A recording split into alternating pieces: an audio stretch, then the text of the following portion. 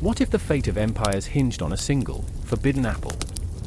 One glistening piece of fruit, veiled in treachery, wrapped in whispers, who dares claim it? Paris, the unsuspecting shepherd turned reluctant hero, stands at the precipice of chaos. His heart thrums in sync with the pulse of war, a war ignited not by swords or shields, but by a choice steeped in deceit. The gods smile. Or do they? Picture this, a banquet teeming with the elite of Olympus, each deity cloaked in their own agendas, eyes flickering like candle flames caught in a tempest. The air thrums with tension, laughter mingling with the scent of betrayal. Among them, 3 goddesses, Hera, Athena, and Aphrodite, clutch their grudges like daggers, each longing to be the chosen one, the luminous prize. But who can resist a bribe spun from desires unfulfilled? Paris, oblivious to the storm brewing in the Olympian halls, finds himself the unlikely judge. His mind spins, can he trust the promise of beauty, wisdom, or power? Each god's gift gleams like a hook, baiting him deeper into a conspiracy as old as time itself. One moment of indecision, a flicker of his gaze, and the world tilts on its axis. Erupting chaos follows. War drums echo across the ages, shaking the very foundations of Greece. Love morphs into lust, friendship into enmity. The stakes? Entire civilizations dangling from a single thread, a thread woven by divine whims. But wait. The humor lies in the absurdity. Imagine Athena, the goddess of strategy, wielding her intellect like a sword. Could she really outsmart a man more focused on the perfect hairstyle than saving his homeland? Or Hera, the queen of the gods, her jealousy bubbling like a witch's cauldron, plotting with a fierceness that could send shivers down even the bravest spine. And Aphrodite? A siren in silk, ready to transform the battlefield into a stage for twisted romance. As Paris grapples with impossible decisions, every choice becomes a ticking time bomb. The apple grows heavier in his hand, more than just fruit, it's a catalyst for doom, a catalyst for desire, a catalyst for destiny. The Trojan War begins, but what ignites it? A simple question, what price would you pay for beauty? Tension spirals. Betrayal seeps into the cracks of alliances. The walls of Troy, once stout and proud, tremble as the weight of fate bears down. Friends become foes. Lovers turn to ashes. As blood spills like ink upon the pages of history, a haunting thought lingers, who really controls the strings? Paris stands, not as a mere man, but as the reluctant harbinger of doom. The apple glimmers, promising glory but threatening annihilation. One choice. One moment. One question remains, echoing through time, are you brave enough to grasp the forbidden fruit? As the clock ticks, can you resist the seductive pull of destiny? Lightning split the sky, a jagged scar of white that illuminated the faces of the gods, frozen in their eternal tableau. In that eerie light, the air crackled with tension, a prelude to chaos, and it felt as though the world was holding its breath. The night was alive with whispers, secrets that the winds carried away, but not before they brushed against the skin of those caught in fate's relentless grip. I remember the moment her name ignited the spark, the name that would become the catalyst for 1,000 ships and the cries of 1,000,000 souls. Helen. Just a name, yet it dripped with desire, temptation, and unspeakable beauty. As I stood among the thrumming hearts of men and women, the pulse of a city weighed heavy upon us. I felt the uncertainty clutch at my throat. Was she worth it? Worth the blood that would flow from this night onward? Paris was a fool, a mercurial shadow among us, a prince wrapped in arrogance and charm. He was the kind of man who could smile at the sun and make it blush. The kind who could dance with fate and not feel the knife pressing against his back. But he was lost. The moment he laid eyes on Helen, it was as if the world faded to grey. He saw only her, her smile, her laughter, her essence. And in that moment, love morphed into madness, a sickness that would spread like wildfire through the hearts of men. I remember the evening's chill, the flickering torches casting long, wavering shadows along the marble columns of Troy. The fragrance of jasmine swirled around me, intoxicating and bittersweet. And beneath it all, an undercurrent of dread. I could taste it on my tongue, a metallic tang that clung to the back of my throat. One wrong word, one careless act, and the delicate balance would shatter. What have you done?" I wanted to scream at Paris, but instead, I found myself a silent witness, a ghost hovering on the edge of this drama. Cassandra, the seer, stood apart, her eyes reflecting a kaleidoscope of emotions: fear, anger, love, and an inevitable sense of doom. She was gifted, but cursed, her prophecies fell like rain on deaf ears. "The city will burn," she'd whisper, and they'd laugh, dismissing her as a madwoman. But I could see the truth in her eyes, a storm brewing behind the calm facade. She knew the dark tendrils of fate were wrapping around us all, tightening their grip, but who would heed her warnings? And then there was Menelaus, the king, whose heart was a tempest of betrayal and despair. I could feel his rage, a palpable force that simmered just below the surface, ready to explode. The moment he learned of Helen's flight, I saw the light go out in his eyes. He was not just a king, he was a man stripped bare, exposed to the jagged edges of shame. "I will have her back," he proclaimed, but I could hear the tremor in his voice, the uncertainty that clung to him like a shadow. What could a king do when his heart lay shattered at the feet of another man? The tension thickened, coiling like a serpent ready to strike. I could feel the air crackle with the weight of unspoken words, promises broken, and destinies rewritten. The gods above, perched on their ivory thrones, watched with bated breath, fingers twitching, ready to intervene, or to incite further chaos. Athena, with her cold, calculating gaze, and Aphrodite, a smirk playing on her lips, seemed to relish the unfolding drama. War is coming, I thought, a realization that sent shivers racing down my spine. The stars themselves felt like they were holding their breath, waiting for the inevitable clash that would echo through eternity. As Paris strutted toward the golden-haired Helen, I felt my heart race, a drumbeat of impending doom. Each step was a beat closer to destruction, every glance a promise of bloodshed. I remember catching a glimpse of Helen's face, a mask of conflicted emotions, a blend of excitement and fear. She was a spark, an igniter of flames, yet I saw the flicker of doubt in her eyes. Did she truly want this path? Or was she merely swept along by the tide of fate, a leaf in a raging river? I wanted to reach out, to shake her, to scream that beauty could also be a weapon, a double-edged sword that could rend kingdoms asunder. But it was too late. The moment hung heavy in the air, an unspoken agreement binding the fates of countless men. I could feel the pulse of history, a heart beating in sync with ours, knowing that the choices we made tonight would echo through the ages, carving our names into the stones of memory. And then, in the stillness before the storm, I heard it, the sound of a single heartbeat, one that reverberated through the silence and threatened to drown us all. It was the heart of Troy, pulsing with life and death, love and betrayal. I stood on the precipice, a witness to a tragedy that had yet to unfold, feeling the weight of inevitability pressing down on my shoulders. With a final flick of her hair, Helen turned toward Paris, a gesture so simple yet so loaded, and I knew then that we were all caught in a web woven by the hands of fate, tangled beyond escape. A storm was brewing, dark clouds gathering on the horizon, and like moths drawn to a flame, we rushed toward our doom. In that moment, I understood, this was not just the origin of a war, it was the birthplace of tragedy, a haunting melody that would echo long after the last arrow fell. The night swelled with potential, the world on the edge of chaos, and the stars bore witness to the beginning of it all. The night was thick with tension, a silence so profound it felt as if the world had collectively held its breath, waiting.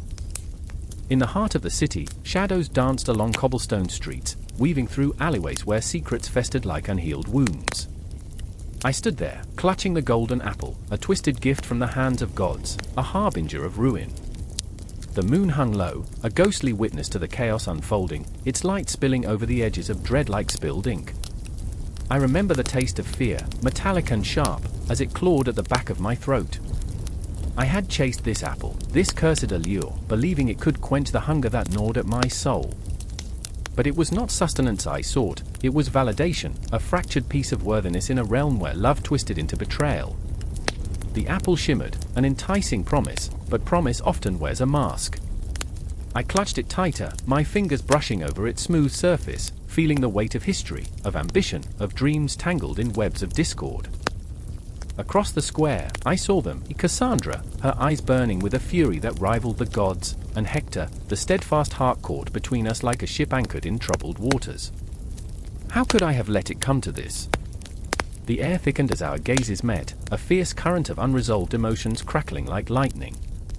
I remembered the first time I had met Hector, how his laughter had filled the void in my heart, how his kindness had felt like a balm. Yet here we stood, on the precipice of catastrophe, the golden apple poised to shatter the fragile bonds we had formed. Cassandra's voice sliced through the silence. You think you can wield that thing without consequence? It's a curse, not a blessing. Her words dripped with venom, each syllable a dagger aimed at the heart of our shared history. I could see it then, the fear that flickered behind her anger, the ghost of a friendship that had once been unbreakable. I'm not afraid, I shot back, but even as I said it, I felt the tremor in my hands, the weight of the world pressing down.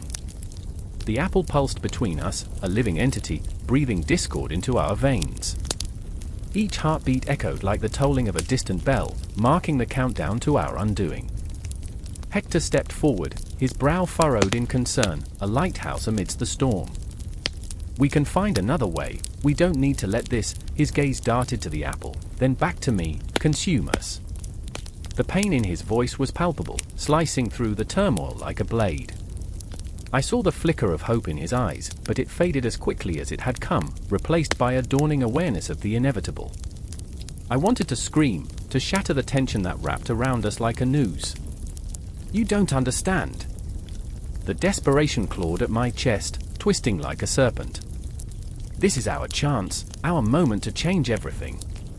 But in the depths of my soul, I knew that every moment was already tainted, that every choice we made would echo through the ages, leading us down paths drenched in darkness. Cassandra's laughter was bitter, a sound that echoed like a funeral dirge. Change?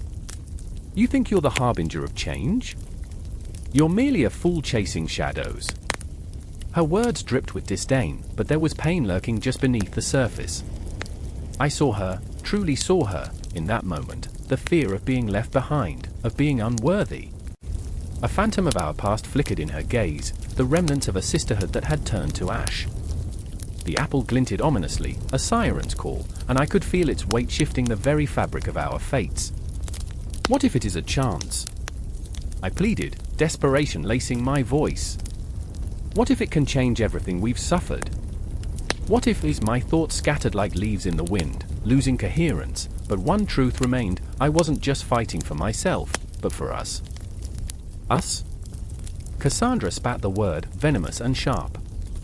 You think you are saving us? You're tearing us apart. Her voice rose, carrying the sting of betrayal, echoing through the empty square like the final notes of a dirge. Hector's gaze flickered between us, a trapped bird in a storm, and I could see the turmoil brewing within him. A decision loomed, heavy and damning. We need to think, he whispered, his breath a ghost of hope. Not just for ourselves, but for the future. But the future felt like a distant realm, a mirage dancing just outside our reach. The clock ticked ominously, each second a reminder of our impending doom. I could feel the pressure building, like a dam on the brink of collapse, and with every passing moment, the golden apple pulsed with the promise of chaos. The shadows lengthened, creeping closer, and I could feel despair creeping into my bones, cold and unyielding. I had become an unwilling vessel for discord, the apple's allure corrupting everything it touched. We're running out of time, I cautioned, my voice trembling. If we don't act now, we lose everything, each other, our dreams, our very souls. Cassandra opened her mouth, but the words faltered, swallowed by the weight of our shared history, a history steeped in laughter, love, and now, betrayal. The remnants of our bond lay scattered like shards of glass, glinting in the moonlight, each holding the reflection of what once was. And then it happened. In a heartbeat, the sky opened up, lightning clawing through the darkness, illuminating the chaos. I felt the air thrum with energy, a storm of emotion spiraling around us as the golden apple caught the light, and in that moment, I knew I would either be the architect of our salvation or the harbinger of our destruction. Something shattered, a fragile truce, and the storm broke free. The convergence of our souls pulsated, raw and tender, entwined yet fraying at the seams. I stood at the center, the golden apple cradled in my hands, a seed of discord waiting to bloom.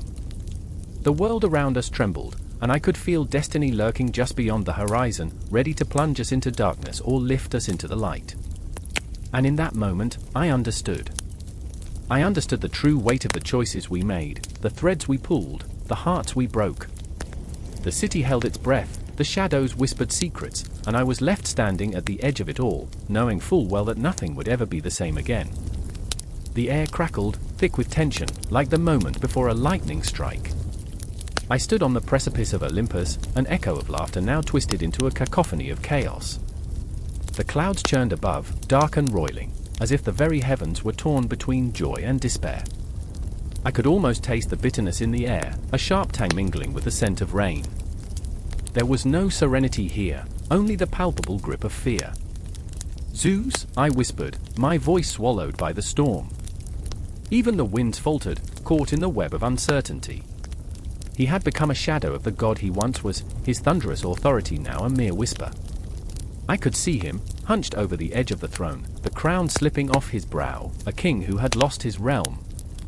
The golden light that once bathed Olympus now dimmed, turning to a sickly hue, illuminating the cracks in our unity. On the opposite side stood Hera, fierce and unyielding, yet her eyes betrayed a vulnerability that tore at the fabric of my heart. Each moment felt like a piece of glass lodged inside my chest, cutting deeper. The air was heavy with the weight of unsaid words and broken promises. I remember how once, her laughter would echo through the halls, but now it was only a memory. She was a lioness, fierce but wounded, prowling the ruins of her own kingdom. I could see it in the way she clenched her fists, rage simmering beneath the surface, just waiting for the spark to ignite. "Where are they?" she spat, her voice sharp enough to slice through the tension. "Where are the others?" I wanted to reach out, to tell her that their absence was a wound we all shared, that it cut deeper with each passing second. But words felt futile, a language lost in the turmoil. Time hung heavy like a pendulum, swinging dangerously, ticking louder than the heartbeats of the gods. I murmured. I remember when we gathered for feasts, laughter mingling with the nectar of the gods. I remember the tales spun beneath starlit skies, where our dreams danced like fireflies. But now, those memories were ghosts, haunting the edges of my mind, whispering the fragility of our existence. A crack echoed, sharp as glass shattering. I turned, the doors to the throne room burst open, revealing a horde of shadows, each one carrying the weight of their own despair. Poseidon, once the master of the tides, now stood trembling, his trident reduced to a mere prop in the theater of our failure. "The seas churn with unrest," he said, his voice shaky, as if the very foundation of the world was quaking beneath him. "They feel our fear. Then we fight." Hera's voice cut through the chaos, a rallying cry that ignited the flickering embers of hope. But her bravery felt like a thin veneer, barely masking the storm raging within. I watched as she clenched her jaw, the fire in her eyes flickering, battling against the encroaching shadows of doubt. "Fight!" I echoed, disbelief threading through my words. When did we become warriors instead of gods? When did Olympus become a battlefield? In that moment, Zeus raised his head, his eyes darkened pools of sorrow. When we became divided. His voice cracked like thunder, echoing off the walls, and I felt the ripple of his pain, the weight of 1,000 regrets pressing against my chest. "We are the architects of our own downfall." As he spoke, the shadows grew bolder, creeping around us, whispering echoes of our failures. Each god, each goddess, stood marred by their own memories, their own shadows. Aphrodite, once a beacon of love, now bathed in a shroud of loneliness, her beauty dulled by the absence of passion. "What is love if it cannot unite us?" she breathed, and I felt a collective heartache ripple through the room, a longing for connection, for understanding that seemed just out of reach. "We must choose," I said, each word a heartbeat. "To embrace or to abandon. To fight for our essence or to fade into oblivion." My voice trembled, the enormity of our choices pressing down as if the weight of existence itself was balanced on this fragile moment. I looked into Hera's eyes, searching for strength in her tumultuous gaze, and I realized we were all just scared children, playing gods, pretending to wield power over the cosmos. The gathering storm within each of us mirrored the chaos outside, a reflection of our inner turmoil. Then silence enveloped us, a heavy blanket of dread that swallowed the storm. I could hear the tick of time, relentless and merciless. Was this how it ended? With words left unspoken and hearts too heavy to bear? But just as despair clutched at my throat, a spark ignited in the shadows, a flicker of rebellious hope. The shadows retreated, drawn back as if hesitant to cross the threshold of our resolve. I felt the pulse of something greater than each of us, a whisper in the dark promising that we could still reclaim our destiny. "We are gods," I said, louder now, my heart racing. "We are not defined by our failures. We are the storm, the sea, the fire. We wield the power to create, to destroy, to rebuild. But first, we must choose to stand together." With those words, something shifted. The air thickened with possibility, crackling like the first drops of rain before a storm.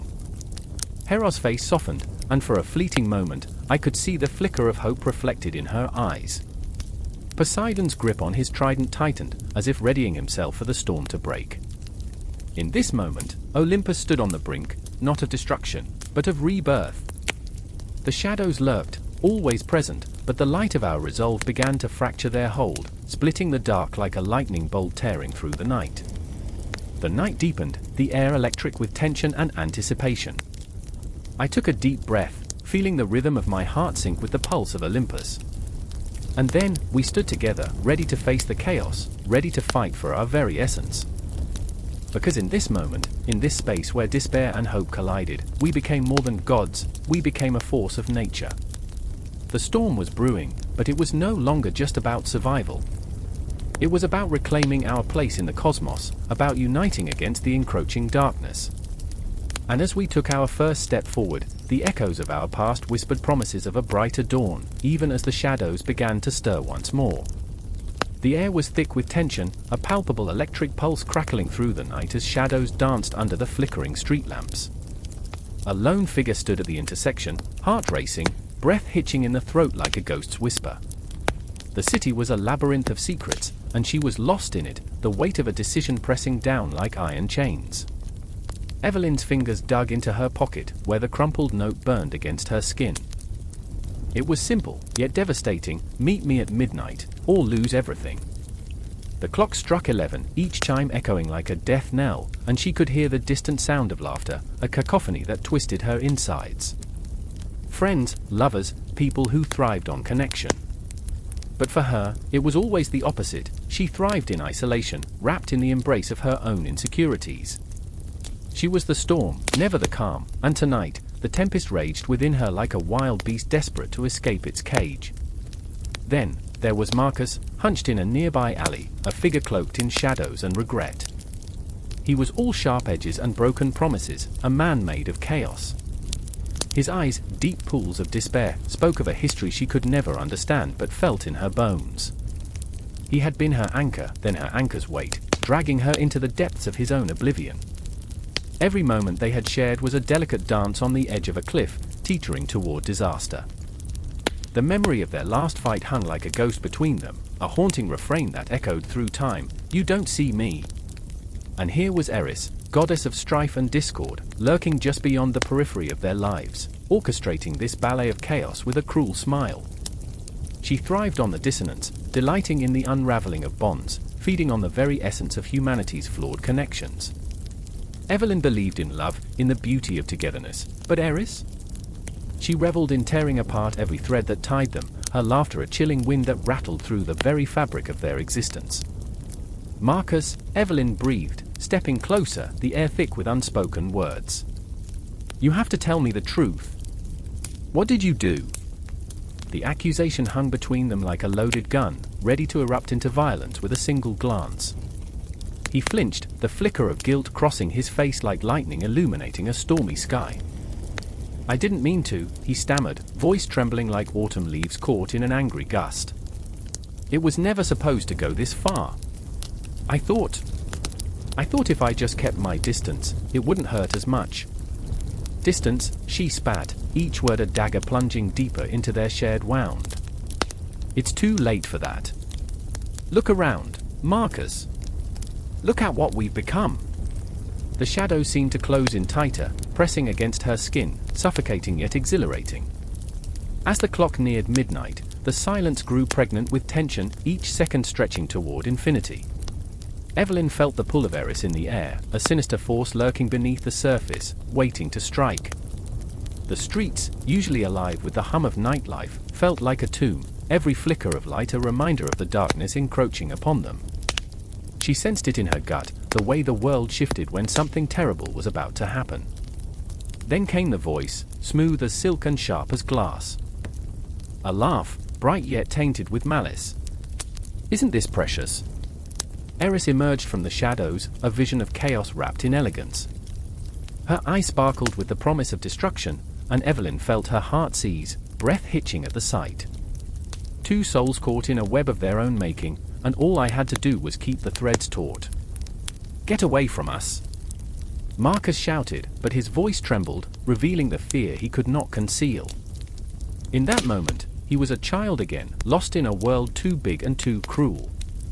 Evelyn could feel the despair pooling around her, a dark tide threatening to drown them both. "You're not real," she cried, desperation clawing at her throat like a wild animal. "You can't take this from us." "Oh, but I can," Eris purred, stepping closer, her presence intoxicating and terrifying. "You see, chaos isn't just my domain, it's your essence, too. It's lurking beneath your skin, waiting for the right moment to break free." She gestured with grace, like a conductor commanding an orchestra of turmoil. "You think you can hold on to what you love, but love is a fragile thing, isn't it? It can slip through your fingers like sand." Evelyn felt the ground shift beneath her feet, memories flooding back, soft whispers of love intertwined with harsh words, laughter mingling with tears. Each recollection, a reminder of the fragility of happiness. "No. No." She shook her head violently, refusing to accept the truth that threatened to consume her. "I won't let you." "Such fire," Eris cooed, as if savoring every syllable of defiance. "But fire doesn't last. It burns bright, but leaves only ashes. Tell me, do you really think you can forge something unbreakable from the shards of your broken hearts?" Marcus's gaze flickered between her and Eris, uncertainty tearing him apart. "Evelyn, we can't fight her. It's hopeless." His voice wavered, the weight of despair pressing down like a leaden shroud. "Hope is all we have," she shouted, despair clawing at her insides, but the words fell flat, echoing hollowly against the cold concrete. Eris smiled, a predator relishing the impending feast. "Ah, sweet, sweet hope. It's so precious, isn't it? But hope can be a double-edged sword." The tension multiplied, sizzling in the air, drawing them toward a climactic confrontation. "You see, my dear, when you grasp at hope, you often reach for the very thing that will lead to your undoing." Evelyn felt the darkness enveloping her, wrapping around her like a shroud. Her heart raced, a wild drumbeat of fear and defiance. She wouldn't let this be the end. Not while there was breath in her lungs and fire in her heart. Together, she whispered, the word a fragile promise, the light of her resolve flickering like a candle against the winds of chaos. "We can fight her." Together, Marcus echoed, though doubt laced his voice. But the spark of determination flickered in his eyes, and for a moment, they stood united against the goddess of strife, two souls entwined in a dance of defiance and fragility, teetering on the edge of an abyss. The clock struck midnight, and in that moment, the world shifted, a storm brewing, dark clouds swirling in the distance, and Evelyn felt the pulse of destiny thrum beneath her skin. She would not back down. She would not yield. The confrontation loomed like an unseen predator, and as the shadows deepened, the air became electric with the promise of chaos. In the heart of it all, she understood, the battle against Eris had only just begun. In the hush of twilight, shadows spilled across the marble floors of Olympus like spilled ink, marking the beginning of something that would shatter worlds. The air crackled, thick with anticipation and the scent of impending rain, as if the heavens themselves held their breath, waiting for the first spark to ignite the night. I stood there, heart racing, feeling the weight of every unsaid word pressing against my chest, an invitation trembling in my fingers. Peleus, the proud warrior, paced beneath the looming statues, his chiseled visage marred by a storm of emotions. Anguish danced in his eyes, the kind that carved trenches in the soul. He was a man shaped by battle, yet here he was, caught in the crossfire of his own heart. His breath came in ragged gasps, each one a reminder of the impossible choice ahead. The wedding invitation to the Tees, the sea nymph who had captured his spirit like some enchanting siren, felt like a cruel twist of fate. In one breath, he yearned for her; in the next, the thought of her slipping through his fingers had him clawing at the air, desperate for something to hold on to. And then there was the Tees, a goddess cloaked in the shimmer of the ocean, her laughter echoing like the sound of waves crashing against jagged rocks. But now, she stood trembling at the edge of her own destiny, a tapestry of silk and salt water. Her beauty was haunting, ethereal, yet laced with a vulnerability that sent shivers down my spine. I remember how she had told me once, with a flicker in her azure eyes, to love is to lose. And there it was, the haunting truth of it all, a truth she dared not accept. With every heartbeat, tension thickened like a fog rolling in, wrapping around them both. Peleus felt it, a tight coil of longing and fear gnawing at his insides. The Tees, he rasped, voice a mere whisper beneath the weight of the night. What if I'm not enough? The question hung in the air, a spectre of doubt. I could see it in his eyes, the flicker of a wounded child yearning for validation, for her embrace to quell the chaos inside. Yet the Tees, with all her power, was not immune to the pull of fate. Her heart was a tempest, drawn to the promise of love yet shackled by the chains of prophecy. You cannot save me, Peleus, she replied, her voice trembling like the strings of an ancient lyre. She glanced toward the horizon, where the sun was a dying ember. The gods are jealous of our joy. They conspire against us. I remember the way the shadows clung to her, how they wrapped around her like the tendrils of the ocean. It was a metaphorical warning, a whisper of the future that awaited them, one marked by blood and betrayal. I felt the hairs on my neck stand on end, the unsettling realization that this wedding, this union, was an invitation not only to love but to chaos, a dance with destiny that would leave a trail of hearts shattered and souls lost. In that moment, a sudden shift in the air sent chills racing down my spine. I felt the weight of unseen eyes, the pulse of ancient gods lurking just beyond the veil. The whispers of the fates echoed in my ears, singing dark hymns of love and loss. Everything was poised on a knife's edge, and I could almost taste the bitterness of destiny on my tongue. What if, Peleus breathed, stepping closer to the Tees, we defy them? What if we refuse to let them dictate our fate? His voice was filled with a reckless hope, a need that mirrored my own heart's unrest. My mind screamed caution, such defiance rarely went unpunished. Yet the Tees, caught in the storm of her emotions, hesitated. The pull of the ocean, the weight of her lineage, and the whispers of the winds all conspired against her resolve. To defy the gods is to invite ruin, she murmured, a tremor in her voice. What if we lose everything? And there, between them, lay the crumbling hope of a future, a flickering flame against the dark. I could see their hearts entwining, a fragile tether formed from shared dreams and unshed tears.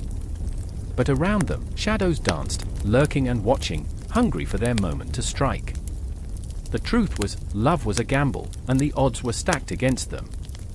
A heartbeat later, the echo of laughter broke through the tension, cruel and mocking. The bridal party, adorned in resplendent attire, entered, each face gleaming with anticipation, unaware of the storm brewing just beneath the surface. Their laughter rang hollow, a grotesque counterpoint to the turmoil that swirled in the heart of Peleus and the Tees. They were oblivious, consumed by their excitement, but I felt the tension shift, a warning sigh from the cosmos. The wedding was not merely a celebration, it was a crucible. An invitation not just to joy, but to the relentless pursuit of fate. I could feel the air thickening with unanswered questions, the weight of unshed tears. You can't run from this, the Tees, I wanted to shout, to shake her from her reverie, but my voice was lost amidst the cacophony of celebration. As they locked eyes, a fleeting moment stretched into eternity, a moment filled with longing, fear, and an aching sense of inevitability. They were two souls caught in a tempest, swirling towards a fate that neither could control. The invitation to the wedding was a thread woven into the fabric of their lives, binding them in a way they could never fully comprehend. I will love you until the stars burn out, Peleus swore, a promise wrapped in desperation. But even as he spoke, I could feel the cold hands of fate tightening around their throats, squeezing the breath from their lungs. The night was pregnant with foreboding, a silent witness to the birth of a tragedy that was yet to unfold. And as the laughter grew louder, the music swelled, drowning out the cries of their hearts, I felt the world tilt. Each beat of the drum echoed like a funeral knell, a reminder that joy and despair often danced hand in hand. The shadows lengthened, creeping closer, as if they could already smell the sweet scent of heartbreak on the horizon.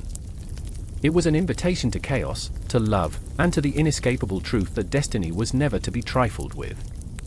The night held its breath, suspended in a moment that would change everything, and I, a mere observer, could do nothing but watch as the stars began to dim. And the air, thick with tension and yearning, whispered promises of ruin yet to come. The wind howled through the crumbling city, a mournful wail echoing against stone and shadow, a prelude to chaos. Ghosts of the past lingered, their whispers clawing at my ears, more prominent than the thunder rumbling above. Dark clouds rolled overhead, pregnant with storm and fury, as if the heavens themselves trembled at the arrival of the goddesses, three divine beings cloaked in the promise of power, beauty, and wisdom. I stood among the ruins, heart pounding, breath hitching, caught in the eye of the storm, my own thoughts swirling like the tempest above. I remember the way the night felt electric, every nerve in my body sparking with anticipation. Beneath the flickering torches, shadows danced as if possessed, and I, a mere mortal, was suddenly aware of the weight of my own insignificance. I could feel it, an itch at the back of my mind, a promise that change was at hand, and I was powerless to stop it. The air thickened, the scent of ozone prickling my skin, and I knew that Hera, Athena, and Aphrodite were coming. The ground began to shake, each tremor resonating through me, a pulse of fear that quickened my heartbeat. I could see the flickers of light in the distance, ethereal shapes coalescing from the darkness, shimmering outlines of divinity that pierced through the veil of our mundane existence. My fingers twitched, craving the familiar comfort of something solid, something real, for I found myself teetering on the brink of something monumental, the moment before the deluge. And then there was Hera, the queen of the gods, her presence a tempest of authority wrapped in elegance. Her eyes, cold as the winter sea, scanned the crowd, and I felt the weight of her gaze like chains binding me in place. She radiated power, yet there was a darkness behind her beauty, a hint of something fearsome that reminded me of thunderheads gathering for a storm. I remember her voice, the way it sliced through the air, each word dripping with the weight of thousands of years. You seek answers, yet do not heed the questions that lie within. I shivered. It was true. Our desires clouded our judgments, and I felt the guilt prickling at my conscience. I had wished for change, but at what cost? Behind her, Athena emerged, a warrior cloaked in wisdom, her fierce gaze a sharp blade that cut through the haze of confusion surrounding us. Her presence commanded respect, and yet I felt an affinity, a heartache for the burden she bore. I remembered the stories, how she had been born from the head of Zeus, fierce and untamed, an embodiment of strategy and courage. But even she bore scars. I could see the flicker of doubt in her eyes, the weight of responsibility pressing down like a boulder. Wisdom is not free, she said, her voice low and haunting. To know is to suffer. In that moment, I felt that suffering resonate within me and my own choices, my own failures, echoing through time like a cacophony of ghosts. The crowd stirred, a wave of anxiety rippling through as if they too felt the burden of expectation pressing down on them. And then came Aphrodite, wrapped in a cloak of beauty so radiant it stole the breath from my lungs. She was the embodiment of desire and chaos, a tempest of feelings swirling within her as she approached. I remember the warmth of her smile, even amidst the tension, it drew me in, promising solace yet hinting at the chaos that follows desire. Love is a battlefield, she said softly, but there was a wicked spark in her eyes that suggested she relished the conflict more than she let on. And in love, we often find our deepest wounds. The three goddesses stood before me, a trinity of power and contradiction, and I felt the pull of their energies, each one a thread in the tapestry of fate. My heart raced as the realization struck me, this was not merely a confrontation, this was a reckoning. I was caught in the throes of their divine conflict, a simple mortal ensnared in the intricate web of their desires and ambitions. I felt anger rising, a surge of frustration bubbling to the surface. "What do you want from us?" I shouted, my voice trembling but resolute. The gathered crowd fell silent, their eyes wide, realization dawning. In that moment, I became not just a spectator but an unwilling participant in a cosmic game that had been unfolding long before I drew my first breath. The air around us thickened with tension, a palpable force that wrapped around my throat like a vice. Hera stepped forward, her expression unyielding. We are not here to grant your wishes. We are here to reveal your truths. The words hung heavy in the air, a promise and a curse intertwined. I felt the gaze of the crowd bore into me, their expectations like daggers, and I knew that the truths we hid from ourselves were the real battles we had to face. Athena's voice broke through the silence, a melody laced with steel. Wisdom requires sacrifice. Are you prepared to pay the price? My heart wrenched at the thought. Sacrifice? What could I possibly offer? The ghosts of my past loomed larger than life, shadows whispering of regrets and losses, and suddenly I felt so very small. Aphrodite's laughter rang out, sweet yet laced with madness. Love demands vulnerability, and vulnerability is a perilous path. I felt exposed, my heart laid bare before them, and I couldn't help but wonder if the price of love was worth the pain that often accompanied it. As their words sank deep into my bones, a realization washed over me. This moment was not just for me, but for everyone. We were all entwined in this cosmic struggle, each one of us haunted by our own desires, our own failures. The tension crackled like electricity, a storm brewing in the air, and I could feel the shifting tide of fate, an impending climax that threatened to sweep us all away. And yet, as I stood there, heart racing, surrounded by the divine, I knew that the fight was not against them. It was against myself, my own fears, my own limitations. The gods had arrived not to save us, but to awaken us, to compel us to confront the darkest corners of our souls. The night deepened, and as the storm raged above, I felt a flicker of hope ignite within me. Perhaps this reckoning would lead to rebirth. Perhaps it was time to embrace the chaos, to dance with the shadows that lingered close. I could sense the horizon shifting, the air vibrating with possibility. In that moment, I surrendered to the storm, the wild, uncontainable surge of emotion that threatened to consume me. I was not just a witness, I was alive, filled with every heartbeat, every inch of fear and hope and longing, ready to face whatever storm lay ahead. The goddesses stood before me, and I knew that their arrival was just the beginning, a gateway to a fate I had yet to comprehend. The echoes of their voices faded into the night, but the tension hung in the air, a promise of what was yet to come. The sharp clang of metal echoed through the air, a sound heavy with the weight of destiny, as Paris, Prince of Troy, staggered back from the fierce clash of swords. Sweat dripped down his brow, each drop a bead of regret forming in slow motion. His heart thundered in his chest, a wild animal caught in a snare, desperate to break free. Around him, shadows flickered and danced, twisted forms of friend and foe, blending into a chaos that felt like a haunting dream from which he couldn't awaken. I remember, he whispered, voice barely above the din, the feel of grass beneath my feet, the laughter of my brothers echoing in the fields. Memories spun like autumn leaves caught in a tempest, bright and vibrant, but now dulled by the encroaching darkness. He remembered the simple joy of being a child, a boy chasing after butterflies, unburdened and free. But those days felt like a distant star, dimmed by the weight of fate. Across the battlefield, his brother Hector stood tall, a pillar of strength amidst the tumult. The fire in Hector's eyes burned fiercely, a beacon of hope in the swirling chaos. Paris! Stay close, he shouted, his voice slicing through the haze of noise. Hector, ever the protector, fought with the ferocity of a lion guarding its pride. But even lions can bleed, and Paris saw the way Hector's sword trembled in his grip, the way his armor glinted, revealing a crack, an imperfection that felt like an omen.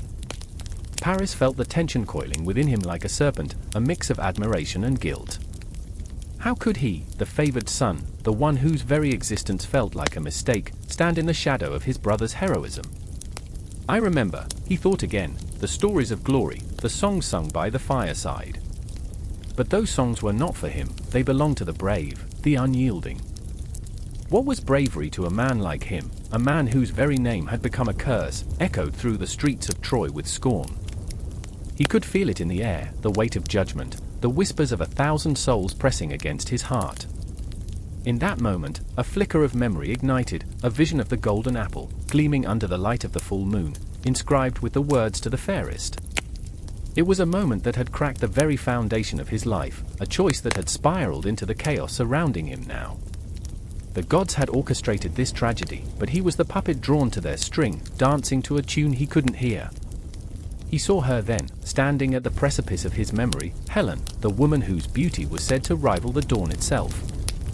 Her laughter, a melody that haunted him, filled the spaces between breaths.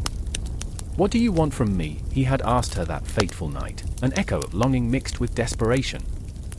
She had smiled, a flash of light in his shadowed world, but her eyes spoke a language he did not understand, a blend of desire and fear, a promise of ruin wrapped in silk. "Paris!" Hector's voice cut through his reverie, taut with urgency. "Focus! We don't have time for your thoughts." The world spun, and suddenly, Paris was thrust back into the fray, the palpable fear coursing through him, the taste of iron sharp against his tongue. He was not just a man now, he was a vessel of war, an unwilling participant in a tragedy larger than himself. "I remember," he murmured, as if the act of remembering could rescue him from the storm, "the promises I made, the oaths I swore." But those promises lay shattered at his feet, like glass in a forgotten alleyway. Each step he took was heavy with despair. The weight of his decisions pressed into his chest, a relentless reminder that he was not a hero, he was a coward hiding behind the mask of ambition. And there, among the cacophony of battle cries and the clash of iron, the moment hung suspended, fragile as a spider's thread. Paris felt a shiver crawl up his spine, a premonition that something monumental was about to unfold. The specters of his past loomed large, their whispers swirling like smoke, taunting him with memories that burned brighter with each heartbeat.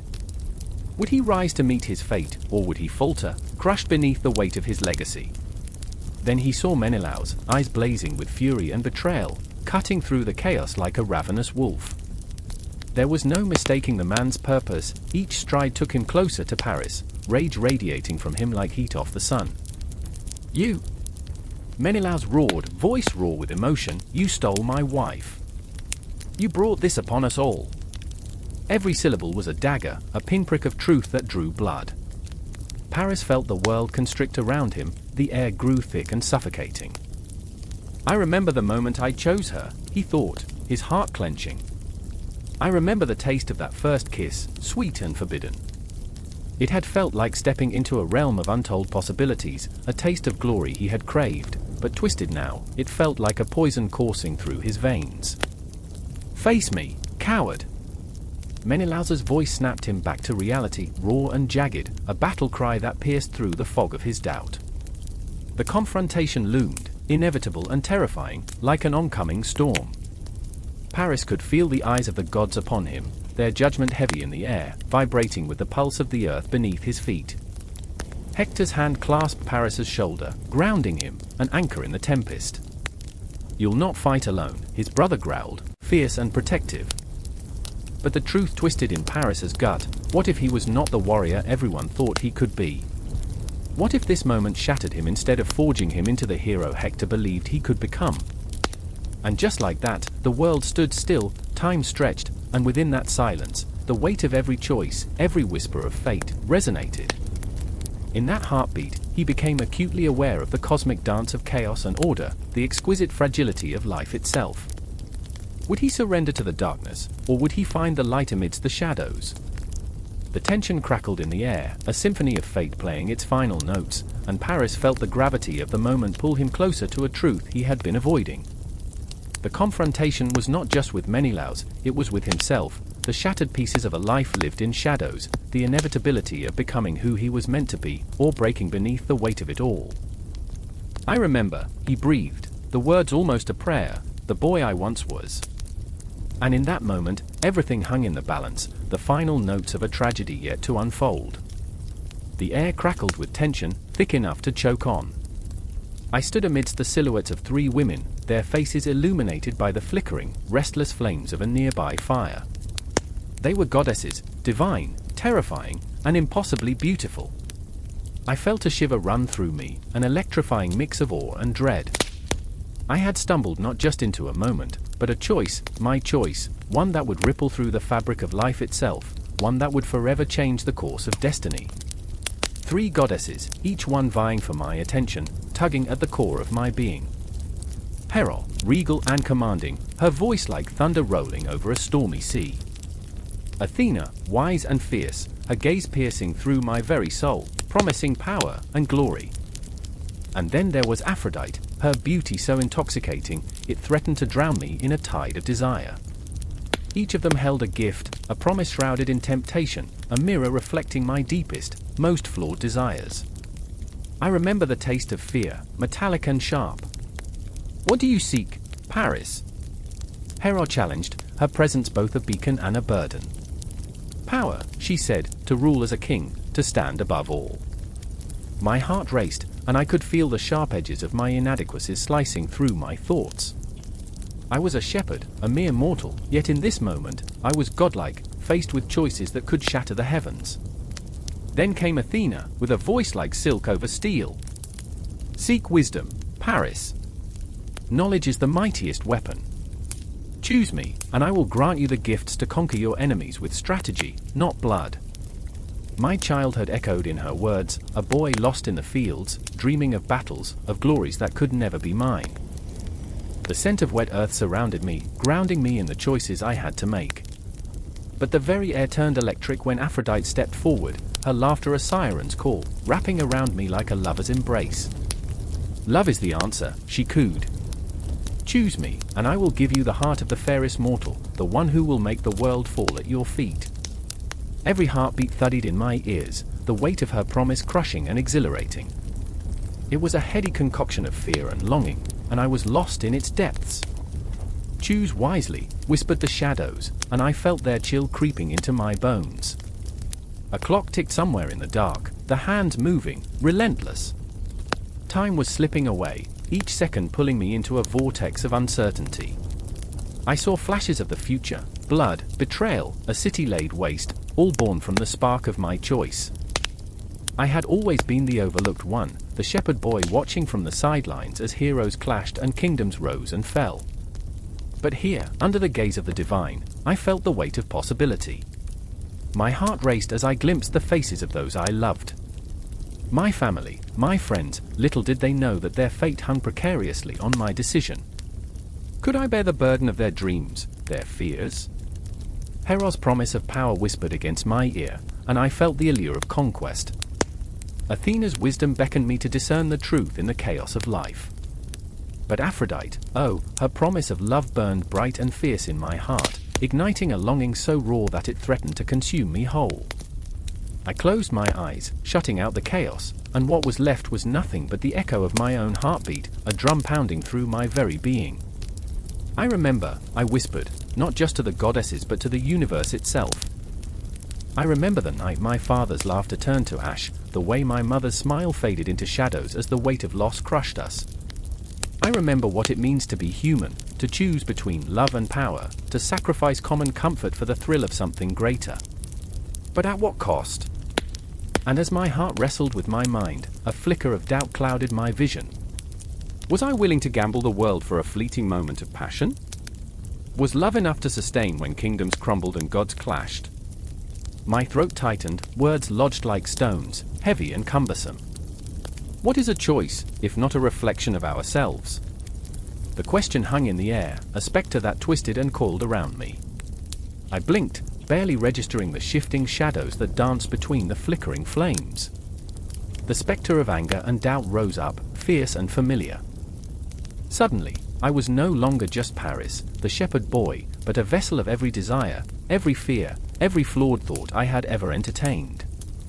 The weight of their gazes bore down on me, mingling with the distant cries of a world unaware of the storm brewing in the depths of my heart. I remembered the songs sung around campfires, tales of glory and ruin, of love blooming amid chaos. I remembered the laughter of friends, the warmth of a hand in mine, and the ache of longing that danced beneath my skin. I was alive, I was flawed, and I was terrified. "Choose," they urged, their voices a chorus rising and falling like the tides. "Choose, choose." Choose, choose. Each word drilled into my skull, pounding like a hammer against a bell. I felt my heart race, the desperation of my decision clawing at me. What would I give up? What would I lose? And then, amidst the cacophony of desire, I saw her, the face of the fairest mortal, the one whose very existence was tied to this choice. Her laughter, her pain, her dreams flashed before me like a shooting star. In that moment, clarity pierced through the fog of uncertainty, and the choice became stark, unavoidable. A pulse of inevitability surged through the atmosphere, drawing me closer to the edge, the precipice of fate. I stepped forward, my breath hitching in my throat, and whispered the name that would change everything. But the ground beneath me shifted, the flames flickered ominously, and the shadows grew long. I could feel it in my bones, a consequence loomed, waiting to unfurl in the wake of my decision. With one breath, one heartbeat, my fate intertwined with the fates of gods and mortals alike. And as the world held its breath, I realized that the choice had always been more than just mine to make. It was a tapestry woven from the threads of countless lives, their fates twisting together in the dance of destiny. Caught in the web of divine machinations, all I could do was plunge into the unknown, my heart racing, my soul aflame, the echoes of ancient whispers reverberating through the night. The hourglass tipped, and I could feel the sand slipping through my fingers, each grain a moment, a memory, a life forever altered. What lay ahead was an abyss, dark and infinite. And I was about to leap. The clock strikes midnight, its chime echoing through the empty hallways like a heartbeat, a pulse of forgotten time. Shadows stretch and twist across the stone walls, the flickering candlelight breathing life into darkness. I stand at the edge of this ancient chamber, where opulence meets despair, and the air is heavy with the weight of unspoken promises. Wealth, wisdom, and beauty, three offerings on an altar of desperation, a cruel trinity that will soon collide. I remember the moment when Evelyn entered my life, her laughter a melody that danced on the edge of my consciousness, sweet yet haunting. She stood there, framed by shimmering silks, a goddess spun from whispers and dreams, her eyes glinting like sharpened daggers. But behind her beauty lay a perilous truth. Her thirst for wisdom had turned into an obsession, a relentless hunger that gnawed at her soul. She believed power was within reach if she could only grasp the secrets of the ancients, the lore buried beneath the weight of ages. Then there was Marcus, a man carved from shadows, his presence a storm of contradictions. He was wealthy beyond measure, yet his heart was a crumbling fortress, built on the ruins of lost love and regret. I could see in his eyes the flicker of a dream long extinguished, a desire to heal the wounds of the past. His wealth, a gilded cage that held him captive, was a constant reminder of the beauty he had sacrificed at the altar of ambition. He intended to give it all away, to find redemption in the act of giving. But would the world allow him such a luxury? The night thickened with tension as I watched them, their fates intertwined like the roots of an ancient tree. Each heartbeat pulsed in rhythm with the darkened sky, foretelling a reckoning that would soon consume us. I remember the whispers, the echoes of our own desires, reverberating through the stone and wood, mingling with the flickering light. They were ghostly remnants of dreams we once held dear. Do you truly believe wealth can buy wisdom? Evelyn challenged Marcus, her voice a silken blade, cutting through the tension with precision. She toyed with the necklace around her neck, a glittering reminder of the price she paid for beauty. I felt the shift in the air, an electric charge that crackled between them, igniting the room in a fierce glow. Wisdom is a cruel mistress, he replied, his words a gravelly whisper, each syllable heavy with the weight of experience. It doesn't care for gold or jewels, it revels in the agony of our failures. He stepped closer, the shadows swirling like smoke around him, threatening to consume all the light.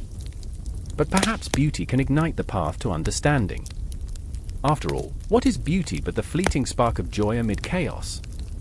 I wanted to scream, to shake them from this dangerous dance, but I was rooted, frozen in the moment. The very air felt thick with unspoken fears, a stench of dread that settled in my lungs like damp earth. I remembered my own foolish desires, my yearning for wisdom when all I held was naivety. In that moment, I felt the chasm between us widen, a silent abyss threatening to swallow us whole. Evelyn's laughter rang out, bright yet tinged with madness. "And what of both?" she asked, her gaze penetrating, searching for answers in the depths of Marcus's stormy eyes. What if we could harness them, wealth, wisdom, beauty, as weapons against the darkness that surrounds us? The question hung in the air, heavy and laden with possibility, yet I sensed the danger lurking beneath. Their ambitions danced around us, swirling like autumn leaves caught in a tempest. I could almost taste the copper tang of desperation on my tongue, the bitter aftermath of dreams that had turned to ash. Would you sacrifice yourself for such pursuits? Marcus's voice was low, almost a growl, as if daring her to confront the truth that lay beneath. Wealth can rot the soul, wisdom can blind, and beauty, he paused, letting the silence stretch into something tangible. Beauty can vanish like smoke, leaving only the scars behind. I felt the air shift again, a wave of raw emotion crashing into me. Every heartbeat echoed louder, a relentless drum urging me to speak, to intervene before the storm broke. I remember the night I lost everything, the dreams that had crumbled like fragile glass under the weight of reality. My own desires had led me here, standing between them, a witness to their reckoning. Evelyn stepped back, her face twisting in anguish, the facade of grace crumbling. Isn't that the point? Her voice cracked, revealing the vulnerability beneath the armor of beauty. To chase the ephemeral? To grasp at something, anything, before it slips away? I fear more than loss, Marcus, I fear insignificance. There it was, the heart of the matter laid bare, raw, and exposed. I could feel the air growing colder, the shadows thickening around us. Time felt suspended, the very fabric of the universe holding its breath as we hovered on the edge, waiting for a catalyst, a spark that would ignite the tension simmering below. I remember, I whispered, my voice trembling. I remember standing in the ruins of my own choices, feeling the weight of what could have been. We're all searching for something, wealth, wisdom, beauty, but it's the sacrifice we make to chase them that haunts us. In that moment, the tension snapped like a taut string pulled too far, and all that was left was the reckoning, the inevitable collision of dreams and desires, the haunting echo of what it means to want, to need, to lose. The clock continued its relentless ticking, counting down to a confrontation neither of them foresaw. Shadows danced wildly on the walls, and I felt the cosmos shift, stars aligning to bear witness to our unraveling. This was more than a moment, it was a spiral, a gravitational pull drawing us into depths we could not understand, where wealth, wisdom, and beauty twisted into something unrecognizable. And as I stood there, breathless and trembling, the world around us faded, leaving only the pulsing reality of our desires, a terrifying, spine-chilling promise of what was yet to come. The air crackled with an electric tension as Paris stood in the shadowed alley, the moonlight slicing through the darkness like a blade, illuminating the weight of his choice. He could hear the distant echo of laughter, a cruel reminder of the festivity that thrummed through the streets of Troy. But here, in this narrow corridor of stone and grit, the world felt impossibly small, the walls closing in with an urgency that thundered in his chest. He glanced down at the small piece of parchment crumpled in his fist, a message with the power to change everything, to fracture friendships and ignite wars. His heart raced, a frantic drumbeat that drowned out reason. "What have I done?" echoed in his mind, a relentless mantra as he gripped the letter tighter, feeling the edges dig into his palm. It was an invitation to chaos, a seduction wrapped in the silk of ambition. And then there was Helen. She stood before him, her presence both intoxicating and terrifying, a flickering flame threatening to consume him. Her eyes, pools of longing and desperation, searched his face for answers. The air between them thickened, unspoken words hung heavy, thick enough to choke on. "You can't back away now," she whispered, her voice raw, a threadbare fabric fraying at the seams. "You must choose." Each word cut, there was an urgency in her plea.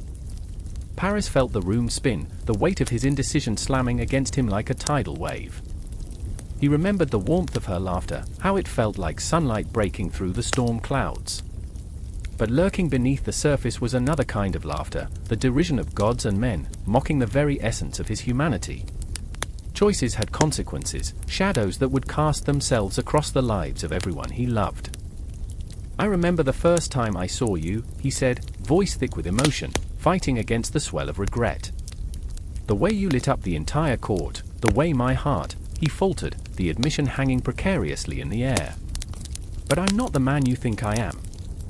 I'm just a shepherd, caught in the web of fate. Helen stepped closer, her breath warm against his skin. Fate? Or choice? The challenge sparked something deep within him, a flicker of rebellion against the invisible chains that bound him. You can rewrite your destiny, Paris.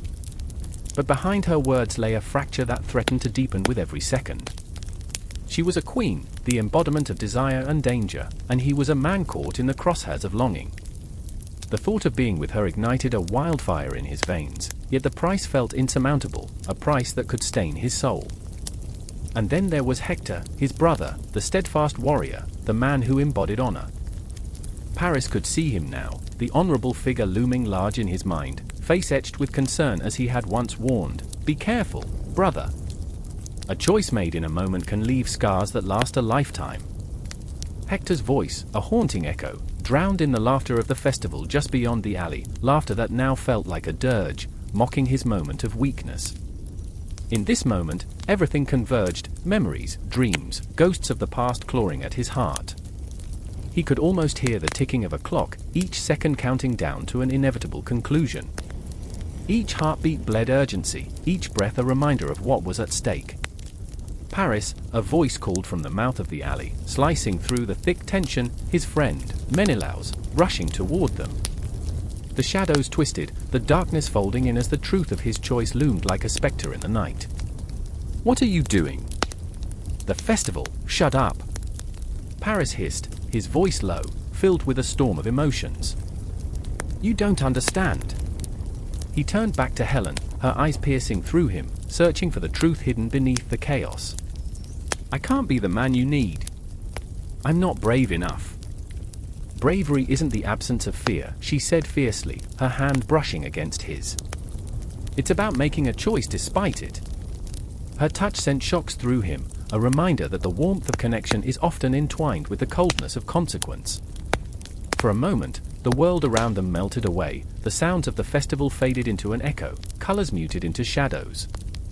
It was just them, suspended in that heartbeat of time, the air thick with the weight of possibility. Yet, even as hope flickered, a chilling thought crept in, what began as a choice could spiral into tragedy. And then the moment shattered. Menelaus rushed in, eyes wide, confusion dancing on his features. "What's going on?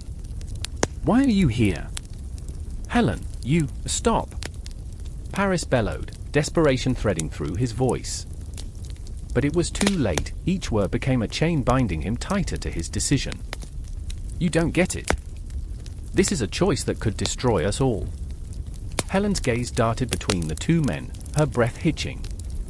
"You must decide now," she said, more a command than a plea, the urgency suffocating. A beat of silence fell, thick and oppressive, as Paris felt the universe collapse into that single moment. Everything he'd ever wanted stood before him, yet it felt miles out of reach. He was caught in a tempest of desire and dread, the ghosts of his choices past haunting him, taunting him with the weight of what was to come. Time stretched, each heartbeat a drum in a cacophony of fate. "I can't choose," he whispered, the words barely escaping his lips, a prayer, a curse, a confession. The alley seemed to close in, shadows curling around them like fingers around a throat. "I can't," and just like that, the air shifted, an invisible line drawn in the sand. Paris faced the abyss, the choice laid bare, and as the laughter from the festival surged back like a tidal wave, he realized they were standing on the precipice of chaos. The world around him unfolded, not with clarity, but a dizzying swirl of consequences, each one sharper than the last, a haunting melody of fate playing its ominous tune. In that moment, all he could feel was the weight of inevitability, the knowledge that some doors, once opened, can never be closed. And so he stood, caught in the web of his own making, the dance of destiny unfolding with every heartbeat, every breath, a thrilling nightmare teetering on the edge of destruction. A scream pierces the night, a wailing shriek that cuts through the tense silence of 1,000 unspoken fears. The moon hangs high, a cruel observer, casting silver light on the chaos unfurling below. Shadows dance, flickering like dying embers, the air thick with a palpable dread. Within the darkened city of Troy, the scent of jasmine mingles with sweat and the metallic tang of blood. Every heartbeat echoes in the chest like a war drum, and the whispers of betrayal linger in the cool breeze. I remember the moment the world shifted, the moment time twisted into an unrecognizable knot. Helen stood there, a luminous figure, caught between desire and despair, a goddess trapped in a mortal coil. Her beauty was a double-edged sword, a weapon that sparked the fire of 1,000 hearts. Paris, that sly, reckless thief, had no business stealing her away, yet there he was, a tempest of passion and recklessness, eyes aflame with longing. I could see it in their gaze, a collision of fate and choice, destiny tangled like vines around their legs, pulling them toward the edge of a chasm that would swallow the world whole. "I'll take her," he had breathed, daring the gods to stop him. The very air crackled with the tension of what could be an explosion waiting to happen, a fragile piece teetering on the brink of annihilation. I can still hear the rustle of silk against skin, the soft, almost mournful sigh of Helen as she looked between the two worlds, the one she was bound to and the one that promised fire and freedom. But who was she? A queen? A pawn? A woman caught in the web of her own desires, as flawed and beautiful as the rest of us. The weight of her choice was a shroud, heavy and suffocating. In that moment, I felt a pang of empathy for her, a connection that stretched beyond time, beyond the chaos that would soon ensue. The gods were watching, their laughter a distant echo, their ire poised to strike. I remember, my thoughts danced like the flickering shadows cast by the torches that lined the street, illuminating the faces of the onlookers, men and women frozen in a tableau of disbelief. Eyes wide, breath caught, hearts pounding like a relentless tide. They knew the stakes, felt the tremors of the impending storm. A single spark would ignite a war that would echo through history, a haunting refrain of love turned into bloodshed. Paris's hand brushed against Helen's, a fleeting touch that ignited the air between them. It was intoxicating, reckless, a kiss that tasted of betrayal and longing, of choices made and paths unchosen.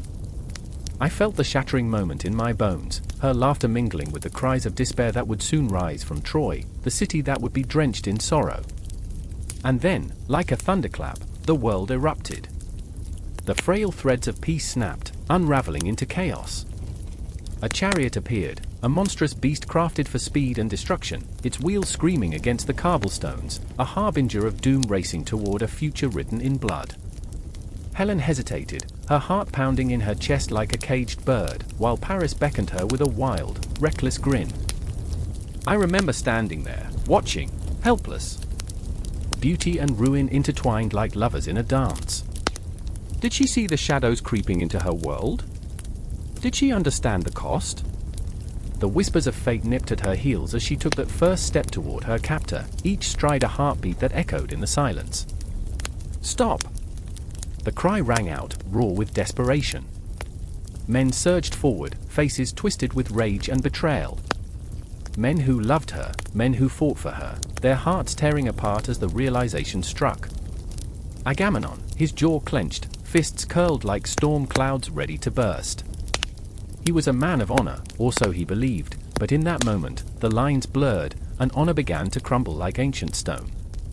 The ground shook as they surged forward, a tide of fury and anguish, each man driven by a love that twisted into madness. I could see their faces, contorted with emotion, each vying for a piece of what was slipping through their fingers. Paris laughed, a wild, reckless sound that echoed against the stone walls, a laugh that would haunt the very air of Troy, a laugh that spelled doom. "No!" I screamed, as if my voice could pierce the chaos, could hold back the tide. But it was futile. The world was spinning out of control, and there was nothing I could do to rewind the clock, to erase the moment when desire eclipsed duty, when love morphed into a weapon. The clash of swords soon filled the air, a cacophony of metal meeting flesh, the cries of grief mingling with the laughter of those who thought they were invincible. Helen, caught in the swirl of emotions, stood frozen, an ephemeral figure amidst a storm, a symbol of everything that could go wrong. Did she realize? Did she understand how her heart, once a beacon of hope, now cast shadows that would engulf nations? I remember the tears, I remember the fear. As the chaos unfolded, I could feel the weight of history pressing down on us all. How could one woman, one act of passion, unravel the very fabric of existence? The universe felt vast and indifferent, a cosmic joke played out on a stage of mortal folly. And then, just like that, it happened. A flash of steel, a gasp that cut through the night.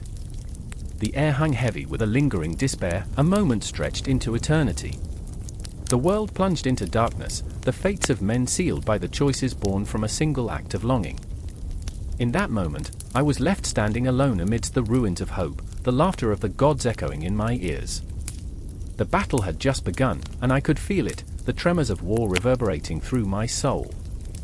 I was a witness to something far greater than myself, a catalyst for destruction that would weave through the ages, a haunting melody that would never quite fade. And as the shadows closed in around me, I could only wonder, was this love, or was it the greatest betrayal? The answer slipped through my fingers like grains of sand, leaving me in a world where nothing would ever be the same again. The air thickens with tension, a silent storm brewing just beneath the surface. An argument reverberates through the grand hall, the echoes of Menelaus's rage striking like the clang of swords. Shadows cling to the stone walls, twisting and turning as if they are alive, their whispers filled with secrets long buried. I remember that moment vividly, the way the flickering torches trembled in the presence of a truth that was too heavy to bear. The brothers stood face to face, kings in their own right, yet anchored by an invisible thread of resentment and unspoken fears. "Why did you let her go?" Menelaus's voice cracked like a whip, sharp and raw. He thrust a finger toward Agamemnon, the accusation hanging in the air like a noose. The weight of betrayal filled the hall, thick enough to choke on. I could almost taste it, bitter, metallic, a reminder that love can twist into something grotesque. Agamemnon's expression flickered, the flicker of a candle struggling against the wind. "It was never just about her, brother. You know that. It's the war, it's the alliances, don't you dare excuse your cowardice." The fire in Menelaus's eyes was a wild thing, uncontrollable and consuming. "You let him take her. You let him steal my wife." Around them, the court fell silent, the courtiers paralyzed by the weight of the moment. They were like statues, frozen in time, their breath caught in their throats. I watched the tension coil between the brothers, like a serpent poised to strike, and I felt the chill crawl up my spine. Memories danced in the shadows, shared laughter echoing in the halls of childhood, the warmth of brotherly bonds fraying at the edges, the fateful day when love turned to war. I remember the day they both stepped onto the battlefield, hearts heavy with the burden of loyalty, yet torn by their own desires. Menelaus, the wronged husband, his heart a lead weight, Agamemnon, the ambitious king, his dreams like fragile glass, teetering on the edge of ruin. "Do you think I wanted this?" Agamemnon's voice lowered, a tremor running through it, a ghost of vulnerability surfacing. "Do you think I asked for any of this? The blood, the death, every night I wake up and wonder whose life I'll be responsible for taking next. Then why not stop it?" Menelaus pressed, his voice trembling now, a mixture of anger and pain. "Why not put down the sword and pick up the olive branch?" Silence fell, heavy and suffocating, the brothers trapped in their own reflections. I felt the air shift, a current running through the hall, pulling at the very fabric of their relationship. The truth hung between them like a fragile thread, ready to snap at the slightest provocation. Agamemnon clenched his jaw, and I could see the gears turning in his mind, the struggle between brotherhood and kingship clawing at his insides. "You think it's that simple? You think I can just choose peace over power? The gods demand tribute, they thirst for blood. Every choice I make brings me closer to the throne, but it also pulls us further apart. I remember when we were children," Menelaus said, his voice lowering to almost a whisper. "We played as gods, ruling over our kingdom of dirt and dreams. It felt so simple then. Those dreams are dead," Agamemnon spat, the bitterness lacing his words like venom. "We are kings, not children. You need to understand, there is no going back." Menelaus's eyes narrowed, the pain morphing into something darker. "And what of Helen? What of love? Love could have saved us, could have saved you." The mention of her name sliced through the air, igniting a firestorm of emotions. Helen, the face that launched 1,000 ships, now a ghost haunting their every moment, a tempest they couldn't escape. I could see it, the way Agamemnon flinched, the flicker of guilt crossing his features, as if her name were a brand seared into his flesh. "Don't you dare speak her name like a prayer," Agamemnon growled. She's a pawn in a game far larger than you or I. She made her choice. And what of our choices? Menelaus shot back, the desperation clawing at his throat. You think you're above all this? That your bloodlust doesn't stain our family name? You're just as guilty as the man who took her. There it was, the accusation hung like a shroud, enveloping them both, and the tension thickened, becoming a living thing, an entity feeding off their despair. I could feel it in my bones, the grip of destiny tightening around them, a cosmic clock ticking down to an ending neither could foresee. Footsteps echoed outside the hall, urgency bearing down on the moment, amplifying the already palpable dread. The fates were not merely watching, they were weaving, tightening the threads of their lives, pulling them toward an inescapable confrontation. Menelaus, listen to me, Agamemnon said, desperation creeping into his voice. If we don't put aside our grievances, we'll lose everything. The kingdom, our lives, everything was lost the moment you let her go, Menelaus interrupted, his voice breaking, the vulnerability raw and aching. You think I don't see you? The crown weighs heavy on your head, but what about the weight on your soul? In that instant, the brothers stood suspended in time, two kings bound by blood and betrayal, the ghosts of their past looming like dark clouds overhead. The air crackled with unspoken words, dreams shattered like glass, as if the cosmos itself paused to witness the unraveling of their bond. I remember the horror of that moment, the way their fates entwined like vines, suffocating and beautiful, a testament to the fragility of loyalty and the relentless nature of ambition. Each heartbeat echoed through the hall, a drumbeat of impending doom, a reminder that in the end, it is the choices we make that define us. And just as the silence became unbearable, the door burst open, and the winds of fate howled through the hall. The brothers looked at each other, realization dawning, a shared understanding that the time for words was fading. The world outside was calling, destiny waiting with bated breath, and as they prepared to face whatever lay beyond, the air shimmered with the promise of confrontation, the kind that could shatter everything they held dear. A thunderous roar erupts from the mouth of the mountain, a cacophony that shatters the silence like glass. Dust and debris dance in the air, swirling around the figures standing on the precipice, each one a heartbeat away from destiny. I remember the tension in the air, thick and palpable like the heavy fog that clings to the valleys below. They stood there, shadows of men, silhouettes against a sky bruised by the weight of impending doom. And then there was Talia, her fists clenched so tightly that her knuckles gleamed white, every breath she took heavy with the burden of uncertainty.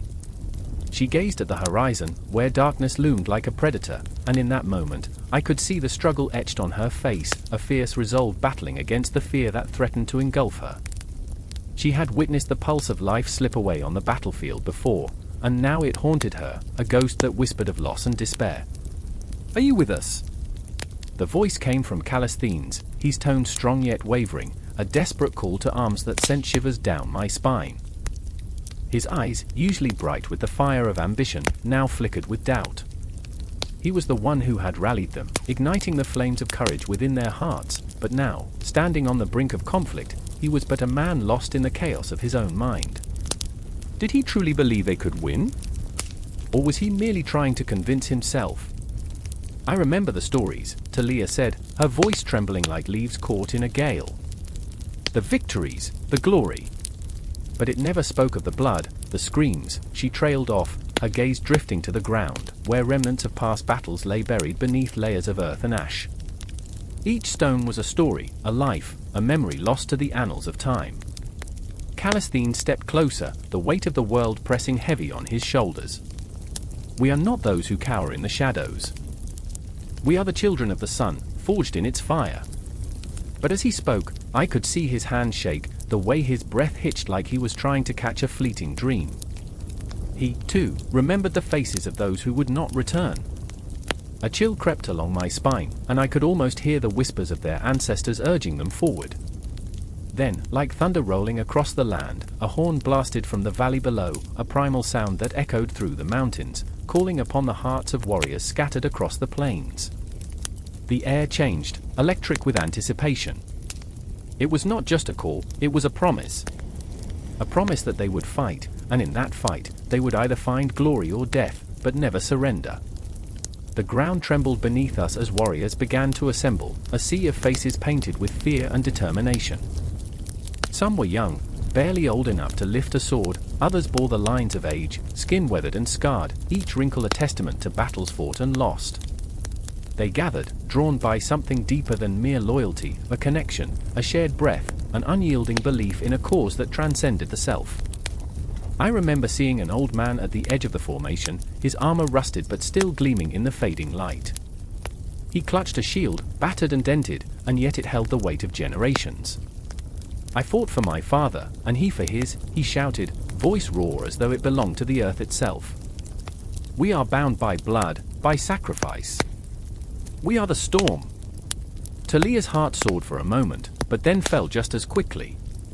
The storm was not just a rallying cry, it was a tempest of emotions crashing against the walls of her soul. She thought of her brother, lost in battle, a flicker of life extinguished far too soon. Rage and sorrow intertwined, binding her to the earth as if the weight of his memory was a chain she could not sever. Will we ever be free? She whispered, almost to herself, the question hanging in the air like a spectre. Callisthenes, his voice softening amidst the chaos, stepped beside her. Freedom comes at a price, Talia. We fight not just for ourselves but for those who will come after us. For the dreams that have been snuffed out. As he spoke, the sun dipped below the horizon, bleeding shades of crimson and gold into the twilight sky, an omen, or perhaps a blessing. The warriors stood together, united yet fractured, hearts pounding like war drums echoing through time. The palpable tension surged, a river of emotions flowing between them, binding their fates with invisible threads. Remember the stories, Callisthenes urged, his voice rising above the rising tide of noise. Let the memories fuel your spirit. Stand tall, for we are the ancestors' dreams manifesting before the dawn of a new age. And then, as if summoned by his words, the battle cries erupted, fierce and primal. The sound surged through the ranks, reverberating off the mountains, shaking the very foundation of their resolve. A fire ignited in the hearts of the assembled, each voice a spark, igniting the flames of courage that would carry them into the darkness. Talia felt the heat radiating from the crowd, washing over her like an ocean tide. Every heartbeat synced to the rhythm of war, a symphony of desperation and hope. She closed her eyes, letting the cacophony wash over her, letting it seep into her bones, anchoring her in purpose. She was not alone. They were not alone. But the shadows crept closer, they could feel it, the darkness whispering promises of despair, taunting them, mocking their bravery. Time twisted and turned, an endless loop of anguish and determination, and yet, there was no turning back. The moment hung suspended in the air, the calm before the storm. I could almost taste the salt of their sweat, the iron tang of impending violence mixing with the scent of earth and fear. For in this moment, they were not just warriors, they were the embodiment of 1,000 dreams, the ghosts of hopes long forgotten, standing on the precipice of destiny. And as the horn sounded once more, announcing the final call to arms, the world fell silent, a fragile breath held in the balance between glory and demise. In that breath, everything became clear. They were ready. Each heartbeat, each step united them, drawing them closer to the edge of the abyss. For they were not merely fighting an enemy, they were battling against time itself, against the ghosts of those who had come before them. And as they surged into the night, shadows dancing around them like wraiths, I felt the weight of history bearing down, an insatiable hunger for freedom, for honor, for life itself. And just like that, it began. The ship creaked under the weight of silence, shattered only by the distant crash of waves against the hull, like the heartbeat of some ancient beast stirring in the depths. I stood at the prow, the salty air biting my skin, and as the sun dipped below the horizon, the shadows seemed to whisper conspiracies. The fate of men hung heavy in the air, thick with the scent of fear and ambition. Here, in this moment, I remembered what it meant to be Odysseus, cunning strategist, master of deception, and yet, at this very heartbeat, a man burdened by choices that carved deep into the soul. I remember when we faced the Cyclops, that towering giant with a single eye, a living mountain of rage and hunger. I felt the tremors in my bones as I whispered plans to my men, my voice a flickering flame in the darkness. We must be wily, my brothers. We must be cleverer than him. I saw the doubt in their eyes, the fear that gnawed at their resolve. My heart pounded like a war drum as I spun our fate like a web. No brute strength will save us, it is the mind that conquers all. The men nodded, but I felt their hesitations, the shadows of despair lurking behind their bravado. I could taste the salt of their sweat, the metallic tang of fear mingling with the ocean air. They were not just sailors, they were fathers, sons, brothers, and lovers. I wasn't just leading them to glory, I was putting their lives in my hands, and I could see the weight of that responsibility etched on their faces. Then came the moment of truth. The giant roared, a sound like thunder, and in that raw chaos, I remembered the taste of deception. "My name is Nobody," I shouted, the words falling from my lips with the weight of destiny. It sounded absurd, even to me, a jest in a world where humor felt like a cruel joke. But in the face of death, I had learned that laughter had the power to shatter fear, to weave a tapestry of hope from despair. "Let him drink," I commanded as we tricked him into slumber, his heavy eyelids drooping like curtains drawn against the dark. Each gulp of wine was a thread in the fabric of our survival, and as he snored, a grotesque symphony of triumph echoed in my chest. I could feel my heartbeat synchronizing with theirs, the pounding pulse of life against the horror lurking just beyond the edges of our world. But as we escaped, the cries of my men rang in my ears, the realization that even victory bore a cost. I remember the moment when he awoke, furious, and I turned to the sea, the vast indifferent cosmos that bore witness to our fate. What have I wrought? The question clawed at my insides, a ravenous beast prowling the edges of sanity. "Odysseus," they cried, the weight of their lives pressing against my soul. Was I a hero or a fool? In that instant, I felt the crushing weight of my choices, the curse of a cunning mind. It is one thing to strategize, it is another to bear the consequences of such strategy. Then came the sirens, their sweet song haunting, echoing through my thoughts like a lover's whisper turned venomous. I remembered binding my men, their bodies trembling with anticipation and dread, while I chose to hear their treachery. "Do not succumb," I urged, a fragile thread of hope woven into my voice. "Let me be the one to face this darkness." As the ship sailed closer to those treacherous rocks, I felt their eyes upon me, their dreams mixed with dread. Each note wrapped around my heart, a ghostly caress that promised both ecstasy and ruin. I closed my eyes, the world fading to a whisper, a gentle lullaby woven with the threads of despair. But this was my curse, my burden, to carry the weight of their lives, to be the bastion against the tide of madness. The screams of the sirens melded with the cries of my men, and I felt the world twist around me, a dark carnival of temptation and consequence. I could almost taste the sweetness of surrender, and yet, here I stood, the architect of my own fate and theirs, buoyed by the hope that our sacrifices would not echo in vain. Battles raged within and without, my heart at war with the ghosts of the fallen. The thoughts of my wife, Penelope, clawed at me, a bittersweet reminder of what awaited me at home. Each day at sea became an eternity, each moment a drop in the ocean of longing. I remember her laugh, a melody lost amidst the maelstrom of chaos, a beacon guiding me through the storm. The skies darkened, the tension thick as an impending storm, and the shadows of my own making loomed ever larger. Would I ever return, or was I destined to wander this cursed labyrinth of choices, forever wrestling with the ghosts of my past? As my ship crested the waves, the horizon blurred into an abyss of uncertainty. The world around me pulsed with an ominous energy, a reminder that every cunning plan birthed new horrors. The very essence of cunning twisted into the fabric of despair. And just as my doubts began to overwhelm me, destiny would rear its head once more, waiting to unveil the next chapter in this relentless saga. I could feel the tension coiling tighter, a bowstring ready to snap, as the shadows danced along the deck, whispering secrets of struggles yet to come. The cries of my men, the haunting laughter of my enemies, and the sweet, bitter notes of hope intermingled as if orchestrated by the very fates themselves. Time was a wretched thief, stealing moments and memories, while the cosmos above bore silent witness to my trials. I was Odysseus, a man of flesh and blood, yet a mere pawn in the game of gods and monsters. Every heartbeat echoed within me, a reminder that my cunning was both a gift and a curse. And as the night fell, the world around me shimmered with possibilities, each breath a promise of what lay ahead. The darkness thickened, and I stood at the precipice of yet another conflict, knowing the true battle was always with oneself. The waves crashed against the ship, a symphony of chaos heralding the approaching storm, while the shadows of my choices loomed ever larger, ever darker. I remember the taste of salt mingling with the iron tang of blood, the relentless waves crashing against the jagged rocks of the Aegean coast. It was a morning drenched in the whispers of war, and in the distance, I could see him, Achilles, the embodiment of fury and honor, standing like a statue in the heart of chaos. His golden hair glimmered in the sun, but it was the darkness behind his eyes that captivated me. It was a void, a hatred forged in the fires of betrayal, and I, Patroclus, his closest companion, felt it wrapping around my heart like a serpent's coil.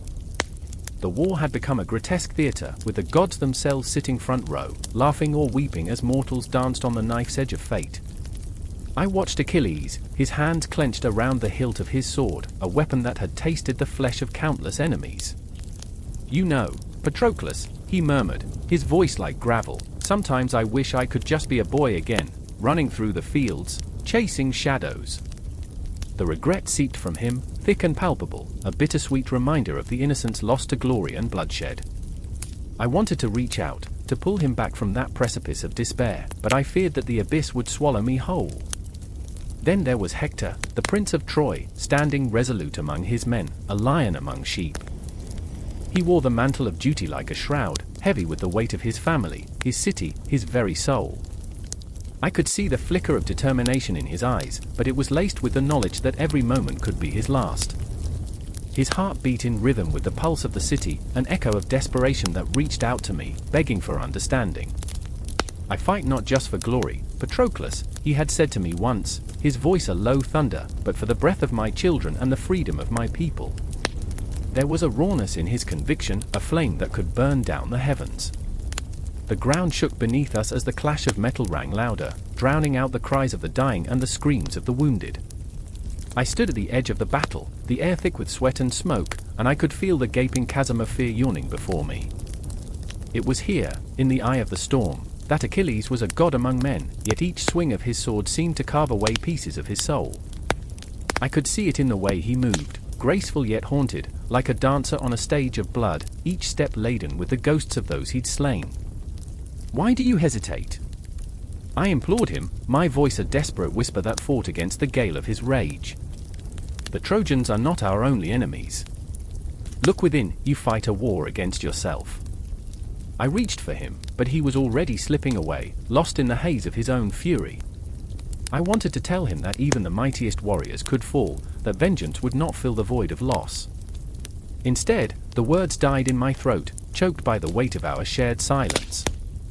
Suddenly, a figure broke through the melee, surging toward us, a shadow in the shape of Hector, fierce and unyielding. Time slowed as I registered the spark of recognition in Achilles' eyes, a storm brewing within, colliding with the tempest of fate. Hector, who fought for love, for honor, for a future he might never see, was now nothing more than a challenger to Achilles' wrath. And I, standing helplessly between them, felt the inexorable pull of destiny pressing down on my chest like a boulder. "I will kill you, Achilles!" Hector shouted, each word a battle cry, reverberating through the chaos. "I will chase your shadow until the sun itself is extinguished." It was a promise laced with the bitterness of truth, and in that moment, I wondered if anyone in this cursed war remembered the sound of laughter. "Spare yourself the pain," Achilles replied, his voice cold, yet beneath it, I could sense the tremors of fear, the crack in the facade of invincibility. "I am no man you can conquer. You'll find only emptiness in my wake." Each syllable was a dagger, cutting deeper, revealing the raw wound of pride and vulnerability. And then, with a feral roar, they collided, two titans entwined in a deadly embrace. I could feel the ground beneath me tremble, as if the earth itself mourned the inevitable bloodshed. The clash of their weapons sang a cruel melody, a symphony of death that echoed through the ranks of the living and the dying. I was caught in the eye of this hurricane, a spectator to the madness unfurling around me, helpless to stop the tidal wave of destruction. "Patroclus!" Achilles' voice pierced through the din, a desperate cry that tugged at the strings of my heart. "Don't let them take you from me." But there was a fracture in his words, a plea wrapped in desperation that bore the weight of unspoken fears. I was not just witnessing a duel, I was witnessing the unraveling of a bond, the discord between love and glory, loyalty and ambition. In that moment, I felt the ghost of a dream, a memory of us as boys, laughing under the sun, free from the chains of fate. The world outside this battlefield faded, leaving only the echo of his laughter, joyful, wild, untouched by the spectre of war. But those echoes shattered as steel met flesh, and I knew that choice was a cruel mistress. I could either remain the loyal companion or step into the fray, bearing witness to the inevitable. Time suspended itself, each heartbeat resounding like a drum, marking the rhythm of an impending doom. I watched, horrified and rapt, as the battle raged on, the cosmos itself holding its breath. Destiny was a dark horse, galloping toward its glorious end, and I could feel the threads of our fates weaving together, a tapestry of pain, glory, and an unquenchable thirst for vengeance. And then it happened, like a bolt of lightning cleaving the sky. I could see it, the moment where everything collided, where the dreams turned to ash, and the laughter faded into silence.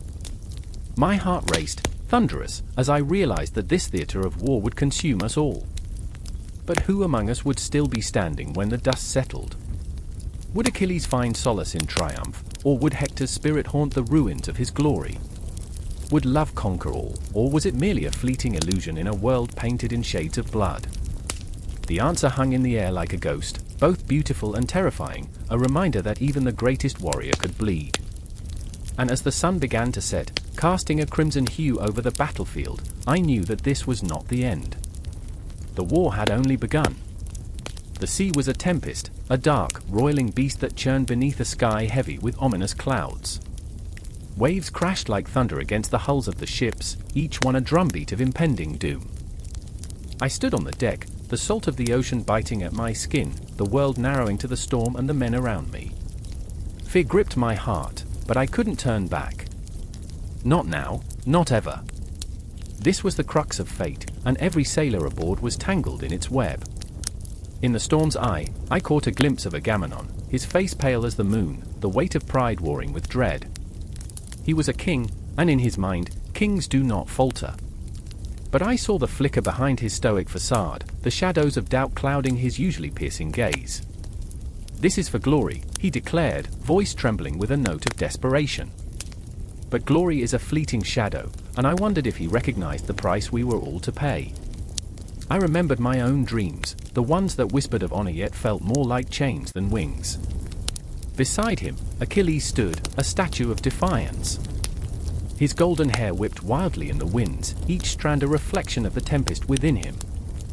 I had known Achilles too long, shared laughter and tears, but now he bore the weight of his own demons. The world had painted him as invincible, but I knew the truth, he was haunted by his own legacy. "What is honor if it costs us our souls?" he murmured, barely audible over the roar of the sea.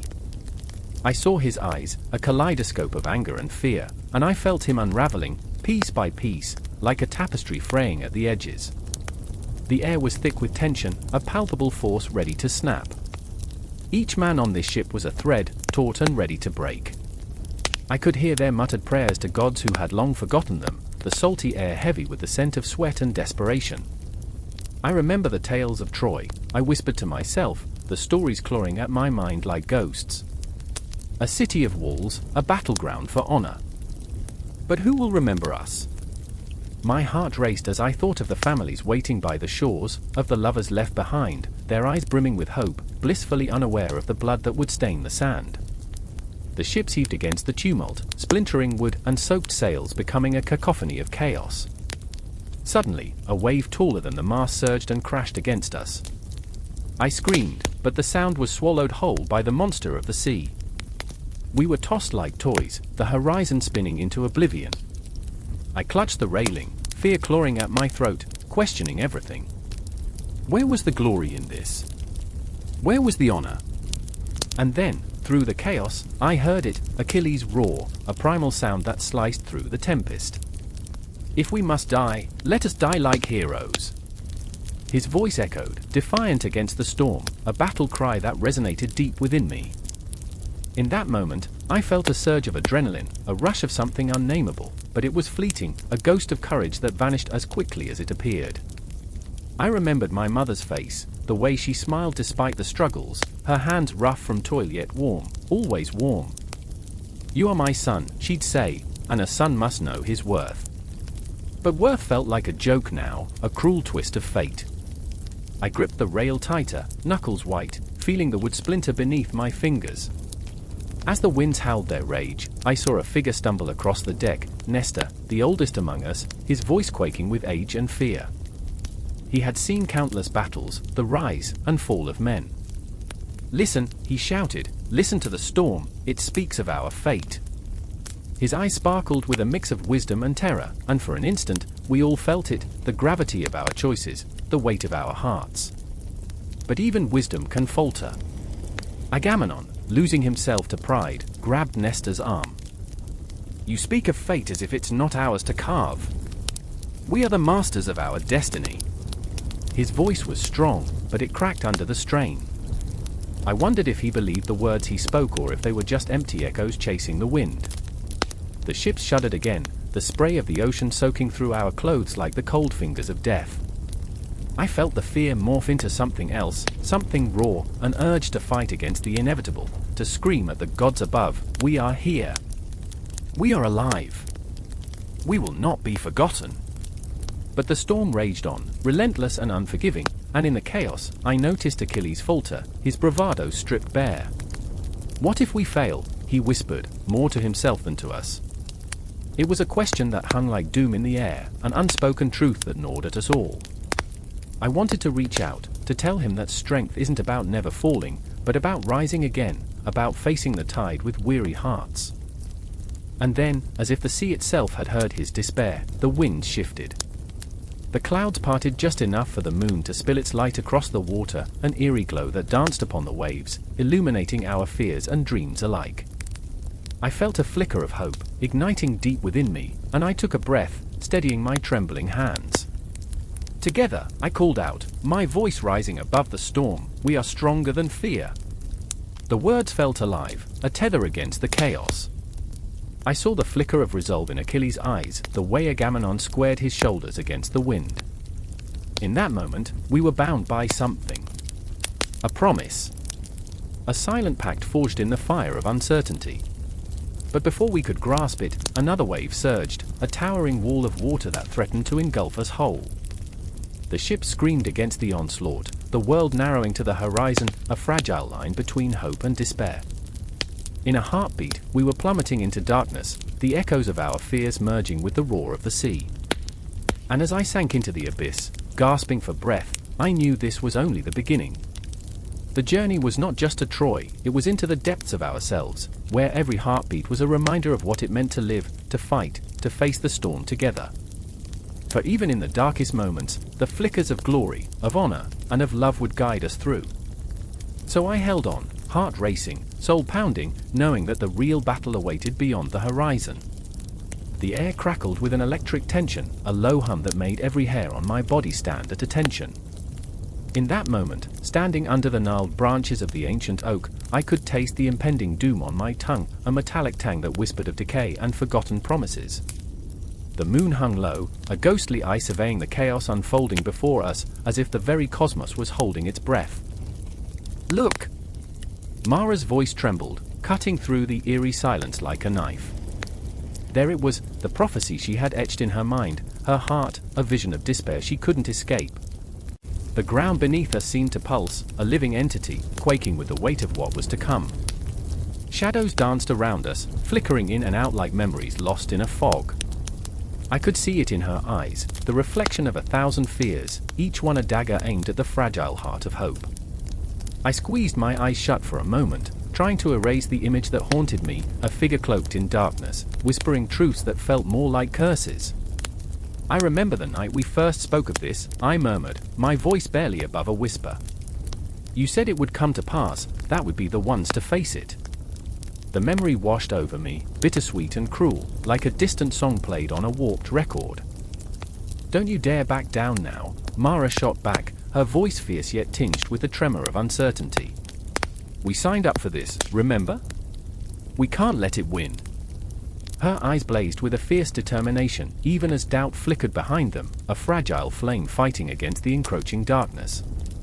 And then there was Eli, crouched beside the crumbling stone wall, his fingers tracing the worn carvings that whispered secrets of a time long past. He was a paradox, both strong and cowardly, a warrior with a heart so tender it could crack at the slightest touch. "Prophecies don't always come true," he said, but his voice was thick with unshed tears. "Sometimes they're just tales to scare children." Yet even as he spoke, I could see the fear etched into his features, the way his breath hitched with every word. I could feel the weight of the night pressing in, an oppressive fog that wrapped around us, smothering any flickers of light. The shadows seemed to stretch and sway, drawing closer, mocking us with their whispers. "What if this is it?" I breathed, the question hanging heavy in the air like smoke from a dying fire. "What if everything we've fought for leads us to this moment, the end?" Mara's gaze darted back to the horizon, where the first hints of dawn struggled against the dark. "We can't let it be the end," she insisted, though her voice trembled like a fragile leaf clinging to a branch in a storm. "The ones who came before us, they foresaw this. They warned us." I remembered the old texts, ancient scrolls she'd pored over for hours, her fingers tracing the faded ink as if seeking solace in their wisdom. But what if they were wrong? I asked, my voice cracking under the weight of possibility. What if they were just tales spun to bind us to a fate we can't escape? Eli's eyes flared with anger, yet I could see the vulnerability beneath. "Then we fight anyway," he said, his voice suddenly low and fierce, a lion's roar in a field of sheep. I refuse to stand by and watch everything fall apart. We owe it to those who came before us, to those who will come after. The certainty in his words cracked through my own doubts, and for a fleeting second, I felt buoyed by hope, a fragile thread weaving through the darkness. But then the shadows shifted again, whispering promises of despair, and I felt the walls begin to close in. "Look!" Mara exclaimed, pointing toward the rising sun, now cresting the edge of the world. "If we can just hold on until dawn," but her words were swallowed by a sudden roar, a sound that echoed through the trees like the wail of a grieving spirit. It was the beast of the prophecy, the harbinger of our doom. I could feel the earth trembling beneath us, a primal rhythm that matched the pounding of my heart. The ground beneath our feet split open, dark and yawning like the mouth of a great beast, and in that instant, I knew we were standing on the precipice of history, our history, written in blood and tears. Together, I gasped, reaching for both of them, our fingers intertwining like a chain forged in defiance. "We face it together." The unity surged through my veins, a warmth that fought against the encroaching chill of despair. But then, just as quickly, doubt clawed its way back in. I could feel the tension in the air, thick and suffocating, like a noose tightening around our throats. "What if it isn't enough?" I whispered, the words barely escaping my lips. The shadows laughed, a chilling sound that echoed in my mind, a cruel reminder of the weight we bore. Mara's grip tightened. "Then we fight with every last breath," she said, and in her voice, I heard the echoes of countless souls, urging us to stand firm. The past, the present, and the future collided in that moment, an explosion of emotion that shattered the fragile veil of hope. The beast's roar grew louder, primal and raw, a crescendo of chaos that threatened to drown us. The shadows surged, forming figures that flickered in and out of existence, ghosts of our fears materializing before us. I could see them now, haunting reminders of every mistake, every lost chance. "I remember when we dreamed of a life beyond this," I said, my voice trembling with the weight of regret. "When we believed we could change the world." But the shadows only laughed, a cacophony of despair that echoed in the depths of my soul. And then there it was, the moment of reckoning. A choice loomed before us, stark and unyielding, like the edge of a cliff. Do we leap into the unknown, or do we cower beneath the weight of our own fear? The dawn's light flickered, and for a heartbeat, the world held its breath, teetering on the edge of fate. And as the beast emerged from the shadows, eyes burning with an ancient wrath, I knew we were no longer mere actors in this prophecy. We were the authors of our own story, and whatever awaited us, we would face it together, heart to heart, soul to soul, unwilling to let the darkness swallow us whole. In that trembling moment, we knew. Prophecies be damned. We would write our own fate, our own warnings. And with that thought, we stepped forward, ready to confront whatever lay in the shadows, ready to face the storm. The horizon burned low, a hem of crimson slicing through the otherwise indifferent blue sky. The air crackled with anticipation, a raw, electric hum vibrating in the chests of those who stood on the shores of Troy. I could almost taste the salt and fear mingling as waves lapped at the beaches, whispering secrets of a battle yet to come. I remember the first sight of the ships, wooden behemoths, their sails unfurled like the wings of some great, awakening beast. Each vessel carried more than mere men, they bore the weight of hope, desperation, and the fevered dreams of 1,000 hearts eager to storm the walls of history. In the shadow of the looming cliffs, men stood shoulder to shoulder, their faces taut with resolve, yet trembling with the weight of their choices. I remember Achilles, the infamous warrior, the man who was both a paragon and a paradox. His golden hair caught the wind like sunlight captured in motion, but I could see the storm brewing behind his icy blue gaze. He was a god among men, yet I could feel the quicksand of doubt threatening to pull him under, gnawing at his insides. What was glory to a man who feared for the lives of his closest comrades? How often did he dream of blood-soaked victory, only to awaken to the haunting echoes of his own mortality? Then there was Patroclus, his steadfast companion, his heart swelled with loyalty, but I could see it shatter like glass every time he laid eyes on Achilles. Their bond was a tapestry of laughter, battles fought, and silent sorrows. Yet now, with the horizon whispering of war, I saw the cracks. Patroclus looked at Achilles as if he were an unscalable mountain, his love steeped in both admiration and an aching fear of loss. I remember how his fingers tightened around the hilt of his sword, a silent prayer to the gods, to fate, please, let us emerge unscathed. But the gods, with their cruel whims, were never so kind. The air was thick with tension, yet an eerie silence wrapped around the men like a shroud. I could hear the sharp intake of breath, a collective moment, as if the world held its breath alongside them. The distant clang of armor felt like the tolling of a clock, each chime counting down to an inevitable reckoning. I remember the moment the first foot touched the trodden earth of Troy, every heartbeat, every soul, felt that shattering impact reverberate through time. And it began. The Greeks surged forward, like a wave breaking upon the rocks. The smell of sweat and fear mingled with the scent of the ocean, an intoxicating blend that made me dizzy. Each step they took was heavy with the weight of history, but also laced with the passionate fire of a people who had come too far to turn back now. I could see Hector's figure high on the walls, a silhouette of defiance against the backdrop of the sun, he, the defender of Troy, a lion ready to face an impending storm. The tension crackled and sparked, and then the first arrow flew. A whisper turned into a roar.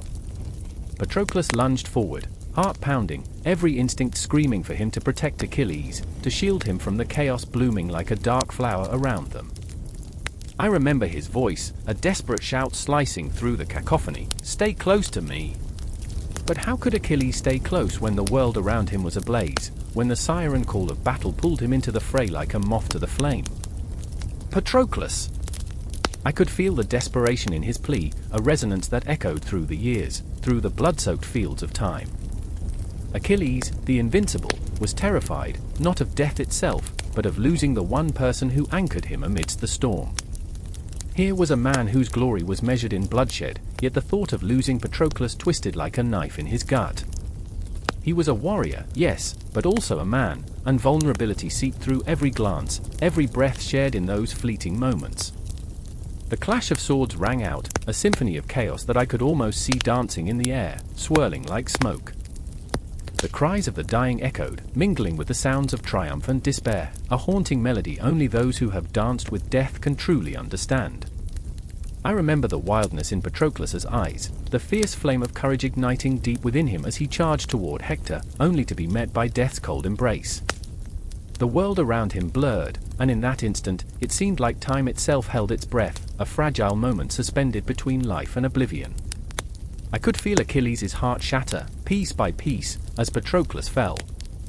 The golden warrior, once unyielding, now crumbled under the weight of grief.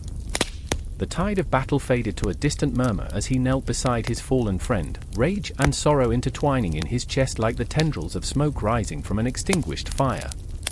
I remember, he whispered, over and over, as if trying to stitch memories into the very fabric of time, to breathe life back into the lifeless form before him.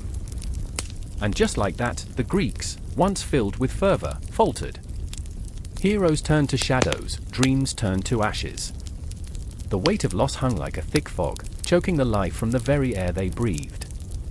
I could feel my heart pounding, the urgency building within me like a drumbeat, a relentless reminder that this story was far from over.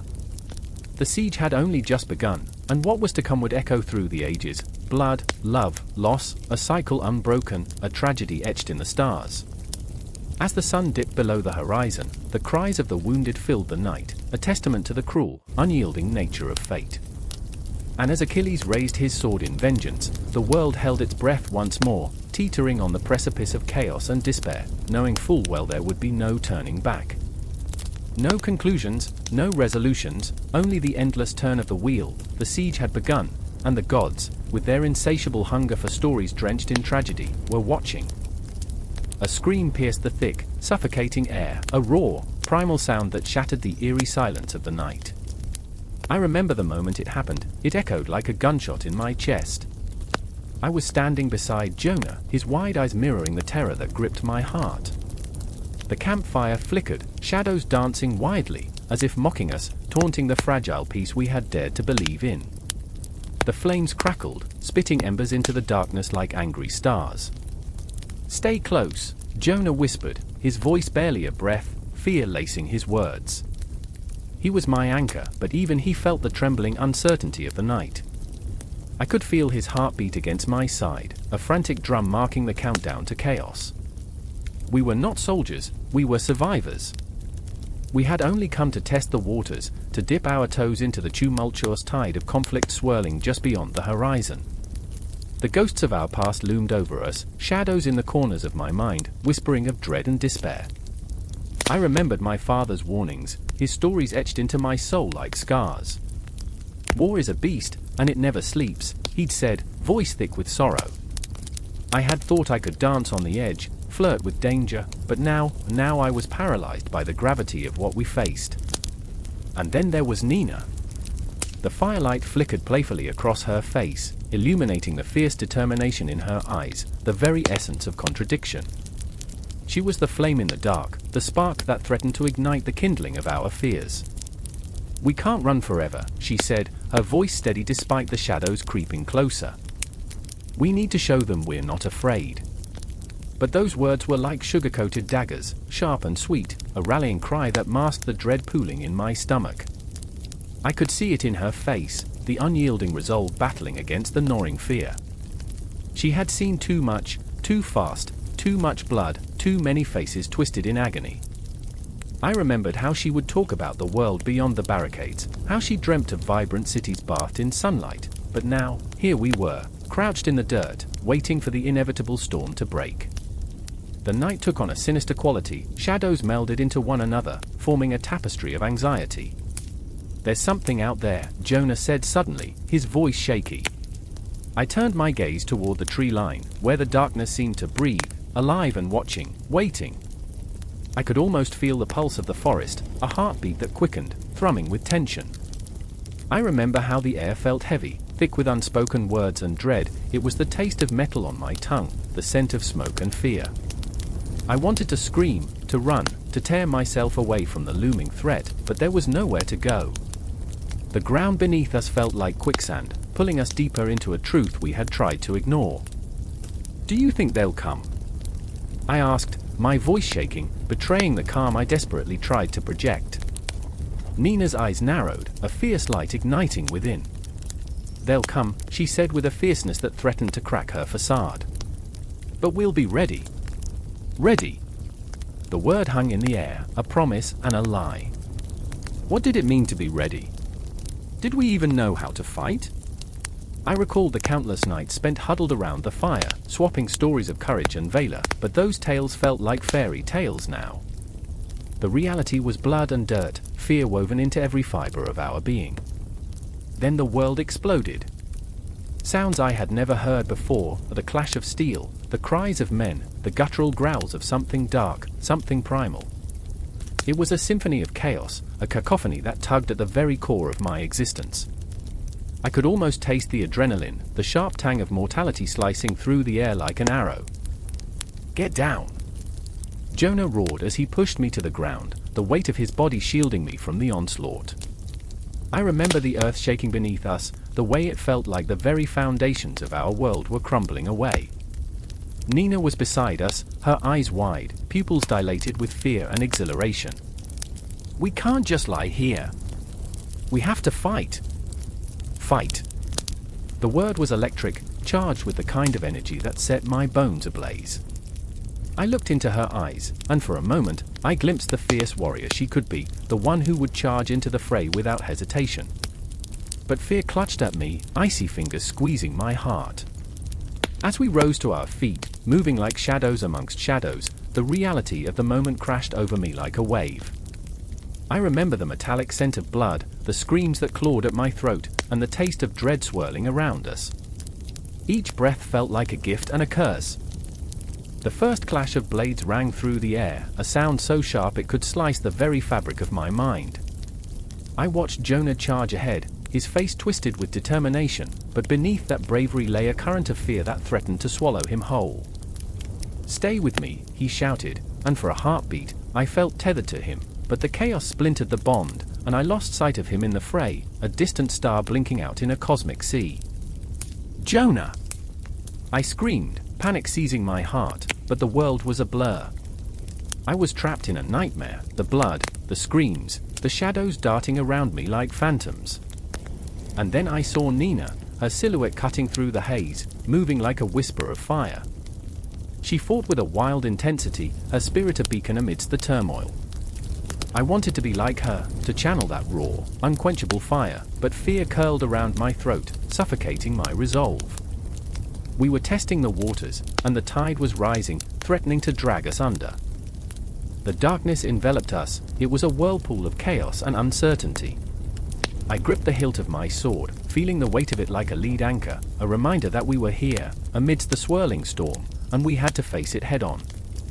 But even in the heart of chaos, I felt the pulse of time, a constant reminder that beyond the struggle, beyond the darkness, there was a light waiting to break through. I could almost see it, the thin sliver of dawn lurking at the edge of the horizon, a promise of hope amidst the despair. And as the night deepened, as the clash of steel echoed like a heartbeat, I understood, we were not just testing the waters, we were diving into the abyss, and there was no turning back. The fight had begun, and somewhere in the throes of chaos, I could sense it, the world was shifting, and we were caught in its tide, drawn into the very heart of the storm. The sun hung low in the sky, casting long shadows over the battered walls of Troy. A silence so heavy it pressed against the chest, threatening to crush every breath. It was that kind of silence, the kind that comes right before the storm, where even the birds dared not chirp. I remember feeling it, an unsettling quiet, a pause in time, as if the universe held its breath, teetering on the edge of calamity. Hector stood at the battlements, his heart pounding, every beat echoing in his ears like the distant thrum of battle drums. His armor was slick with sweat, a second skin forged from fear and duty. He gazed out at the horizon, where the sea met the sky, a muted grey that reflected the turmoil in his soul. He was Troy's greatest defender, yet in this moment, he felt like a boy, scared and alone, clutching at a fading dream. Behind him, Andromache watched with eyes brimming with tears, her heart a clenched fist in her chest. She hated the war, the way it pulled them apart, the way it crept into the crevices of their lives like a thief in the night. "Come back to me," she whispered, her voice a mere tremor in the vast emptiness. "You don't have to fight." But Hector, her Hector, was forged from a different metal, the kind that did not bend, did not yield.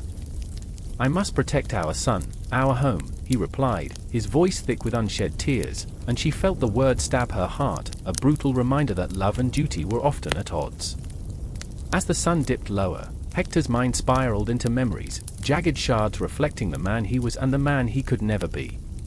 He remembered the laughter of children, the warmth of a shared meal, and the haunting specter of death that loomed just outside the city walls, waiting for its chance to strike.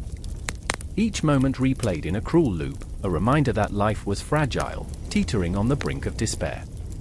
Every choice comes with a cost, he thought, feeling the weight of it pressing down, a stone in his gut. Andromache reached for him, her fingers brushing against his arm, a lifeline in the storm, but he pulled away, torn between the unyielding pull of duty and the desperate need to stay. A soldier's heart is a complex thing, riddled with scars and secrets, and Hector felt each one as acutely as a fresh wound. Then came the sound, like thunder rolling over the hills, the rumble of an army, the clattering of horses' hooves, the clash of metal against metal. The laughter of children faded, replaced by war cries, and Hector's heart raced, pumping adrenaline as a battle call ignited the air. It was a sound that filled him with dread, that twisted his stomach, and yet, deep down, it also ignited a fire. This was his purpose, his calling, to stand against the tide of darkness, to fight for those who could not fight for themselves. But with every heartbeat, the specter of doubt loomed larger, a haunting whisper that taunted him. Was he a hero or a fool? He turned back toward Andromache, who now stood frozen, a statue of grief and love. Her hair whipped in the wind, wild and free, an echo of what could be if the chains of war were broken. "You don't have to do this," she pleaded, her voice cracking like the fragile glass of a forgotten memory. "We could flee." "We could, no." The word exploded from Hector, raw and fierce. In that moment, he was not just a warrior, but a man terrified of the legacy he would leave behind. A legacy of blood, of death. He didn't want his son to remember him as a ghost, a name whispered in hushed tones, a father lost to the shadows of his own choices. "If I don't fight, what will become of you?" "Of him?" Andromache's face twisted with anguish, caught in the steel grip of despair. The city behind them stood tall, its walls a testament to the lives entwined within. A place of laughter, of love, now overshadowed by the specter of impending doom. "But I cannot lose you," she cried, and her words hung in the air, sharp and cold, like a knife poised to slice through the fragile thread of fate. In that moment, Hector felt the weight of the world upon his shoulders, a burden too great to bear. He saw the faces of his ancestors in the flickering light of the torches lining the battlements, ghosts of the past living within him, urging him to fight, to honor their legacy. But with each soul he honored, he felt the creeping chill of his own mortality, the looming specter of death inching closer, waiting for the moment to claim him. And then, in the distance, a horn blared, a sound that shattered the silence, rippling through the air like an electric jolt, igniting the blood in his veins. The enemy was at the gates. The time for words was over. Hector turned, his heart racing, each beat a drum echoing through the valley of his soul. He was both terrified and exhilarated, caught in the throes of destiny, a warrior, a protector, a man facing the abyss. "I will return, I promise," he whispered to Andromache, but even he could hear the tremor in his voice, the uncertainty lurking beneath. He stepped away from her, feeling the gravity of the moment pull him in different directions, and as he walked toward the battlements, the weight of his choice settled heavily atop his heart. The sun disappeared behind the horizon, plunging Troy into an ominous twilight. Shadows danced across the walls, whispering secrets, foreboding the violence to come. Hector's sword gleamed with a haunting light, a beacon of hope amid encroaching darkness. He could feel the weight of the city on his shoulders, the lives of every woman and child resting in his hands. And as the first clash of steel rang out, as the cries of the dying filled the air, Hector took a deep breath. He drew from the depths of his heart, the raw emotion igniting in his chest. This was not just a battle, this was a war for love, for legacy, for the promise of tomorrow. He stood at the precipice, ready to leap into the chaos, ready to fight for a future that hung by a thread. I remember the silence before the storm, the tension in the air, the weight of love and duty pulling me in opposite directions. I remember the ghosts of my past, the shadows on the wall, the promise I made to return. I remember the battle cry rising in my throat, the call of a warrior, a defender, a man whose heart was torn but whose spirit soared, ready to face the abyss, come what may. The storm was here, and I would meet it head-on. The air crackled, each breath a jagged shard of ice, as the sun dipped beneath the horizon, bleeding crimson into the twilight. Shadows stretched like fingers, reaching for the souls on the battlefield, desperate for warmth. In this moment, time stood still. I stood there, heart pounding, skin prickling, in the unsettling silence before chaos erupted. Two figures faced off like titans, their fates entwined in an invisible thread, the weight of their histories heavy in the air. I remember the way the first hero's grip trembled around the hilt of his sword. Garin, a man forged in the fires of his own despair, stood tall yet burdened, a giant with feet of clay. His eyes, deep pools of sorrow, spoke of a past riddled with betrayal and sacrifice. Each heartbeat echoed like a drum in my chest, a relentless reminder of the choices that had led him here. He had once fought for love, a love that had been swallowed by the darkness, a love that now felt like a ghost haunting him. Across from him, Alaric, a warrior blinded by rage, paced like a caged beast. The scars etched across his body were a tapestry of battles fought and lost, yet it was his heart that bore the deepest wounds.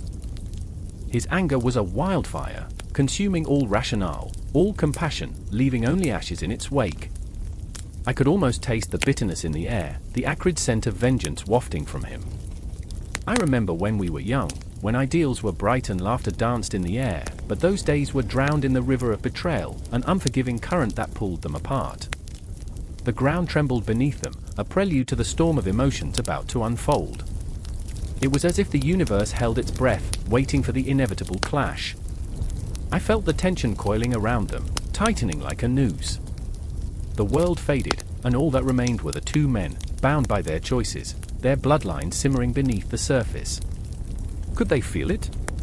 The gravitational pull of destiny, the weight of heroism morphing into tragedy, how every hero is just a heartbeat away from becoming a villain.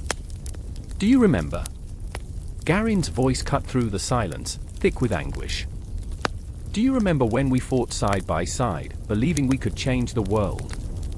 Each word was a dagger, twisting in Alaric's chest, a reminder of dreams shattered. Alaric's laughter was hollow, devoid of warmth. Change the world? You mean watch it burn? You abandoned everything for her, your honor, your oath. The accusation hung in the air, a specter that refused to fade. I felt it, every word igniting the fire within Garin, every syllable a spark that could set the battlefield ablaze. The ground beneath them was a mosaic of forgotten dreams and broken promises, the remnants of their past littered like fallen leaves. I remember how the sun would drip gold on their faces as they trained, how they would laugh until their sides ached, believing they were invincible. But that was a lifetime ago, before love turned into betrayal, and before honor became a distant memory. Enough! Garin's roar shattered the fragile silence, a thunderous echo that reverberated through me. The sword glinted in his grip, a beacon of all he had fought for. I could see it, the flicker of hesitation behind his eyes, the fear of becoming what he loathed. His heart was a battlefield, each beat a reminder of the man he was and the monster he might become. Alaric's expression twisted into something primal, the pain of a brotherhood torn asunder. You think I wanted this? You think I wanted to stand here, sword drawn, ready to kill the last piece of my own soul? His voice cracked, raw and desperate. The air was thick with the weight of their shared history, each moment a memory that clawed at their resolve. Then, silence fell like a heavy curtain, smothering the world in an eerie calm. I could feel my own heart racing, the pulse of impending violence thrumming through me. Each breath was a countdown, each moment stretching like a taut string ready to snap. The galaxy spun in its endless dance, stars twinkling like lost hopes. Time seemed to unravel, revealing strands of past regrets, dreams unfulfilled, and the inevitable clash that was drawing near. This was more than just a duel, it was the culmination of everything they had ever been, everything they had ever fought for, and everything they had lost. I remember the nights we spent dreaming of glory, Garin whispered, voice trembling. But glory is a cruel mistress, Alaric. It promises everything but delivers nothing. The truth hung between them, heavy and suffocating. And just like that, they lunged, two forces colliding amid the remnants of their shared past. The blades met in a cacophony of metal, a sound that resonated deep in my bones. I could see the pain etched on their faces, the agony of betrayal, the weight of sacrifice. Each clash of swords was a cry for redemption, a desperate plea for understanding, for healing amidst the chaos. The night echoed with the cries of the fallen, the shadows swirling around them like ghosts of their former selves. I felt the pulse of the world around me, the heartbeat of something larger than all of us, fate, perhaps, or the cruel twist of irony that binds heroes and villains alike. All I could do was watch as they fought, two pawns on a chessboard of destiny, and I could feel it, the inevitability of it all. The tension swirled, thick and suffocating, as they danced in a deadly waltz, the rhythm of pain and glory intermingling in a horrifying embrace. With every strike, every parry, I felt their souls laid bare, raw, relentless, and achingly human. Their flaws and fears danced in the flickering light, shadows in the moonlight. They weren't just warriors, they were men caught in the tempest of their own making, each hit a manifestation of their deepest regrets. And as they fought, a question loomed, a question that hung in the air like a spectre waiting to be acknowledged. Would they emerge as heroes, or would they become the very monsters they sought to destroy? In this moment, I understood, the lines between hero and villain are as thin as the edge of a blade, waiting for the slightest breath to tip the balance forever. But the dance was far from over. The stars above twinkled, indifferent to their struggles, as the night continued its haunting waltz, whispering secrets into the dark. The battle raged on, a testament to their struggles, their pain, and their shared humanity. I felt it coming, the climax of emotion spiraling toward a fever pitch, two heroes clashing, bound by their choices, both desperate to break free from the ghosts of their past, but knowing full well that the night was far from over. The end was just a step away, but what awaited them beyond that horizon? That question lingered, a haunting reminder of the choices that lay ahead. The night was thick with dread, a velvet shroud pulsating with unsung fears. In the center of the storm, a flickering lantern cast long, trembling shadows across the cobblestone streets, illuminating the faces of the desperate. I felt the weight of hearts, shattering like glass, as screams pierced the air, a melody of chaos. I was paralyzed, rooted in place, almost entranced by the madness. Across the square, I spotted her, Elara, her hair wild, lashes dark against the pale skin of her face, eyes alight with the fire of 1,000 suns. She was shouting something, but the words blurred, drowned by the roar of a crowd unraveling. She clutched at her belly, twisting her fingers into the fabric of her dress as if she could tear away the agony. I remember that moment vividly, the world around us shrinking until it was just her and the pain that clung to her like a spectre. "Help," she cried, her voice a jagged shard of glass. "They've taken him." And there he was, Alden, her brother, my friend. I remember the laughter shared, the secrets whispered beneath a canopy of stars. But tonight, he was just a ghost, vanished into the grasp of something far darker than mere mortals. I felt my heartbeat quicken, each pulse a whisper in the back of my mind, the gods were awake. In the distance, thunder rumbled, not of nature but of divine wrath. I shivered, caught between the mortality of our existence and the overwhelming power of the unseen. It was as if the cosmos itself bated breath, watching our small lives play out like marionettes caught in a tempest of fate. I wanted to scream, to fight, to shake off the shackles of despair, but all I could do was watch as the shadows enveloped Elara, her cries fading into the night. "Elara!" I shouted, my voice raw as it clawed its way through. I stumbled forward, heart racing, feeling the shift of the earth beneath me, the breath of the gods pressing down. And then I saw him, the figure cloaked in darkness, a silhouette against the flickering flames. He was the harbinger of doom, a messenger of the celestial forces that toyed with our lives. Lurking in his presence was a chilling promise, a whisper to submit to the inevitable. It was the breath of fate, and I felt it curl around my throat, squeezing tighter with each passing moment. "Leave him be." Elara was a flame igniting, fierce and unyielding. She lunged, desperation fueling her. "He's not yours." But the shadow only smiled, a grotesque twist of lips. "The gods do not take what is not theirs," he hissed, voice like rusted metal. "They grant, they test. Alden is but a pawn. Your tears are the offering." Every word was a knife, cutting deeper into my resolve. I remembered the tales, of divine whims, of capricious blessings, and the games played by beings far beyond our understanding. They reveled in our strife, deriving pleasure from the very essence of our suffering. I was nothing more than a witness in their theater, and my heart thundered with the weight of the absurdity. In the distance, the clock tower chimed, each echo a reminder of time's relentless march. I could almost hear the gears grinding, the machinery of fate, the endless cycles of life and death. Could I bend it? Could I change the course with a single breath? I glanced at Ilara, who trembled but stood resolute, a warrior cloaked in vulnerability. I felt the pull of her spirit, the tether between us sparking with a fierce momentum. I remembered Alden's laughter, cradled in the corners of my mind. "If the gods want us to fail, then we shall make them watch," he had once said, half joking, as we perched on the roof of the old mill, stars painted across the void. "Let them see our defiance." As I rushed to Ilara, adrenaline surged through my veins, igniting something primal. "We're not finished," I cried, the words a shield against despair. "He is not just a pawn. He is our heart." The shadow recoiled, momentarily unnerved. For a moment, I saw the flicker of uncertainty in his eyes, a crack in the facade of divine invincibility. I seized that moment, and with every ounce of desperation, I shouted to the heavens, my voice trembling with raw emotion.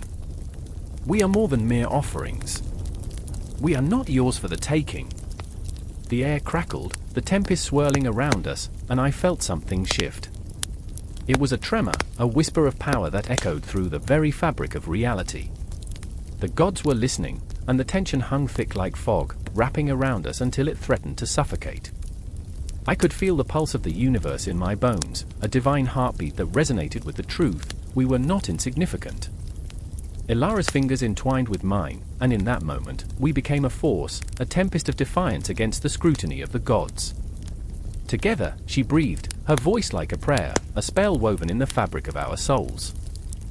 And then the storm broke, releasing a torrent of energy that cascaded around us, a divine symphony of chaos and creation. I remembered the stories, the ancient tales of how mortals could plead, could bargain, could twist the hands of fate. Was this how it felt? To stand at the cusp of destiny, to face the eternal gaze of the unknown. As the shadows loomed, the figure of the harbinger began to dissolve, caught in the surge of our rebellion. And laughter, mad, wild laughter, echoed from the heavens, a sound that felt both liberating and terrifying. Had we piqued the interest of the gods? Were they now bound to watch our struggle, to witness our fight against the cosmic tide? The world spun, and I felt the weight of time itself, the ticking of a clock, the breath of shadows, the echo of forgotten dreams. In that moment, I realized this was only the beginning. The gods had stirred, but we were not alone. We were threads woven into a larger tapestry, vibrant and full of defiance. Ilara pulled me closer, and the air shimmered with possibility. "Whatever comes next," she whispered, "we face it together." And as we stood at the precipice, hearts pounding, fear and hope intertwined like the roots of ancient trees, I felt the weight of the world shift. The gods were no longer distant figures, they were here, entangled in our fate, as we prepared to confront the abyss of uncertainty. I gripped her hand tighter, knowing full well this was just the beginning, a flicker in the vast cosmic dance. The curtain had been drawn back, revealing a stage set for chaos, and we were ready to play our parts. The night was alive, an echo of laughter in the darkness, the promise of defiance resounding through the shadows. The air crackled with tension, a palpable charge that wrapped around every soldier on that cursed field. A heartbeat's pause enveloped them, the kind that comes just before a storm breaks. The silence was eerie, as if the heavens themselves were holding their breath, waiting for the tempest to erupt. I stood there, my heart drumming a chaotic rhythm, watching the battlefield, a kaleidoscope of dread and fury. The blood-soaked earth trembled beneath our feet as shadows of men, heroes, warriors, lost souls, moved through the haze of war. But it was one figure that drew my gaze, Achilles. I remember the fire in his eyes, molten fury igniting a cold detachment that made the very air around him shiver. He stood apart, a god among men, his muscles coiled tight like a spring ready to snap, a wild stallion tethered by rage. I felt it, the raw, unyielding energy radiating from him, powerful enough to set the world ablaze. He had seen too much, lost too much, and that loss had twisted into resentment, a blackened core that consumed everything it touched. I could almost hear the whispers of his past, ghosts dancing in and out of his thoughts, shadows that reminded him of a beloved friend lost too soon. Patroclus, he breathed, the name like a prayer, a curse, a gaping wound. The memories surged, uninvited but insistent. I could see his friend, the warmth of laughter, the gentle teasing, a bond that had weathered countless storms. And now, that bond lay shattered, broken beneath the heel of Hector, a spectre of pride and vengeance. Achilles had loved deeply, fiercely, a love that made him vulnerable, a love that now stoked the fires of his wrath. And then there was Agamemnon, the king whose arrogance had unleashed this chaos. In the heart of the storm stood another man, his face set, lips thin as he regarded Achilles. I could see the fear behind Agamemnon's bravado, the flicker of doubt in his eyes. Power had twisted him, made him blind to the cost of his decisions. He had taken something sacred from Achilles, a prize stolen, a wound that festered under the weight of pride.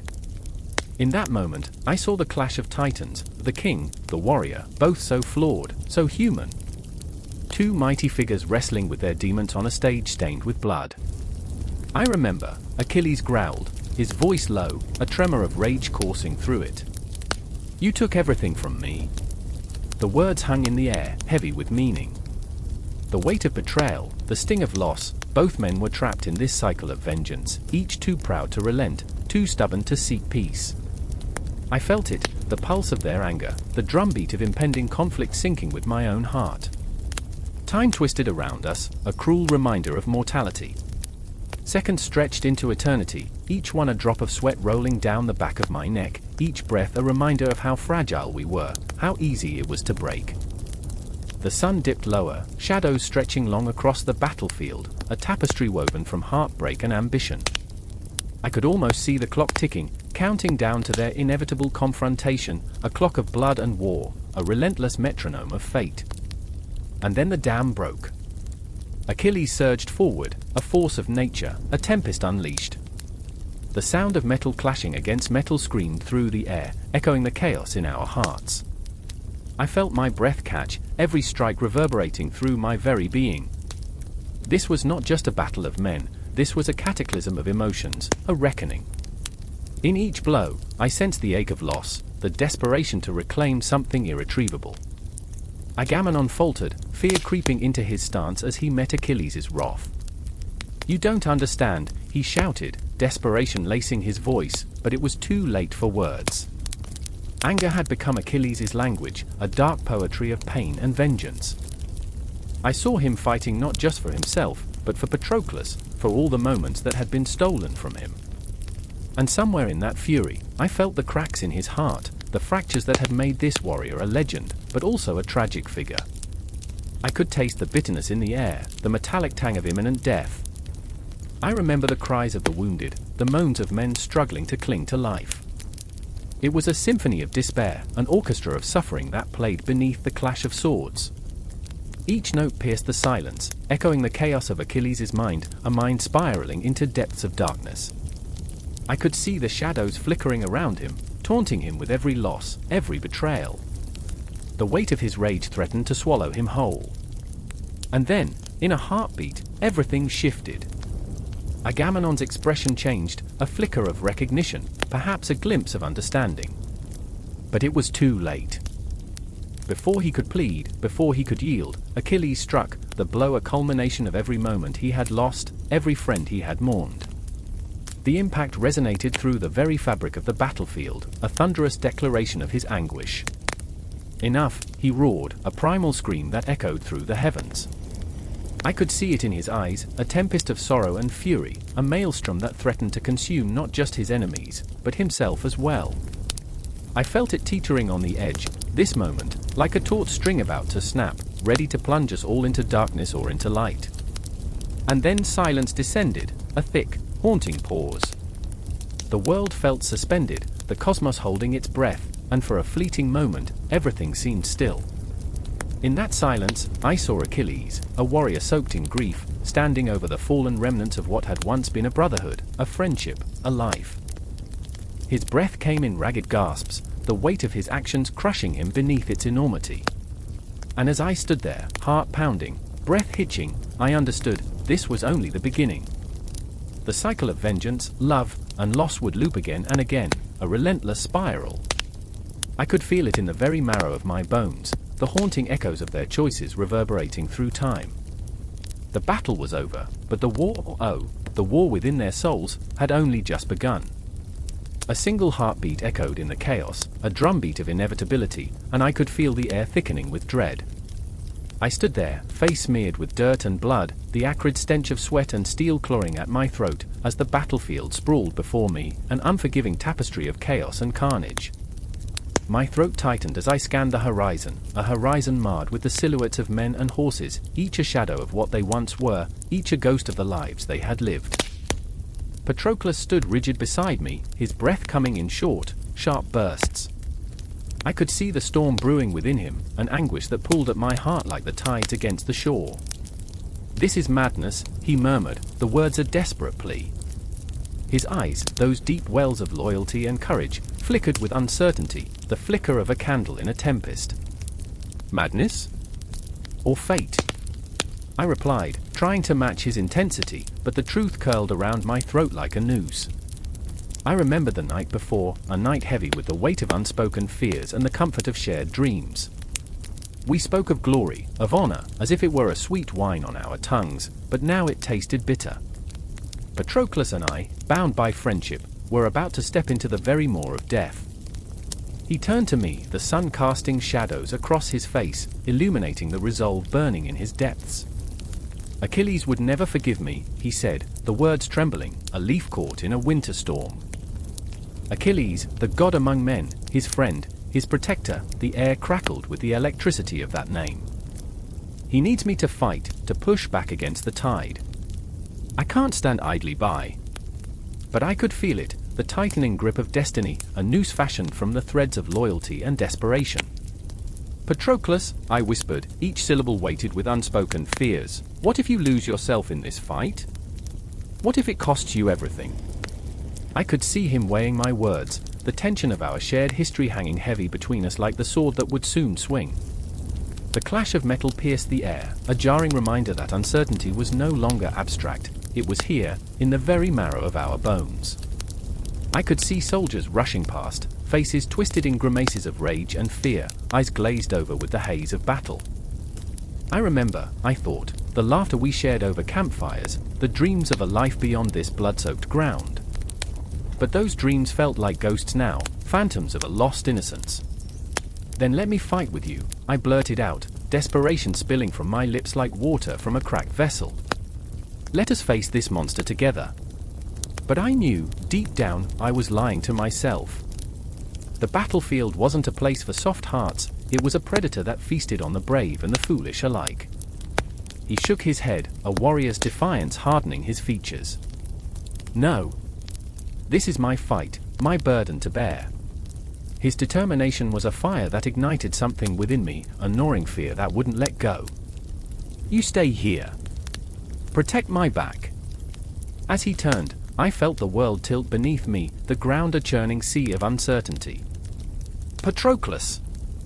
I called after him, but the sound was swallowed by the cacophony of war, the roar of men clashing, the sounds of lives being extinguished before our eyes. I wanted to reach out, to grasp his arm and pull him back to safety, but the shadows of fear held me in place, paralyzed by the weight of what was to come. And then he was gone, a fleeting figure weaving through the chaos, a comet streaking across a darkened sky. My heart raced, pounding against my ribs like a war drum. I was left standing on the precipice of despair, frantically clawing at the air for a way to save him. Each swing of Patroclus's sword was a desperate attempt to carve out his destiny, to defy the very gods who had stitched our fates together. I could see him, his movements fluid yet frantic, his face a mask of determination and fear. He fought like a tempest unleashed, but I could sense the encroaching darkness, an ominous shadow creeping over him, whispering sins and despair. A cry shattered the air, raw, visceral, a sound that made my stomach twist. "No!" The word escaped my lips like a prayer, an invocation against the terrible inevitability of fate. But I was too far, and the chaos would not relent. Through the haze, I saw it, an enemy closing in, a figure cloaked in the shadows of a disdainful fate. Patroclus pivoted, but time seemed to elongate, stretching out like the arms of a clock ticking down to doom. I remember the moment of impact, the terrible sound of steel meeting flesh, of breath caught in throats. My heart stopped. The battlefield faded, and in that moment, all I could see was Patroclus, the light dimming in his eyes as he staggered back, confusion etched across his face. I could hear the world spinning around me, a vortex of panic and death. All I could do was scream, an echo of helplessness against the clamor of violence. The cosmos seemed to shift, and I felt something break within me. The weight of our friendship bore down, pressing me into the dirt. I wanted to rise, to scream, to throw myself into the fray, but I was anchored by fear, rooted by the knowledge of what it meant to lose him. He fell, and I could feel time splinter around me. The shadows danced, weaving through the corners of my mind, taunting me with memories of laughter shared, dreams unfulfilled. The cost of friendship was etched into my soul, and I was left standing amidst the wreckage of what was once whole. Even as I called his name, the sound was muffled, for the world was drowning in its own blood, and I was just another lost soul in a sea of despair. The battlefield stretched around me, a cruel joke, a tapestry of loss that refused to fade. I was left with the echoes of his laughter, the shadows of our shared moments, and the unbearable weight of what it meant to love deeply in a world so intent on tearing us apart. And as the chaos swirled, the cosmos above watched, indifferent, as I stood on the brink of everything I had ever known, heart racing, waiting for the storm to claim us both. Chapter 25. The death of Patroclus, a turning point, a solitary flash of bronze, glinting like a warning, cuts through the thick haze of carnage. It sends shivers down my spine, a premonition firing through the air like an arrow, sharp and unyielding. The battlefield, once a chaotic dance of glory and valor, now descends into a suffocating stillness that wraps around my throat. I can hear nothing but the frantic thrum of my own heart, pounding like a war drum, drowning out the cries and groans of men grappling with fate and mortality. Blood soaks the ground, a grotesque tapestry of life and death, each drop a story untold, a promise broken. Patroclus, my dearest friend, stands at the center of this tempest, a beacon of light surrounded by shadows. His face is drenched in sweat and grime, yet the fire in his eyes burns brighter than the sun above. I watch him, gripping the spear that feels too heavy for his hands, his voice rising above the din, calling for courage, for valiance. I should be beside him, my heart tethered to his, the bond we forged in boyhood, in laughter, in shared secrets. But fear gnaws at me, cruel and insatiable. The thought of losing him wraps around my ribs like a vice, tightening, squeezing the breath from my lungs. I remember when we were boys, I whispered to the wind, expecting it to carry my words back to him, hoping he can hear me. When the world felt so much simpler. When battles were just games of heroes and monsters, and we were invincible. But the weight of those memories suffocates me now. The past hangs heavily like fog, shrouded in an impending doom I cannot escape. Patroclus charges forward, and in that moment, he is both a warrior and a fool. I want to scream for him to stop, to turn back, but the words are lodged in my throat. I see him, his armor glinting, a warrior poised between life and the precipice of something dark and final. He runs toward the chaos, toward glory, but the glory is wilted and rotten, a mirage of honor in a swamp of death. I think of Achilles, his wrath, his refusal to fight, and how Patroclus, in his desperate loyalty, has donned the armor of a man who feels lost and broken. Why can't you see? I want to shout. This isn't a game. This isn't a childhood dream. But he doesn't hear me. He never does. The din of battle swallows my mind as I watch him falter. I see the shadows creeping closer, a darkness that grows hungrier with each passing moment. A roar, a monstrous bellow erupts, and I feel the ground tremble beneath me. It's Hector, the mightiest warrior of Troy, his figure towering like a dark omen. He is a tempest wrapped in flesh, a nightmare become flesh. Patroclus wavers, uncertainty flickering in his eyes. I want to reach out, to pull him back, to tether him to the safety of my embrace. But fear, that insidious creature, has rooted me in place. And then it happens. A quick, brutal dance of steel, a flash, a moment suspended in time. I see the gleam of Hector's blade, swift and merciless, slicing through the air like a scythe through wheat. The world narrows, sounds fade, time elongates. I am locked in a prison of horror, a spectator to the unthinkable. Patroclus's mouth opens, a silent gasp as the blade finds its mark. The universe blinks, and all that remains is the echo of his name, Patroclus. The world shatters, my heart fractures like glass. I can't breathe. I can't think. My vision blurs, the colors of the battlefield swirling into a grotesque painting of chaos and despair. I see him fall, crumpling like a broken doll, the light fading from his eyes, the fire extinguished. In that moment, time collapses, and I am lost in a chasm of grief. I reach for something, anything to hold on to, but it slips through my fingers like smoke. I had dreams for us, I murmur, the words choking me. I wanted us to be legends. I wanted you to be safe. But dreams are whispers in the wind, ghosts that haunt the living. I stand, immobile, as the tide of battle sweeps over him, washing away all that we had built, all that we had shared. I am drowning, the weight of loss dragging me under. And then I see Achilles, his figure wreathed in fury and devastation. He emerges from the shadows, those hauntingly beautiful eyes filled with madness, with a thirst for vengeance that could light the world ablaze. He is a storm unleashed, a tide of wrath that engulfs everything.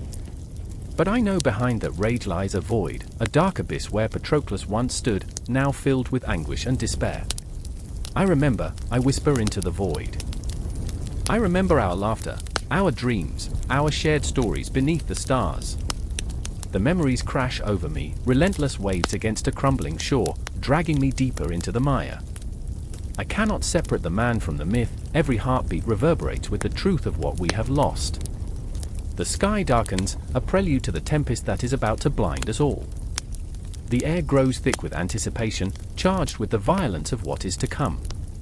I feel the cosmos tremble in response to the chaos unfolding. The stars themselves seem to dim as if mourning the loss of innocence wrapped in the form of a single man. And I stand, paralyzed by the enormity of it all, as the world spins around me, each moment a kaleidoscope of loss and fury, each breath a reminder of the bitter truth: Patroclus is gone, and with him, he has taken the last vestiges of my hope. The confrontation is imminent, Achilles' wrath is a beast unleashed. The tides of fate are shifting, the fabric of our existence fraying at the edges. I can feel it in my bones, in the marrow of my soul. This is not the end, it is a beginning, a cataclysmic turning point that will shape destinies, that will irrevocably alter the course of our lives. In the distance, I hear the clash of steel, the cries of men echoing like ghosts, and I realize I stand on the precipice of something monumental, even amidst the grief that wraps around me like a shroud. This is the moment that will haunt me, that will mark me and my heart forever bearing the scars of this day. There are no conclusions here, only the haunting echoes of a name, Patroclus. What comes next is tangled in shadows, a winding path through vengeance and sorrow that we must walk together, never forgetting. The sun hangs low, a blood-red orb, spilling its dying light over the battleground like spilled wine on a faded tapestry. I can taste the dust in the air, a mix of sweat and fear, and it clogs my throat, thick as sorrow. Achilles stands there, a spectre of rage cloaked in the twilight, his eyes burning with the fire of loss. He is a man transformed, a vessel of vengeance, and I feel the weight of his pain, sprawling out like shadows across the charred earth. I remember the cries of dying men, the clangor of swords, the thud of bodies against the ground. There's a stench that pervades it all, the scent of blood and desperation, mingling with the earth's ancient lament. Hector, noble Hector, stands defiantly before the gates of Troy, his heart a drum echoing the chaos around him. He is proud, but pride is a brittle thing, like glass teetering on the edge of a table. I can see it in his eyes, the flicker of fear masked by resolve, and that is where the tragedy spirals, like a noose tightening slowly around his neck. Achilles strides forward, and each step reverberates through the ground, a promise of doom. I feel the tremor in my bones, the anticipation crackling in the air like static before a storm. This is not mere combat, this is a collision of fates, the convergence of two destinies forged in the fires of war. Hector, with his heart beating bravely, stands to face the wrath of a man whose soul has been rent apart. In this moment, they are both raw and exposed, two sides of the same coin, one fighting for honor, the other for revenge. I remember the night before the battle. The moon draped the world in silver, and Hector stood at the edge of his camp, staring into the void as if searching for answers in the stars. "What is glory?" he whispered. "What is honor? I wanted to scream back, "It's an illusion." A cruel trick played by the gods. But the words never formed. Instead, I swallowed hard, tasting the bitterness of fate. It's all absurd, really, this quest for a legacy, this madness that drives men to slaughter each other. But here they are, Achilles, a god among men, and Hector, a man caught in the web of duty. The tension mounts, an invisible thread stretched taut between them, vibrating with the unspoken words of their shared history. I can see it in the way Hector grips his sword, knuckles whitening, trembling with the weight of his choices. There's fear buried beneath that stoic facade, and it cuts deeper than any blade ever could. As they draw closer, the world narrows, shrinking to just the two of them. I can feel the pulse of the earth echoing in my chest, the rhythm of impending tragedy. Hector's breath comes in quick bursts, and I can see the sheen of sweat on his brow, glistening like a jewel against the backdrop of war. It's a dance of death, a macabre ballet staged under the indifferent heavens.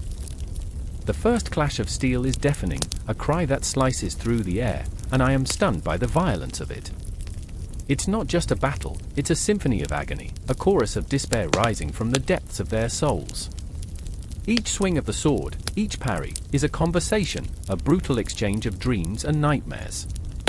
I watch as Hector fights, his movements fluid yet desperate, as if he knows this might be his last stand. "Why do you fight?" he calls out, his voice a haunting echo. "What do you seek in this blood-soaked earth?" But Achilles, cradled in his rage, offers no answer, only the cold, hard glint of determination in his eyes, a storm brewing beneath the surface. He is a man possessed, a savage force unleashed, and I can feel the very air around him crackling with his fury. I remember the laughter of the gods, resounding like thunder in the heavens, a cruel reminder of their indifference. They watch as Achilles lunges, striking with a precision that is terrifyingly beautiful. The blade finds its mark, a gasp, a splatter of crimson painting the dirt, and Hector stumbles, the light in his eyes dimming. Time stretches, elongating the moment until it becomes unbearable. I want to scream, to beg for mercy, but all that escapes my lips is a choked sob. Hector falls, the warrior crumpling to the ground, a marionette severed from its strings. The world around him dims, the brightness fading into a dull haze. I can see the life draining from him, a candle flickering in the wind, and I am powerless to stop it. Achilles stands over him, a dark silhouette against the dying sun, his face a mask of triumph tinged with something darker, satisfaction mingling with the bitter taste of loss. Hector's gaze is unwavering, full of defiance even in his surrender. "You've won nothing, Achilles," he gasps, each word a struggle. "The gods will punish you for this." And in that moment, I recognize the tragedy of it all. Vengeance consumes even the victor. The air thickens with unspoken words, a heavy silence that crushes the heart. I remember my own ghosts, the faces of those lost to time, each one a reminder of the fragility of life. In this moment, I wonder if Achilles knows that he has traded his humanity for a fleeting triumph. He stands there, a triumphant figure, yet I can feel the shadows creeping around him, whispering promises of isolation and despair. The world holds its breath as Achilles raises his sword, the finality of it echoing through the silence, and I know, deep within me, that this is not just the end of a man, it is the beginning of a cycle of retribution, sorrow, and unending grief. And as I watch Hector's light extinguish, I feel the universe shift, a cosmic balance tip toward chaos, and I know the story is far from over. A sudden scream shatters the stillness, echoing off the stone walls of Troy, a sound so raw it feels woven into the very fabric of the city. Panic claws at my throat as I bolt upright, every heartbeat drumming a frenzied rhythm against my chest. The moon hangs low, a ghostly eye peering from the inky dark, casting pale light on shadows that whisper secrets of doom. I remember the prophesies, the weight of words spoken in desperation, the chill of foreboding like a storm brewing on the horizon. Hector stands before me, his hands trembling, stained with blood, the remnants of a battle that has stolen the lives of so many. There's a haunted look in his eyes, as if he's already waded through the river Styx and returned with knowledge he wishes he could forget. "They come," he gasps, voice thick with despair. "The Greeks are at our gates, their hunger for vengeance insatiable." My heart races, a wild thing trapped in a cage of flesh, clawing its way toward freedom. I remember Paris, my brother, standing at the precipice of an impossible choice, a choice he made with a heart full of foolish love, Helen, the face that launched 1,000 ships, but also the harbinger of our ruin. In the swirling chaos of my thoughts, I cling to the memories of laughter, the sweetness of youth before it was devoured by war's bitter taste. Hector's gaze pierces through me, a desperate plea for understanding. We must prepare, he insists, as if the mere act of speaking could alter fate. But how can I fight when the very essence of our city crumbles? The weight of destiny hangs heavy between us, wrapping around our throats like a noose. I can hear the distant clash of swords and the wail of the dying, a symphony composed of grief and blood. And then there's Andromache, my heart tethered to her like a moth to a flame. She stands on the ramparts, hair tousled by the winds of despair, her eyes wide and sorrowful, brimming with unshed tears. Hector, she whispers, voice trembling like a fragile leaf in autumn's grasp. The depth of her love is a chasm, one that echoes with the sound of hearts breaking. She knows the stakes, she knows what's at risk. Promise me you will return. I remember the days we spent dreaming of peace, Hector says, his voice a mere whisper, yet it carries the weight of mountains. But this dream is fading. The despair burrows deep into my chest, twisting like a dagger. I remember the first time I held my son, his small form cradled in my arms, his eyes wide with innocence. What legacy are we leaving him? A city of ash or a home drenched in blood? The night thickens around us, a shroud of suffocating silence that holds the promise of violence. I can feel the tension crackle in the air, like the oppressive weight before a storm. I glance at the horizon, where darkness looms, the silhouettes of the Greek ships emerging like the harbingers of death. Each wave that crashes against the shore carries the cries of the fallen, their voices mingling with the wind, urging us to remember. A memory hits me, a time when laughter was the norm, not the exception. The streets filled with music, the aroma of feasts wafting through the air. Our city was alive, vibrant, unyielding. But now it feels like a tomb, silent and echoing with the ghosts of what once was. I remember the warmth of the sun on my skin, the carefree days spent beneath its glow, oblivious to the fate that awaited us. I cannot lose you, Andromache repeats, her voice a fragile thread barely holding together our reality. It pierces through the fog of despair and settles deep in my soul. Promise me you will fight for us. But how can I promise something so fragile? What is fighting if it leads only to emptiness? I look at Hector, whose strength is unwavering, yet I see the cracks forming in his armor. He hesitates, the weight of his destiny colliding with the love he bears for Andromache. I will return, he says finally, though I can hear the unspoken truth behind his words, the shadow of doubt creeping into his heart. With every passing moment, I feel the walls of Troy tightening around us, the stones themselves whispering warnings. I want to scream, to shake the heavens and demand an answer to our plight. Why have the gods turned their gaze from us? I remember the stories, tales of glory and honor, but I can't help but wonder if they are just empty echoes in the chambers of time. A horn blares in the distance, a primal call that sends shivers racing down my spine. The Greeks have breached our defenses, their intentions are clear, their hunger for vengeance like a fire consuming everything in its path. I can taste the salt of my own fear, mingling with the metallic tang of dread. This is it, the moment when destinies clash, the fate of Troy hanging by a thread, trembling on the brink of chaos.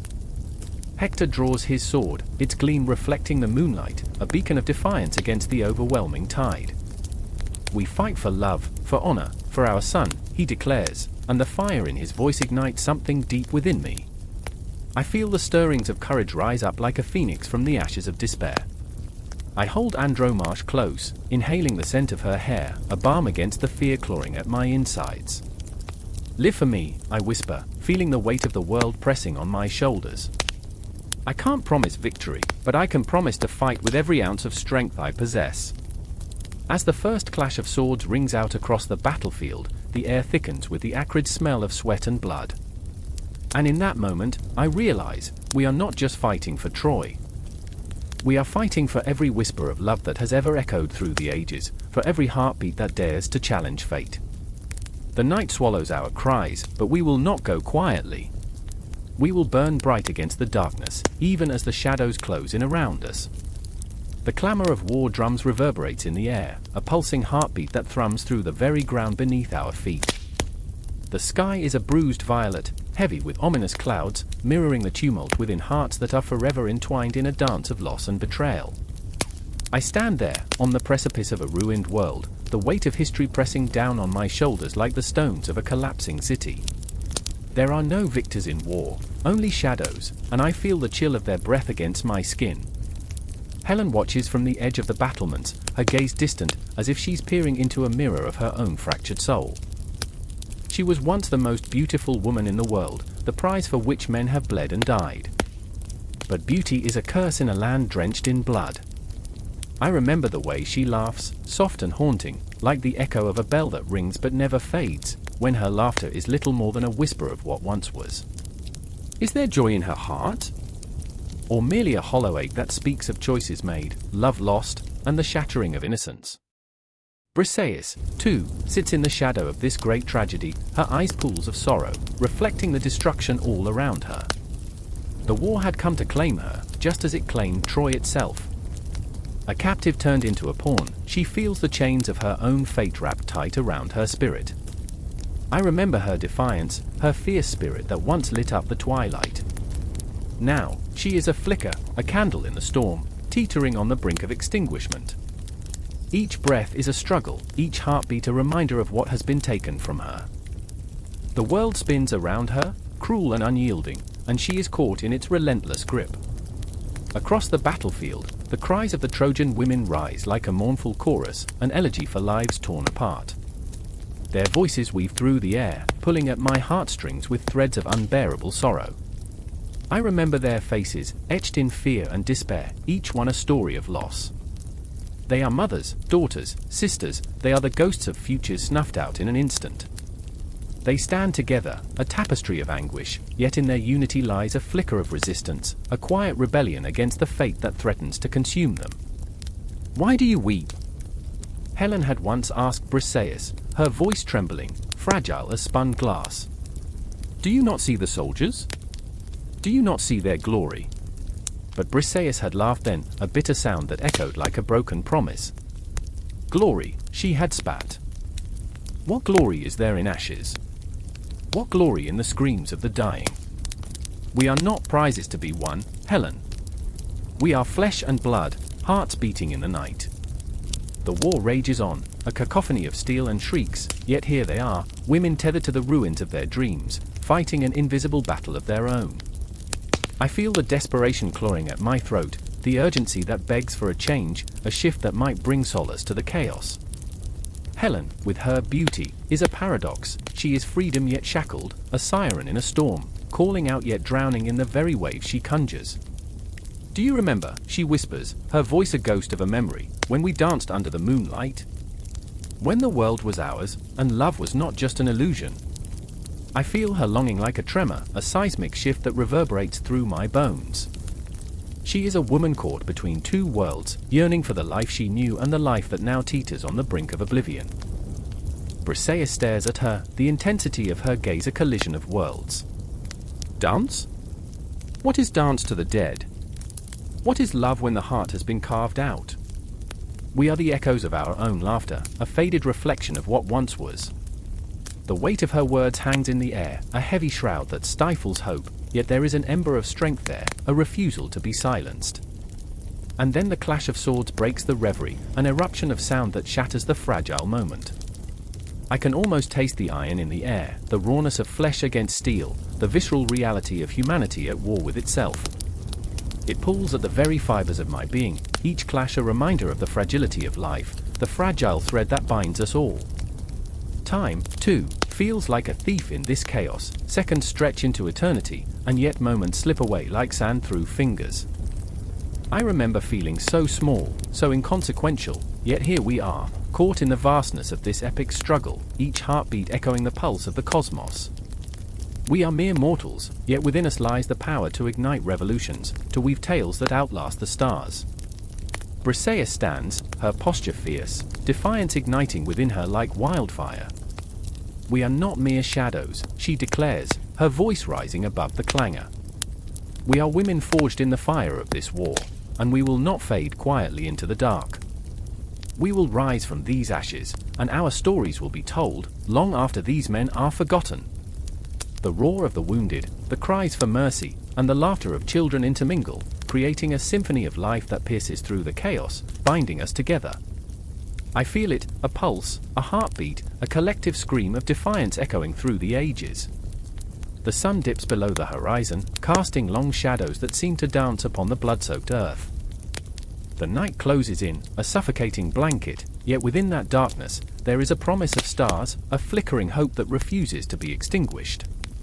The women of Troy, Helen, and Briseis stand united, their souls entwined in a rebellion that is raw and unyielding, an anthem of survival in a world that seeks to silence them. And as I watch, I know this is not the end, it is only a breath, a moment suspended in time, lingering on the cusp of what is to come. The battle rages on, but this is their story, a testament to resilience that will ripple through the annals of history, echoing in the hearts of all who dare to listen. Chapter 29. The Trojan Horse, a deceptive strategy. The moon hung low and heavy over the besieged city of Troy, casting ghostly shadows that danced like spirits on the cracked stones of the fortress. The air trembled with the weight of desperation, the kind that clings to the throat and suffocates hope. I stood there, heart pounding, a spectator to this tragedy, watching as the fires of war flickered in the distance. I remember the scent of smoke mixed with salt, the distant echoes of grief and fury. I remember when the laughter of children faded into the sorrowful wails of mothers seeking lost sons. In the throes of night, the Greek forces lay just beyond the horizon, their voices a low murmur, like a predator stalking its prey. Odysseus was among them, a figure cloaked in shadows, his eyes glinting with the kind of madness that genius breeds. I had watched him plan, manipulate, his mind a labyrinth of strategies and deception. He was both a hero and a spectre, his very essence intertwined with the fate of Troy. Yet behind that steely resolve lurked a man haunted by his choices, the faces of fallen warriors etched into his memory like scars across his soul. But it was not only him who bore the weight of this impending doom. There was Hector, the noble prince of Troy, standing tall even as the walls of his beloved city crumbled around him. His heart was a battlefield, torn between love for his people and the gnawing fear of loss. Every breath he took was laden with the knowledge that soon, very soon, he would have to face the monster that had become his life, a life dictated by bloodshed and honor, one he had never asked for, yet embraced with fervor. As he gazed into the night sky, I could see the flickering memories of joy buried beneath the rubble of war. A loving wife, a laughing son, fleeting moments that now felt like ghosts. "Can you hear it?" Hector whispered, his voice breaking through the silence like glass shattering underfoot. "The sound of our fate." I nodded, though I couldn't tell if I was reassuring him or myself. Each tick of time was a countdown, a metronome beating in sync with our dread. And then, the Greeks revealed their plan. A colossal wooden horse, a grotesque amalgamation of craftsmanship and treachery, loomed against the backdrop of the moonlit sky. It was a gift, a token of false peace, a grotesque betrayal wrapped in splendor. I remember feeling my stomach drop as I watched Odysseus rally his men, their eyes glistening with the promise of victory, the promise of an end to this relentless siege. But victory woven with deceit is a double-edged sword, and its blade cuts deeper than any sword forged in the fires of war. What if it's filled with death? Hector's voice quivered, the very thought clawing at his gut. What if they hide within, waiting to pounce upon us like vultures? His fear was palpable, hanging between us like a heavy fog, but I could see the spark of determination igniting. He would not allow fear to consume him entirely, he would stand as the shield of Troy until his last breath. "I remember when we used to think the enemy was outside," I said, trying to lighten the suffocating atmosphere, my voice a fragile whisper. "Now we invite them in like old friends." A weak attempt at humor, but that's how we survived, by laughing at the absurdity of our existence. As dawn broke, the world felt strangely still. The Greeks had retreated, leaving the horse at the gates, a monstrous sentinel shrouded in mystery. We stood there, eyes locked on the behemoth of betrayal, hearts racing. Should we embrace this hollow offering or burn it? My mind buzzed with questions, each one more sinister than the last. Was this truly a gift, or did it harbor the very essence of our doom? But curiosity, That wicked seductress gnawed at us. What if it holds treasures? A soldier murmured, his eyes glinting with greed. What if it's filled with riches? The whispers cascaded through the crowd like wildfire, igniting a hunger that blinded reason. Hector stepped forward, the weight of his duty colliding with the temptation of hope. We must be vigilant, he warned, his voice steady but laced with uncertainty. Do not let your desire for an end cloud your judgment. We are not naive children. Yet, even as he spoke, I could see the flicker of doubt in his eyes, the heartache of what it meant to protect his people. And so, the decision was made. With trepidation, the people of Troy began to draw closer, inhaling the scent of the wood, the promise of salvation wrapped in deception. As they approached, I could feel the air crackle with tension, a storm brewing on the horizon. I wanted to scream, to shake them from their stupor, but my voice was lost in the swell of their excitement. Then came the moment they rolled the horse into the city, cheers erupting like cannon fire, the echoes of hope reverberating off the ancient walls. But beneath that cacophony, I felt a chilling silence. It whispered of betrayal, a sinister promise lurking in the shadows. I remember the feeling of dread coiling tight within my chest as I stared at Hector, his eyes shadowed with an understanding that something was terribly, irrevocably wrong. As the horse loomed larger, an entire world of possibilities and nightmares unfurled within its wooden belly. I knew, with every fiber of my being, that this would be the end of everything we held dear. The laughter of the Trojans mingled with the distant sounds of victory from the Greeks, a haunting symphony that played on a loop in my mind. And we plunged headlong into that abyss, trust morphing into treachery as the sun dipped below the horizon, swallowing us whole. The shadows lengthened, and a darkness deeper than night settled over Troy, the kind that would drown even the stars in despair. We were standing at the precipice of fate, tethered to our choices like marionettes, and as the clock ticked on, the world began to spin away from us. The Trojan horse loomed above, a monument to our folly, and within its hollow belly, the ghosts of our dreams and nightmares awaited, ready to rise. The silence was a creeping dread, a whisper that curled around the streets of Troy like a serpent preparing to strike.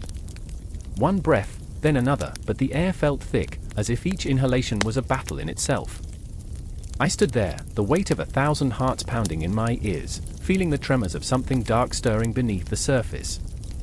The walls of Troy loomed high, ancient and proud, but they were more than just stone and mortar, they were a promise, a fortress against the chaos that lay beyond.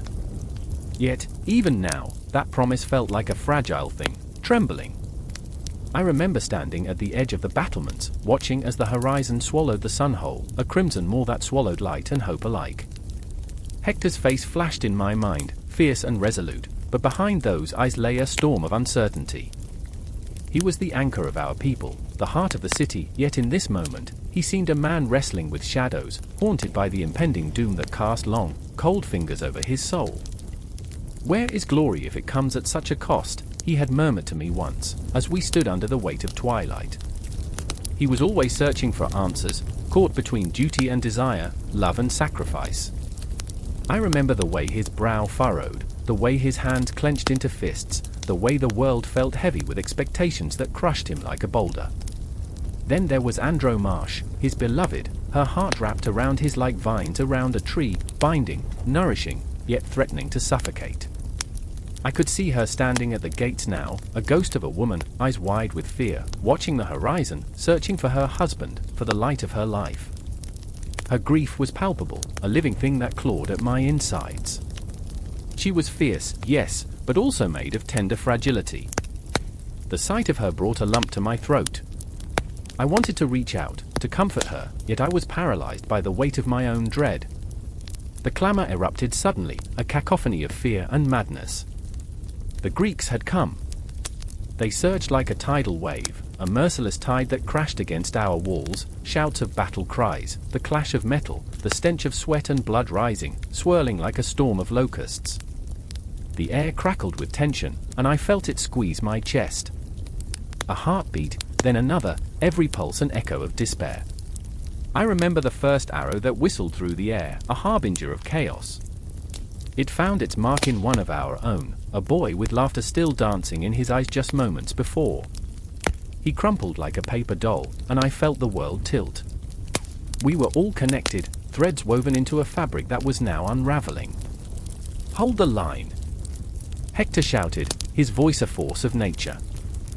I could see him at the front, a lion among lambs, charging into the fray with a burning fire in his heart. But what did it mean to be brave when the very ground beneath you trembled with uncertainty? I wanted to believe in him, in his strength, in the righteous fight ahead. But I also felt the fear clawing at my sanity, whispering doubts into my ears. What if this was the end? What if we were not destined to be remembered, but forgotten like dust upon the winds? Andromache's wail pierced the air, raw and unfiltered, pulling at me like a tide. I turned, my heart splintering as I saw her kneeling, the earth beneath her stained with grief. "Hector," she cried, a sound that felt like shrapnel tearing through the fabric of my soul. The way she called his name was like a prayer, a desperate plea to the gods who had long since turned their backs on us. Everything felt wrong. This was not how it was supposed to unfold. The walls were supposed to protect us, not become our prison. The dreams of our ancestors echoed through my mind: unity, strength, the promise of an unbreakable bond. Yet there we were, standing at the brink, watching the world crumble. The Greeks were relentless, fury and bloodlust fueling their charge. I gripped my spear, my hand slick with sweat, heart racing like a wild stallion. I was terrified. My knees threatened to buckle, yet I forced myself to move, a single step toward the chaos, toward the anger, the pain, toward the inevitable collision of our fates. I remember Hector's eyes meeting mine in that frantic moment, a spark ignited in the abyss. "We fight," he roared, and the world stopped for an instant. The sheer power of his vow resonated within me. There was a rhythm, a heartbeat beneath the chaos. We were warriors. We had to be. With a collective surge, we charged. The air erupted around us, a symphony of chaos. The clash of steel, the cries of men, the choking smoke that filled our lungs, it was an orchestra of despair and defiance. Time warped, twisted like a vine, and every moment stretched into infinity, holding our breaths in limbo. But even as we fought, the walls trembled, and I felt the first crack beneath my feet, the promise of safety turning to dust. The ground shook, and I knew then that we were losing. The weight of inevitability pressed down on us like a heavy shroud. Andromache's face was etched in my mind, her haunting despair, the love she bore for Hector and our city. Each clash of metal echoed her cries, each fallen brother a reminder of our fragility. I stumbled, lost in the maelstrom, the chaos swirling, carrying us toward a fate we had no power to change. And the walls? They began to fall, one stone at a time, each crash reverberating through my bones, a death knell for a city that had stood for centuries. This was our moment, our fight, our truth, and yet it felt like a cruel joke played by the gods. All I could do was push through the waves of despair, knowing that love, duty, and the call to arms would forever be intertwined, a tragic tapestry of hope and heartbreak. The fall of Troy, the moment the walls crumbled, would forever echo in the halls of time, a reminder that some battles are fought not just with spears and shields, but with the very essence of who we are. And as the last breath of sunlight faded, I grasped the truth: we were fighting not just for survival, but for the memories that would linger long after the dust settled. The air was thick with the smell of burnt earth and despair, a haunting perfume that clung to the charred remnants of a once bustling town. Shadows danced in the flickering light of a lone fire, illuminating faces that were as ghostly as the memories they carried. I stood there, my heart hammering like a war drum in my chest, as I watched the aftermath unfold, a tapestry woven with the threads of agony and loss. We were the spoils of a war that had promised glory but delivered only ruin. I remember the moment vividly. A child, a girl, no more than 8, stood at the edge of the rubble, clutching a torn doll, its button eyes clouded with soot. Her hair was disheveled, a wild halo framing a face streaked with dirt and grief. She was a fragile wisp of innocence amidst the chaos, and yet, in her gaze, I felt the depth of her understanding. She had lost everything. The war had taken her home, her family, and reduced her world to ash. I wanted to reach out, to tell her it would be okay, but the words felt like stones lodged in my throat. Beside me stood Elena, her eyes reflecting the firelight like twin embers, fierce and unyielding. She had always been the braver of us two, charging headfirst into the fray, her laughter a sharp contrast to the screams that reverberated in our memories. But now, as we surveyed the landscape of destruction, her spirit seemed to flicker like the dying flame before us. I felt her pain radiating like heat from a furnace, a palpable force that twisted my insides. "What have we done?" she whispered, her voice breaking.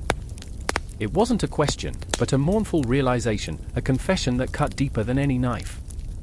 Then there was Marcus, who had once reveled in the thrill of battle. The glory, the adrenaline, he had been a warrior, a figure clad in honor. But here, in this haunting silence, he looked like a ghost of himself, haunted by the faces of the fallen. I could see it in the way he clenched his fists, the way his jaw tightened as if he could physically hold back the tide of remorse threatening to overwhelm him. "They were just kids," he murmured, and I felt the weight of his anguish press down on me like a leaden blanket. "We were just kids."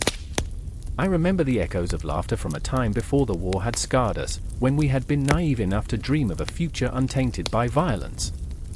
We had plans. We had hopes. But now, hope felt like a cursed word, a cruel joke whispered among the ruins. The sound of distant wailing pierced the air, a chilling reminder that the war was not over, it merely wore a different face. I could feel the ghosts lurking behind every corner, waiting to share their sorrow, their unfinished stories. The moon hung low in the sky, a pale witness to the destruction below, casting long shadows that twisted like fingers reaching for solace. I could feel time stretching and collapsing, each second heavy with memories that screamed in silence. "Look," I said, pointing to a cluster of twisted metal and broken dreams. "That used to be the bakery where we stole bread." I chuckled, but it felt hollow, a mockery of what had been. Elena's eyes glistened with unshed tears. "Now it's just a grave for our laughter," she said, and I felt the warmth of her hand slip into mine, a tether in this storm of despair. We moved through the wreckage, a procession of the damned, and I couldn't shake the feeling that the very ground beneath us was mourning. Each step echoed with the weight of choices made, of lives altered by the brutality we had unleashed. I could hear the whispers of the town, its spirit clinging to the remnants, crying out for justice, for recognition. It was as if the walls themselves were alive, bearing witness to the tragedy that had unfolded within their embrace. As we reached the center of the devastation, our eyes fell upon a makeshift memorial, a gathering of photographs, candles, and flowers. Each face told a story, a life extinguished too soon. A mother, a brother, a friend, each name etched into the fabric of our hearts like a scar that refused to heal. I felt a fierce ache in my chest, a choking sensation as the realization hit me, we were not just survivors. We were architects of this catastrophe. "Can you hear them?" Marcus asked, his voice barely above a whisper. "The ones who never got to say goodbye." I nodded, unable to speak, as the weight of the unspoken burden lingered between us. It was a haunting symphony of loss, reverberating through the hollow spaces where laughter once thrived. The world felt impossibly vast, yet crushingly small, a paradox that left us gasping. In that moment, I glimpsed the flicker of resolve in Elena's eyes, a spark that could ignite a fire beneath the ashes. "We can't let this be the end," she said, her voice gaining strength. "We owe it to them to remember. We owe it to ourselves to rise from this." I could feel the heat of her words wrapping around us, a shield against the darkness. But the question loomed, what did rising even look like in a world so fractured? As the night stretched on, we found ourselves standing shoulder to shoulder, three souls entwined by fate, grappling with the enormity of our reality. The ghosts whispered still, the shadows danced, and the moon watched with an unyielding gaze, but within us, a flicker of hope began to ignite. We were the spoils of war, yes, but maybe, just maybe, we could also be the architects of something new. We turned from the memorial, the weight of our past still heavy upon us, but with every step we took, I felt a pulse of determination. The night was dark, but dawn had to come, didn't it? The war may have left its scars, but it had also gifted us with the chance to reclaim our voices. And as we moved forward, into the uncertainty of tomorrow, I could almost hear the faint echoes of laughter returning, a promise lingering in the depths of our hearts. A hush enveloped the battlefield, a silence so profound it seemed to swallow the very essence of life. The air thickened with tension, clinging to the skin like a shroud, as shadows danced in the twilight. I stood there, heart pounding in a rhythm that echoed the cries of fallen heroes, each beat a reminder of the weight of fate resting heavily on my shoulders. I could barely breathe, the world narrowing to the figure standing before me, cloaked in glory yet engulfed in despair, Paris, the Prince of Troy. His eyes glimmered with a mixture of determination and dread, the weight of 1,000 unshed tears lingering just beneath the surface. I remember the first time I saw him, a brash youth with a laugh that could charm the sun and a heart that dared to love. But love, I learned, is a fickle mistress, and tonight, it bore the sharp edge of a blade as he prepared to face his destiny, an insatiable hunger for glory that now gnawed at his insides. "Will you stand with me, brother?" he asked, voice trembling like the leaves caught in a tempest. There was a vulnerability in his tone, a crack in the armor he wore so bravely. I saw the boy I once knew, the one who would sneak out to chase dreams beneath a blanket of stars, now standing on the precipice of ruin. I'm afraid. I'm afraid of what comes next. I took a step toward him, every movement weighted with the gravity of shared history. "You are not alone, Paris. We will face this darkness together." But even as I spoke, I felt the chasm between us widening, the echo of our laughter replaced by the specter of what would unfold. In the distance, the clash of steel reverberated, a symphony of chaos that drew closer, feeding the tension that hummed in the air. I could almost taste the iron tang of blood, swirling through the memories of our childhood, carefree days turned to ash in the wake of war. The faces of our friends flashed before me, each one a ghost tethered to a past I wished I could forget. Each name whispered like a prayer, a lament that lingered long after the joy had faded. But then, she appeared, a shimmering apparition amidst the chaos, Helen. Her beauty, both a gift and a curse, radiated a light that could illuminate the darkest corners of our souls. Yet, I knew the truth that lay beneath her ethereal facade. Love could be as blinding as it was illuminating. She had ignited the flames of conflict, and now, those flames threatened to consume us all. Paris's eyes, once filled with warmth, now gleamed with shadows as he beheld her. "For you, I am willing to face my end," he declared, an oath that felt both noble and tragic. In that moment, I wanted to scream, to shake him awake from this dream that felt more like a nightmare. Love should not demand such sacrifices, it should not lead to ruin. "You cannot chase the sun without burning your wings," I murmured, but my voice was lost in the cacophony of war. Time seemed to stretch and warp, a cruel trick played by fate. I could see it all unraveling, the clash of swords, the cries of desperation, the blood-soaked earth beneath our feet. Each second felt like an eternity, and yet my heart raced toward the inevitable. In the haze of conflict, Paris's laughter echoed like a phantom, a reminder of his boyish innocence that had long since faded, replaced by the stark reality of what lay ahead. I watched as he stepped forth, a figure torn between valor and folly, and I felt the edges of my own resolve fraying. There was a madness in his eyes, a determination that bordered on desperation. "I will make my stand. For love, for honor," he cried, yet those words turned to ash in my mouth, a hollow echo of a truth I could no longer reconcile. The ground trembled beneath our feet as warriors surged around us, their faces twisted in a grisly mimicry of resolve. I could almost hear the whispers of the fallen, urging us to remember the weight of love, the burden of choice. And yet, as Paris locked his gaze on Helen, the world around us blurred into a chaotic swirl, a maelstrom of dreams and nightmares, love and betrayal. In that moment, I saw the fissures of his soul laid bare, a tapestry of hopes and fears woven together in a tragic dance. I remember the night he first spoke of glory, his voice alight with passion, to be remembered, to be immortal. But what is immortality if it is forged in blood? What is glory if it leads to ruin? A fiery arrow arced through the twilight sky, a harbinger of doom that sliced through the air with a piercing cry. The moment stretched infinitely, a snapshot of fate frozen in time. I reached for him, desperation clawing at my throat, but it was too late. The world shattered in that heartbeat, the sound of his gasping breath echoing through the void as he fell to the earth. My brother, my friend, my heart. Paris! I screamed, the name a prayer and a curse, a plea to a world that had turned its back on us. As I rushed to his side, the battlefield faded into oblivion. All that remained was the thud of his heartbeat against my palm, the warmth seeping away like sand through fingers. I remember the fear in his eyes, the realization that love could be both a savior and a killer, a cruel twist of fate that had led us here. "I'm sorry," he gasped, the words a fragile wisp of regret. And in that moment, the weight of all we had lost crashed down upon me, the laughter, the dreams, the light that once flickered so brightly now snuffed out in an instant. The shadows swallowed us whole, and the world faded into a cacophony of silence. As his breath faltered, the stars above flickered out, one by one, leaving only darkness in their wake. The war continued around us, but time stood still as I cradled him in my arms, the silent witness to a tragedy that would echo through eternity. The fate of Paris was sealed, a tale of love entwined with despair, forever etched in the annals of history.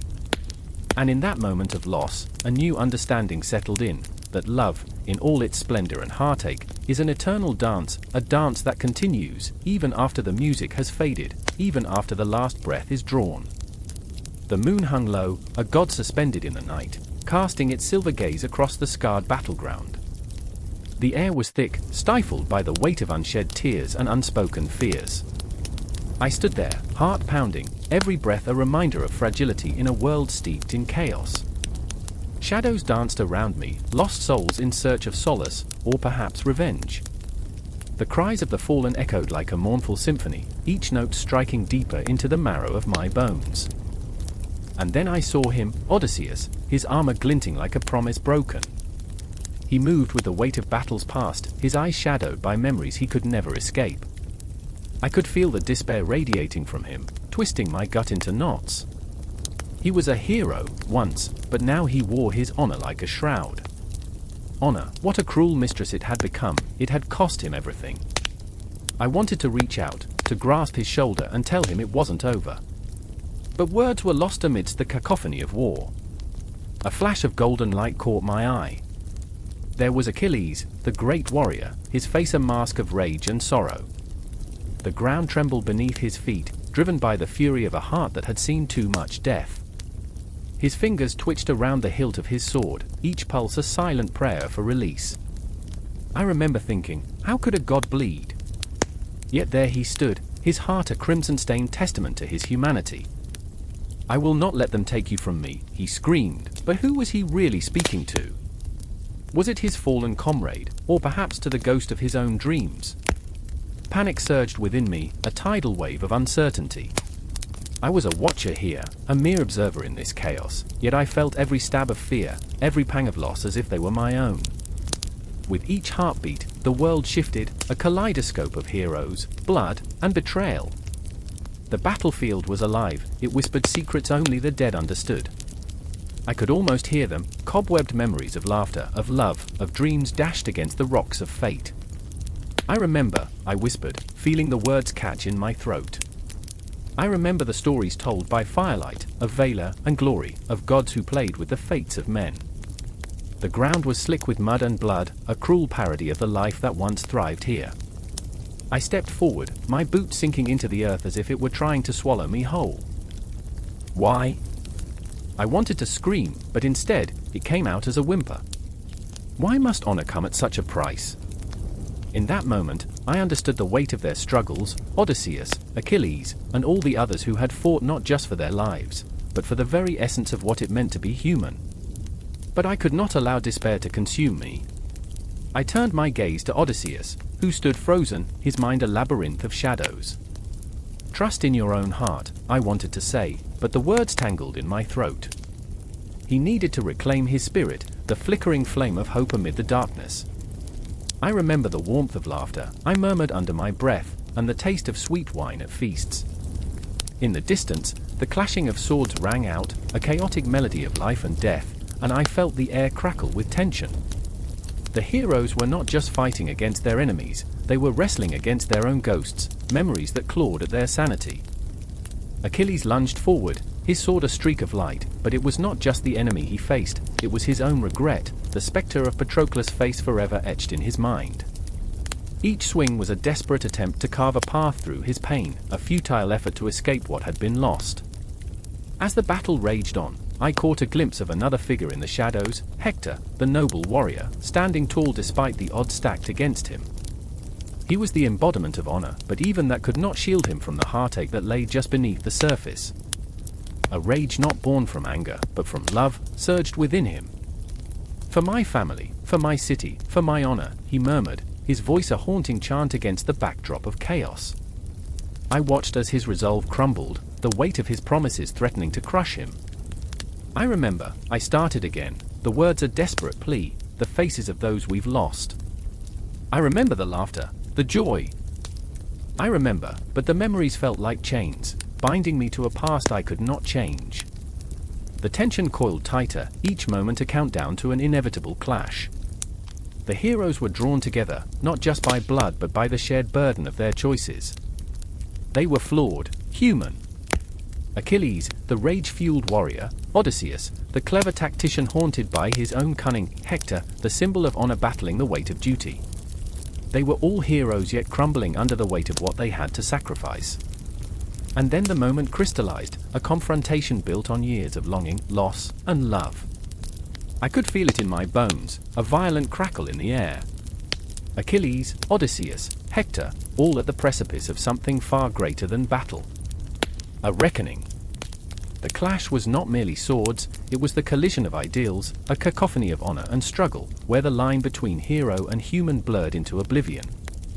I felt the ground quiver, the heavens tremble as they faced their greatest foes, yet the demons of their own hearts. I remember, I murmured again, as the cosmic forces of fate spun wildly around them, threading their stories together into an unbreakable tapestry of honor and struggle, forever intertwined, waiting for the next moment to unfold. In the shadows, the ghosts of their pasts watched, and I realized, with a jolt, that their story was still being written, a tale of honor and struggle echoing through the annals of time. In the dim shadows of a crumbling amphitheater, I can almost hear the echoes of 1,000 hearts pounding in unison, a fervent drumbeat that speaks of blood, betrayal, and burning desire. The scent of smoke lingers in the air, thick and suffocating, as if every soul that fought and fell in the Trojan War still wanders these ruins, seeking solace, seeking vengeance. I stand here, in the hushed silence where once clashing swords sang their cruel symphony, a ghost in a theater of memory. I remember Helen. Her beauty, a candle flickering, illuminating the darkness but casting long shadows of despair. The moment she stepped onto the battlefield, every soldier paused, breath caught and hearts shattered. Was it love or madness that drove them to fight? I can feel the weight of that question, heavy like the armor they wore. Fear gnawed at their insides, a monstrous beast that feasted on their courage, yet still they charged. And in that moment, amidst the chaos, Helen became both the muse and the monster, a haunting reminder of what it means to desire. And then there was Hector.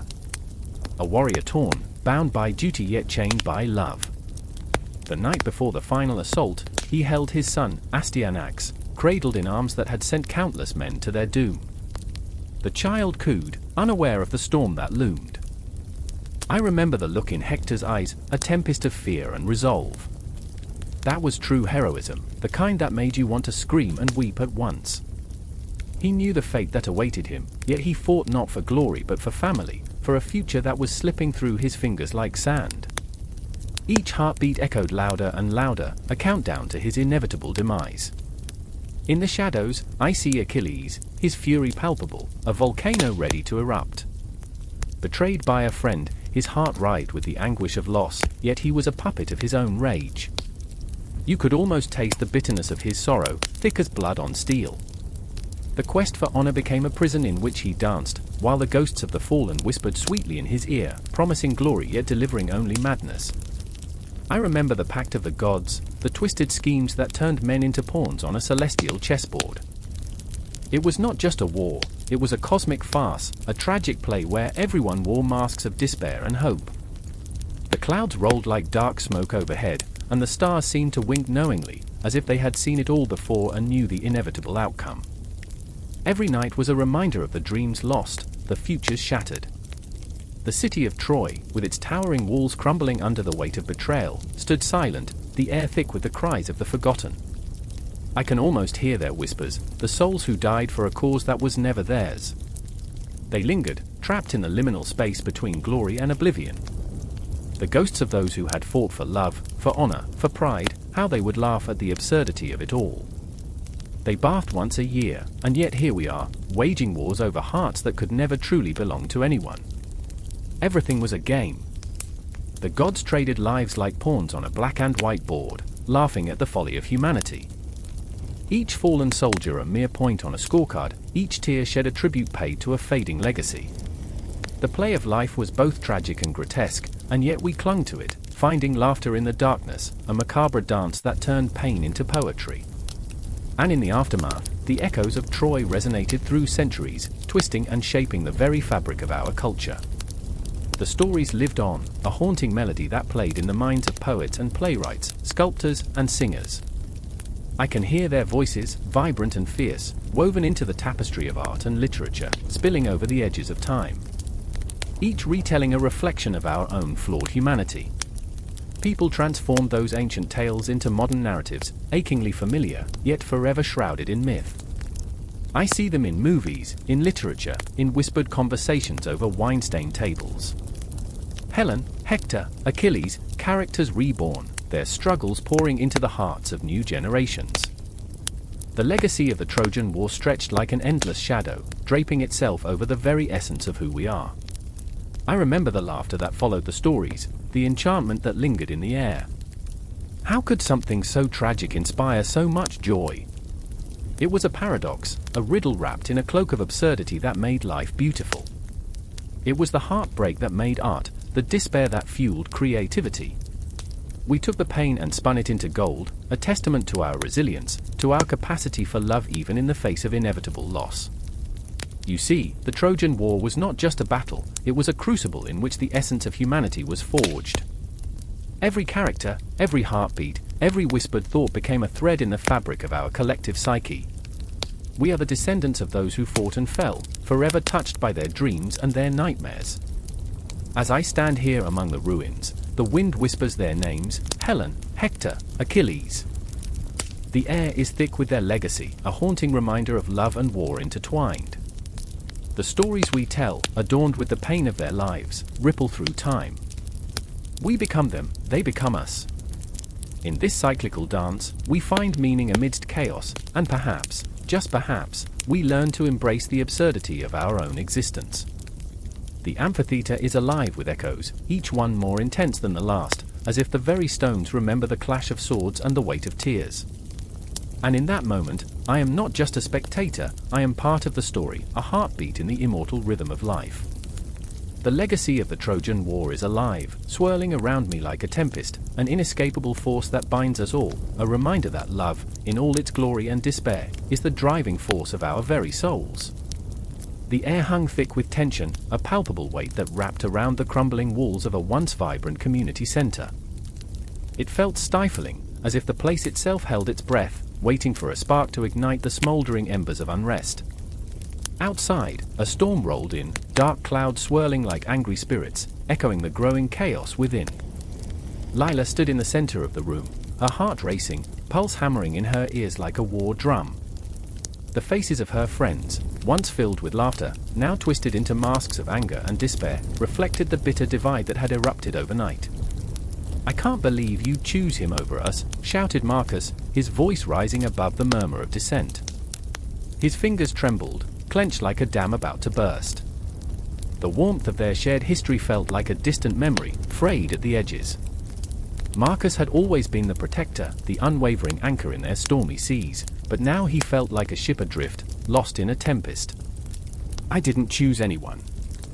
This isn't about sides." Lila's voice cracked, desperation clawing at her throat, choking the words. The truth hung heavy in the air. She was caught between loyalty and betrayal, her heart lying in shards at her feet. She remembered how they used to sit on the cracked pavement, beneath the old oak tree, dreaming of the future, believing they'd always stand together. But dreams, like falling leaves, could be swept away in an instant. In the corner, Sarah's eyes glistened, shimmering with unshed tears as she clutched an old photograph of their gang, smiles frozen in time, blissfully unaware of the rift festering beneath the surface. "We were supposed to be unstoppable," she whispered, her voice barely audible over the rising tide of anger. The image of carefree summers haunted Lila, each memory a ghost that danced mockingly around them. What happened to us? The storm outside intensified, rain lashing against the windows, each drop a reminder of the chaos brewing just beyond the fragile glass. Lila's heart raced, her emotions a whirlwind. She felt as if she were standing on the edge of a precipice, peering into the abyss of what could be lost. The sense of unity that had once bound them together now felt like a fragile thread on the verge of snapping. Unity.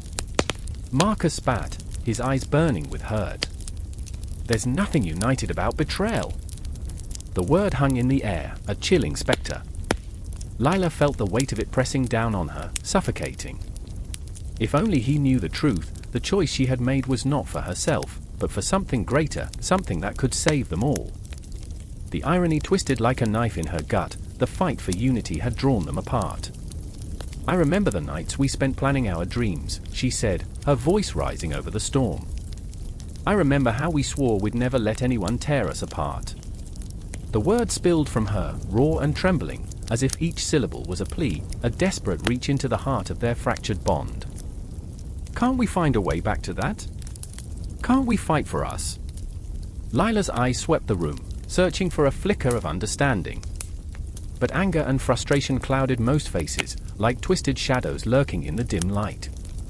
She could feel the storm's energy seeping into her soul, igniting the fury she had buried deep.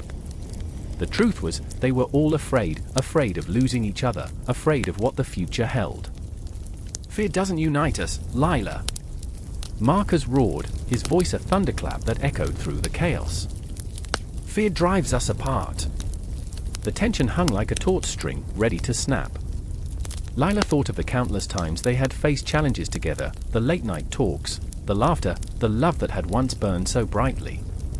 How had they come to this brink, teetering on the edge of annihilation? I remember when you were my rock, she whispered, her voice breaking, raw emotion spilling into the charged atmosphere. When we fought together against everything this world threw at us. Don't you remember that? The storm outside roared, and for a moment, the room fell into an eerie silence, heavy with the weight of memories. And then, amidst the thunder, something shifted. Lila saw it in Marcus's eyes, a flicker of the boy she had known, a boy who had once believed in the power of unity. His facade cracked, just for a moment, revealing the vulnerability underneath. I remember, he admitted, his voice barely a whisper, as if speaking the words would shatter the fragile moment. But I don't know if we can go back. The admission hung in the air like a ghost, vibrating with the tension of possibility. And what if we don't? Sarah interjected, her voice steadier now but rife with uncertainty. What if we lose everything trying to keep this facade of unity? Strife can teach us, can show us who we really are. The storm outside raged, a symphony of chaos and fury, mirroring their tumultuous hearts. The room pulsed with energy, emotion swirling like the winds beyond the walls, each heartbeat a reminder of the stakes at play. Lila felt the cosmos shift around them, each star a witness to their struggle, their pain. I don't want to lose you, Lila said, her voice trembling with sincerity, reaching out as if to bridge the chasm that had formed. We need to confront this, together. No more secrets, no more lies. And in that heartbeat of vulnerability, the shadows shifted. The ghosts of their past hovered, whispering promises and threats. They could rise from the ashes of their discord, but only if they faced the storm together. As the thunder rolled, and the rain fell like a cleansing wave, Lila braced herself. She could feel the shift, the moment of reckoning drawing near. It was here, in the heart of their conflict, that the lessons of strife and unity would unfold. The storm in her heart mirrored the tempest outside, a chaotic dance of hope and despair. The air vibrated with tension, and each breath felt like a countdown to the inevitable confrontation that could change everything. And as the winds howled, promising to tear them apart or bind them together, the choice hung in the air, electric and alive. A lesson waited to be learned, an awakening awaited, if only they dared to face the storm. The wind howled through the skeletal remains of the old village, a ghostly whisper of stories trapped in the air. I stood in the shadows of crumbling stone, my heart pounding like the drums of war, as I watched Myra, her face a canvas of fear and determination. The moon hung heavy in the sky, a witness to our plight, casting a silver glow over the ground that felt more like quicksand than earth. She clutched the tattered remnants of our history, a weathered tome filled with the oral traditions of our ancestors, its pages frayed and fragile, as if the weight of memory itself threatened to tear it apart. I remember, she murmured, glancing at the pages, the night they came for us, the flames licking the sky, the scream swallowed by the darkness. Her voice cracked, an echo of a past I had never known, yet somehow felt trapped within my bones. I could see the memories flickering in her eyes, shadows of lost faces, haunted moments that danced just out of reach. Beside her, Marcus shifted uncomfortably, his hands balled into fists. He was the embodiment of restless energy, a storm waiting to break. "We can't linger here, Myra. They'll find us. They always find us." His voice was a harsh whisper, slicing through the night like a knife. I watched as his resolve teetered, a fragile thing poised on the edge of despair, driven by a gnawing fear that felt all too familiar. He had lost everything, the remnants of his family, the stories that had once filled his childhood with laughter and warmth. I could feel the weight of his grief, a churning ocean of emotion that threatened to drown us all. I remember, I started, though the words felt heavy on my tongue, the tales my grandmother told. She said memory was a bridge, a way to connect with those lost. But as I spoke, I realized the cracks in our foundation ran deeper than any tale could heal. The shadows closed in, pulling me back into memories that had lain dormant, cold and unyielding. I saw the flickering lanterns in our village, their light fighting against the encroaching darkness, much like our spirits struggling to hold on to the narratives that defined us. "The stories are alive," I insisted, desperation slipping into my voice. "If we forget them, we become nothing but shadows ourselves." Myra's eyes locked onto mine, a flicker of hope igniting within the storm. "Then we must tell them," she breathed, her voice trembling yet fierce. "We must breathe life into these memories before they fade, before we fade." And so, we spoke, weaving tales of valor and loss, of the ancients who had walked these very paths and faced their own demons. I felt the weight of our words, heavy and pulsing, each one a heartbeat echoing through time. With every story shared, the shadows retreated just a little more, revealing the glimmer of our past, a tapestry woven from countless voices, each thread a testament to survival. But as the night wore on, doubt crept in, gnawing at our resolve. Marcus paced like a caged beast, his eyes darting to the edges of the darkness. "What if they don't care?" His voice was raw, a mixture of anger and fear. "What if our stories mean nothing to them?" "Then we make them mean something," I countered fiercely, my heart racing. "We carve them into the stone of this world, etch them into the very fabric of time." I could feel the power of our memories surging, an unstoppable force pushing against the cold, unyielding night. Suddenly, a rustle in the underbrush sent chills down my spine. The air thickened, heavy with the scent of impending danger. We turned as one, bodies tensing in anticipation, adrenaline coursing through our veins like wildfire. The shadows seemed to pulse, alive and breathing, promising either salvation or doom. "Myra," I whispered, "hold the book close." My heartbeat drummed a frantic rhythm as I felt the weight of our shared stories resting squarely on her shoulders. They were not just words, they were lifelines, anchors in the storm. The night erupted with a cacophony, as dark figures emerged from the depths of the shadows, their faces obscured but their intentions clear. The air crackled with tension, a prelude to chaos, and I could feel the world tilting, history colliding with the present. "Remember the stories," I shouted into the chaos, my voice rising above the roar, desperation spilling out like a torrent. "They're our shield. They're everything." In that moment, I saw it, the flicker of recognition in Myra's eyes, the way she clutched the tome as if it were a lifeline, a shield against the encroaching void. I remember, she chanted, each word a battle cry, a defiance against fate. "Once, we were more than shadows. We are the echoes of those who came before." And as the first clash erupted, the world spiraled into chaos, a blur of sound and fury. I felt the ground shift beneath me, the weight of history crashing down, but through it all, the pulse of our memories remained, a relentless heartbeat, resonating through the night. This was our confrontation, our moment suspended in a fragile balance, and as the darkness closed in, I understood, we were not just fighting for survival, but for the very essence of what it meant to be alive. The stories would not fade. They could not. They were the lifeblood coursing through us, binding our hearts to the past and propelling us into an uncertain future. In the chaos, among the shadows and the impending terror, I clung to the truth. Memory was not just a tool, it was a weapon forged from love, loss, and the relentless pursuit of connection. And as the night roared around us, I felt the quiet strength of our ancestors rising within, a chorus of voices ready to reclaim the narrative.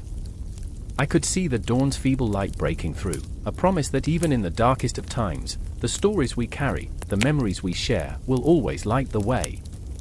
The clock ticks unevenly, a heartbeat echoing through the dim, dust-laden room. My fingers tremble against the splintered wood of the table, the smell of faded ink mingling with the cold air. Outside, the city breathes, its shadows bending and stretching like ancient memories. Ilara, her eyes wild and frantic, paces before me, an electric storm caught in a glass jar. "They're coming," she whispers, her voice a fragile thread ready to snap. "The critics. The poets. They'll tear us apart." I remember the last time we met, the sun setting in a fiery blaze, illuminating everything with a warmth that felt so foreign now. Back then, we were artists dreaming of worlds beyond the veil of reality, spinning tales that could turn the mundane into the magnificent. But this moment, this air thick with tension, is a far cry from our hopeful beginnings. The weight of expectation presses down on us like a leaden cloak, suffocating yet familiar. Ilara's hands flutter to her chest as if trying to hold her heart in place. "Art and literature," she breathes, "they're weapons, you know? They cut deeper than knives." Her voice quivers, and I can see it, the fear of our creations being twisted into something monstrous, something unrecognizable. The ink we pour onto the page is not just ink, it's blood, sweat, and tears mold into fragile words. "What if they don't see?" she pleads, her desperation clawing at the edges of my own doubt. I remember standing in front of a canvas once, broad strokes of blue and black mingling like the night sky. I thought I could paint eternity, I thought I could capture the cries of ancient poets and the laughter of old gods. But here we are, and all that echoes in my mind is the sound of our own voices, the pulse of our fears. What if we fail? I whisper, the question hanging, a spectre in the air. Ilara's laughter, sharp and brittle, slices through the gloom. Failure? They love failure. It's the best kind of art. Look at history, look at the tragedy in every great tale. She gestures wildly, her hands painting the air with every word. The Romantics, the Greeks, the shadows of the past, they all thrived in pain. It's the fuel that ignites the soul. But what of joy? I want to ask. What of the moments that feel too light to hold, too bright to contain? I remember a friend, a poet whose verses danced like sunlight on water. He believed that beauty could exist without suffering, that laughter could be just as powerful as despair. But he is gone now, swallowed by the very shadows Ilara conjures with her words. They never saw it coming, I murmur, the memory of his last reading lingering in my chest like a ghost. Ilara's gaze darkens, shadows creeping into her features. Let them come, she declares, the fire igniting within her once more. Let them see the raw wound that we are. Let them feel the agony of creation. Her words whip around us like a windstorm, fierce and unrelenting. We'll stand tall, won't we? Like the statues of old, weather-beaten but unbroken. I nod, though uncertainty coils tightly in my gut. The city outside breathes deeper now, a heartbeat synced with our own. I can hear the whispers of crowds gathering, an audience eager for blood, for drama. They are ready to dissect us, to tear apart our souls laid bare on the page, to dance on the ashes of our dreams. And yet, there is something exhilarating in that thought, a thrill that courses through me like a current. The battle between creator and critic, a timeless war fought through ink and paint, through the heartbeat of humanity itself. I remember a line from a poem, haunting and beautiful, in the depths of night, the stars are but whispers. It echoes in my mind as I stand before Ilara, the weight of the cosmos resting on our shoulders. What if we're just whispers? I say, my words trembling like the fragile air between us. What if we fade into nothingness? Ilara's eyes blaze with determination, fierce and unyielding. Then we whisper loudly, she replies, her voice a striking contrast to the silence closing in around us. Let them hear us, even in the dark. Her passion ignites something in me, a flicker of hope that dances through the shadows. Then, like thunder rolling in the distance, the door bursts open. A figure stands silhouetted against the light, a shadow come to life. The critics spill into the room, their faces obscured by masks of skepticism. They are here to judge, to dissect, to peel back the layers of our existence.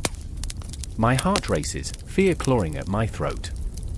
But in that moment, I see it, Ilara's fierce defiance, the unyielding spirit of creation lighting a fire in her eyes. She steps forward, arms outstretched, ready to embrace the storm. "Come," she calls out, her voice resonating with an intensity that reverberates through every soul present. "Come and see the beauty in our chaos, the art born from our pain." And as they approach, I feel the weight of centuries trailing behind us, the voices of the past intertwining with our own. The echoes of lovers, warriors, artists, they all surge forward, propelling us into the fray. We are not just stands of paint on a canvas, we are the collective heartbeat of humanity, the scars of history etched into our very beings. The confrontation looms, electric and alive, but there is no retreat. There is only the pulsing, vibrant existence of art and literature, a continuous flow of emotion that binds us across time. In this moment, we are both fragile and unbreakable, whispers and roars, shadows and stars. As the storm gathers, I stand beside Ilara, ready to face whatever comes next. We are creators, and our essence flows through every line, every stroke. The world will hear us, for we are the heartbeat of a history that refuses to die. The chaos, the shadows, they are not our demise, but our very essence, our fire ignited against the void.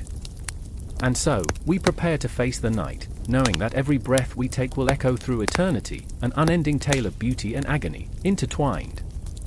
The ground trembles beneath the weight of unspoken histories, echoing the restless whispers of souls long departed. I stand in that desolate trench, surrounded by the bones of a forgotten world. The air is thick with the scent of damp earth and ancient sorrow, each breath a reminder that I am but a transient figure in the theatre of time. My heart races, not from fear but from the sheer anticipation of what lies beneath. A rusted shovel bites into the soil, and suddenly, a jarring crack, like a scream swallowed by eternity, sends chills racing down my spine. There's Sarah, her hands trembling as she brushes away layers of dust, revealing a shard of pottery, the corners sharp and angry. It feels like a weapon against her memories. She'd come here to escape the weight of her family's expectations, but instead, she's unearthing secrets that mirror her own buried past. This could be from the Dark Ages, she stammers, eyes wide, reflecting the glimmer of a curiosity that's both beautiful and haunting.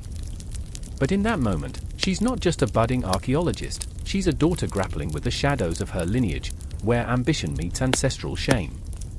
Then there's Marcus, a veteran in the field but a novice in his own life. He stands at the edge of the trench, arms crossed, a fortress of skepticism. "You really think this can tell us something?" he scoffs, but I see the flicker of desperation behind his bravado. He's haunted by ghosts of his own creation, a life spent in the pursuit of understanding while never truly grasping what it means to be alive. The irony clings to him like dust as he watches Sarah.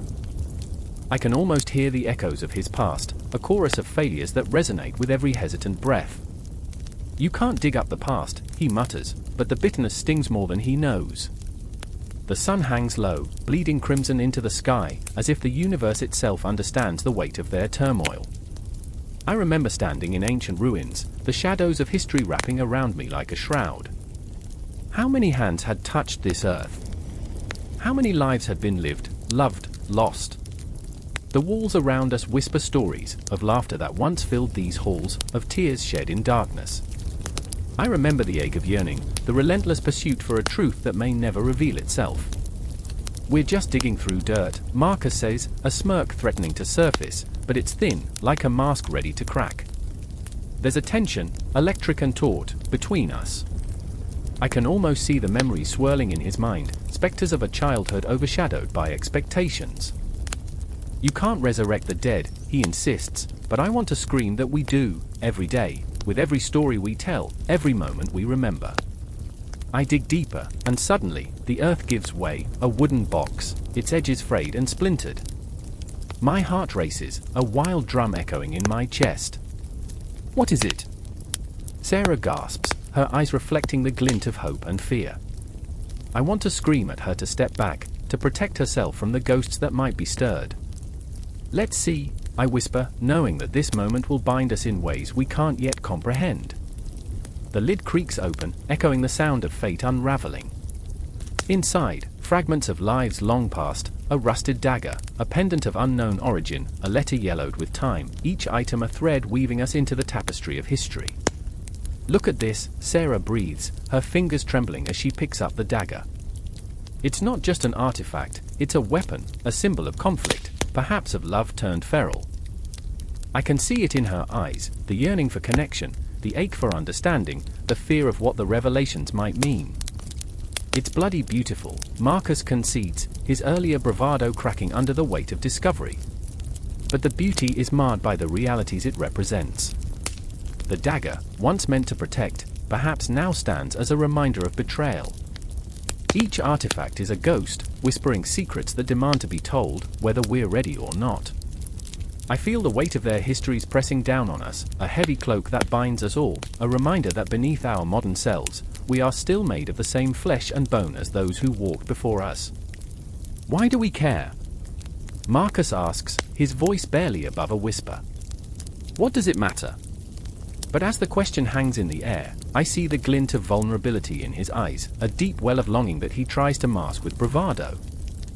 He's searching, like we all are, for meaning in the chaos, for connection in a world that often leaves us isolated.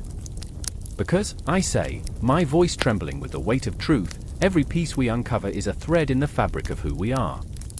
We are the sum of our stories, the light and the dark.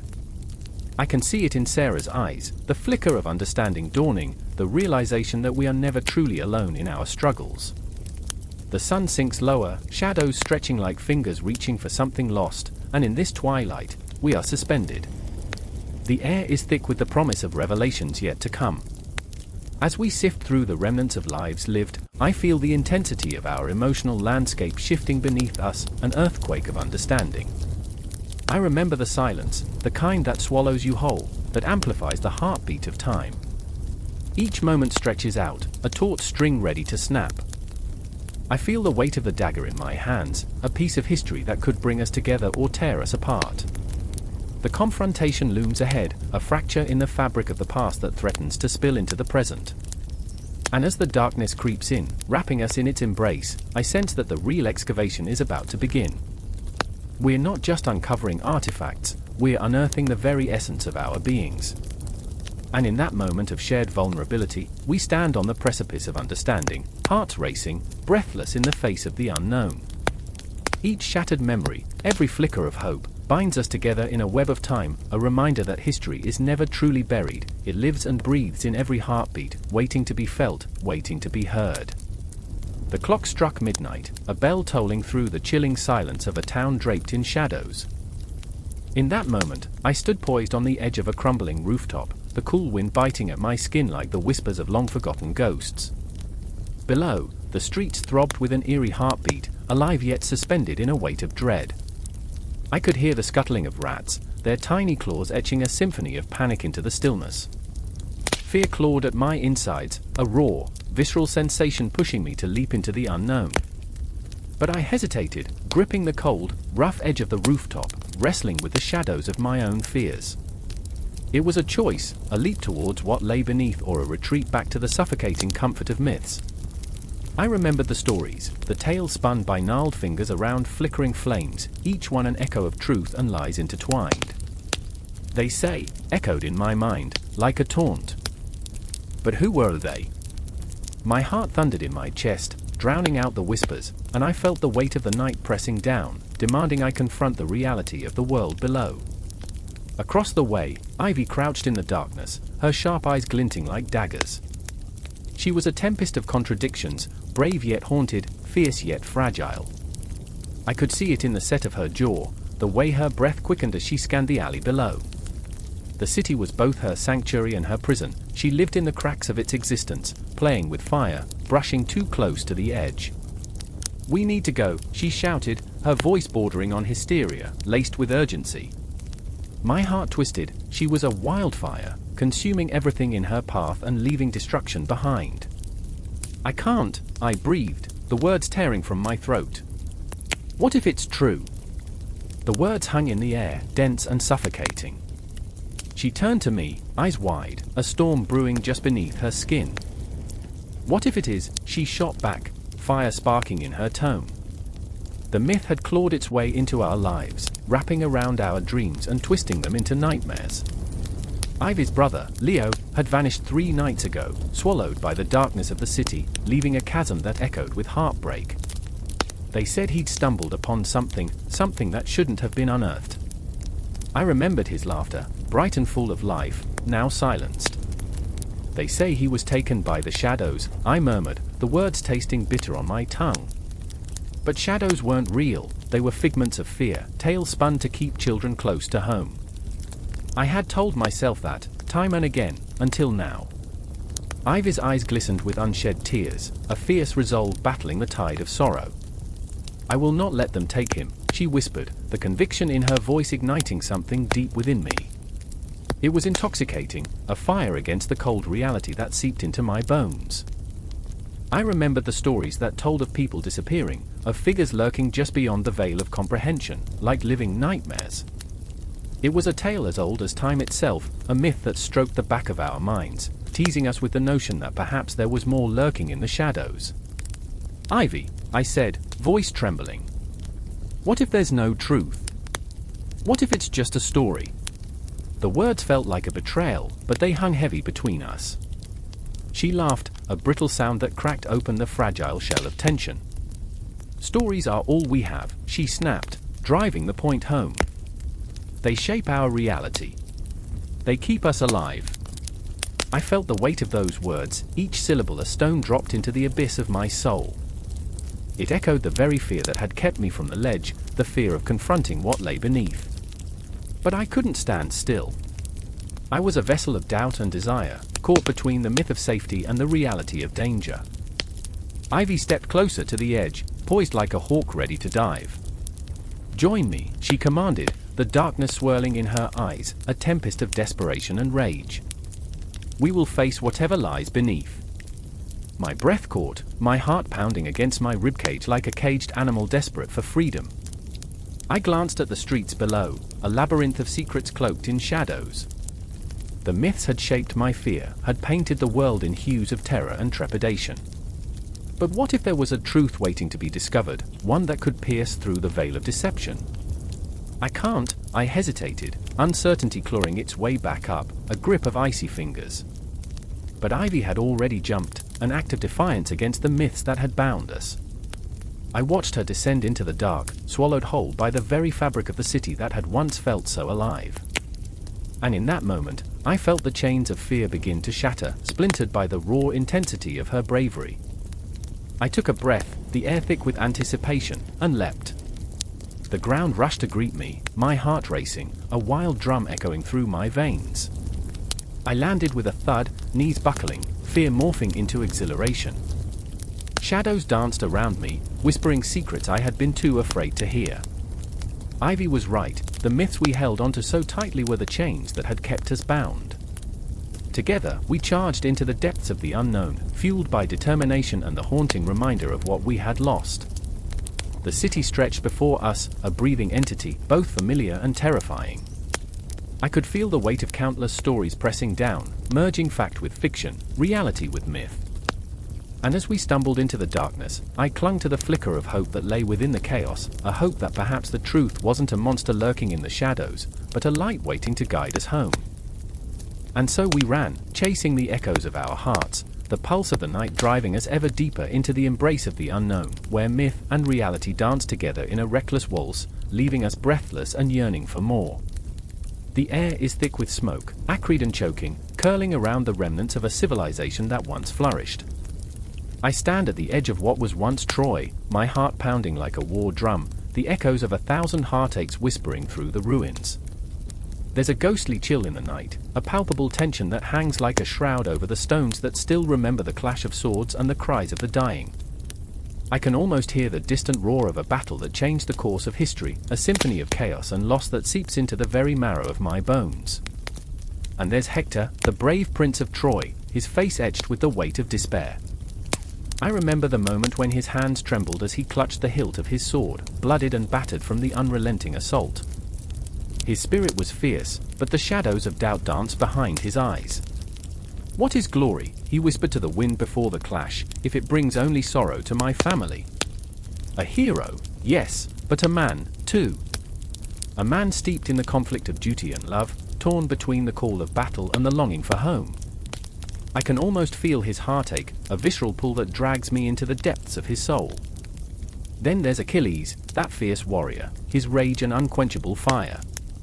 Oh, how I remember the day he stood by the Aegean Sea, the waves crashing like the weight of his grief. "I am invincible," he roared, yet beneath that bravado lay a heart splintered by loss. Patroclus, his dearest friend, gone, like a fleeting dream. With every heartbeat, I can sense his turmoil, a storm raging within him. The call of vengeance pulses through his veins, pushing him to the brink of madness, a dark tide threatening to drown him. "What is life?" he cries, "if not for love? If not for revenge?"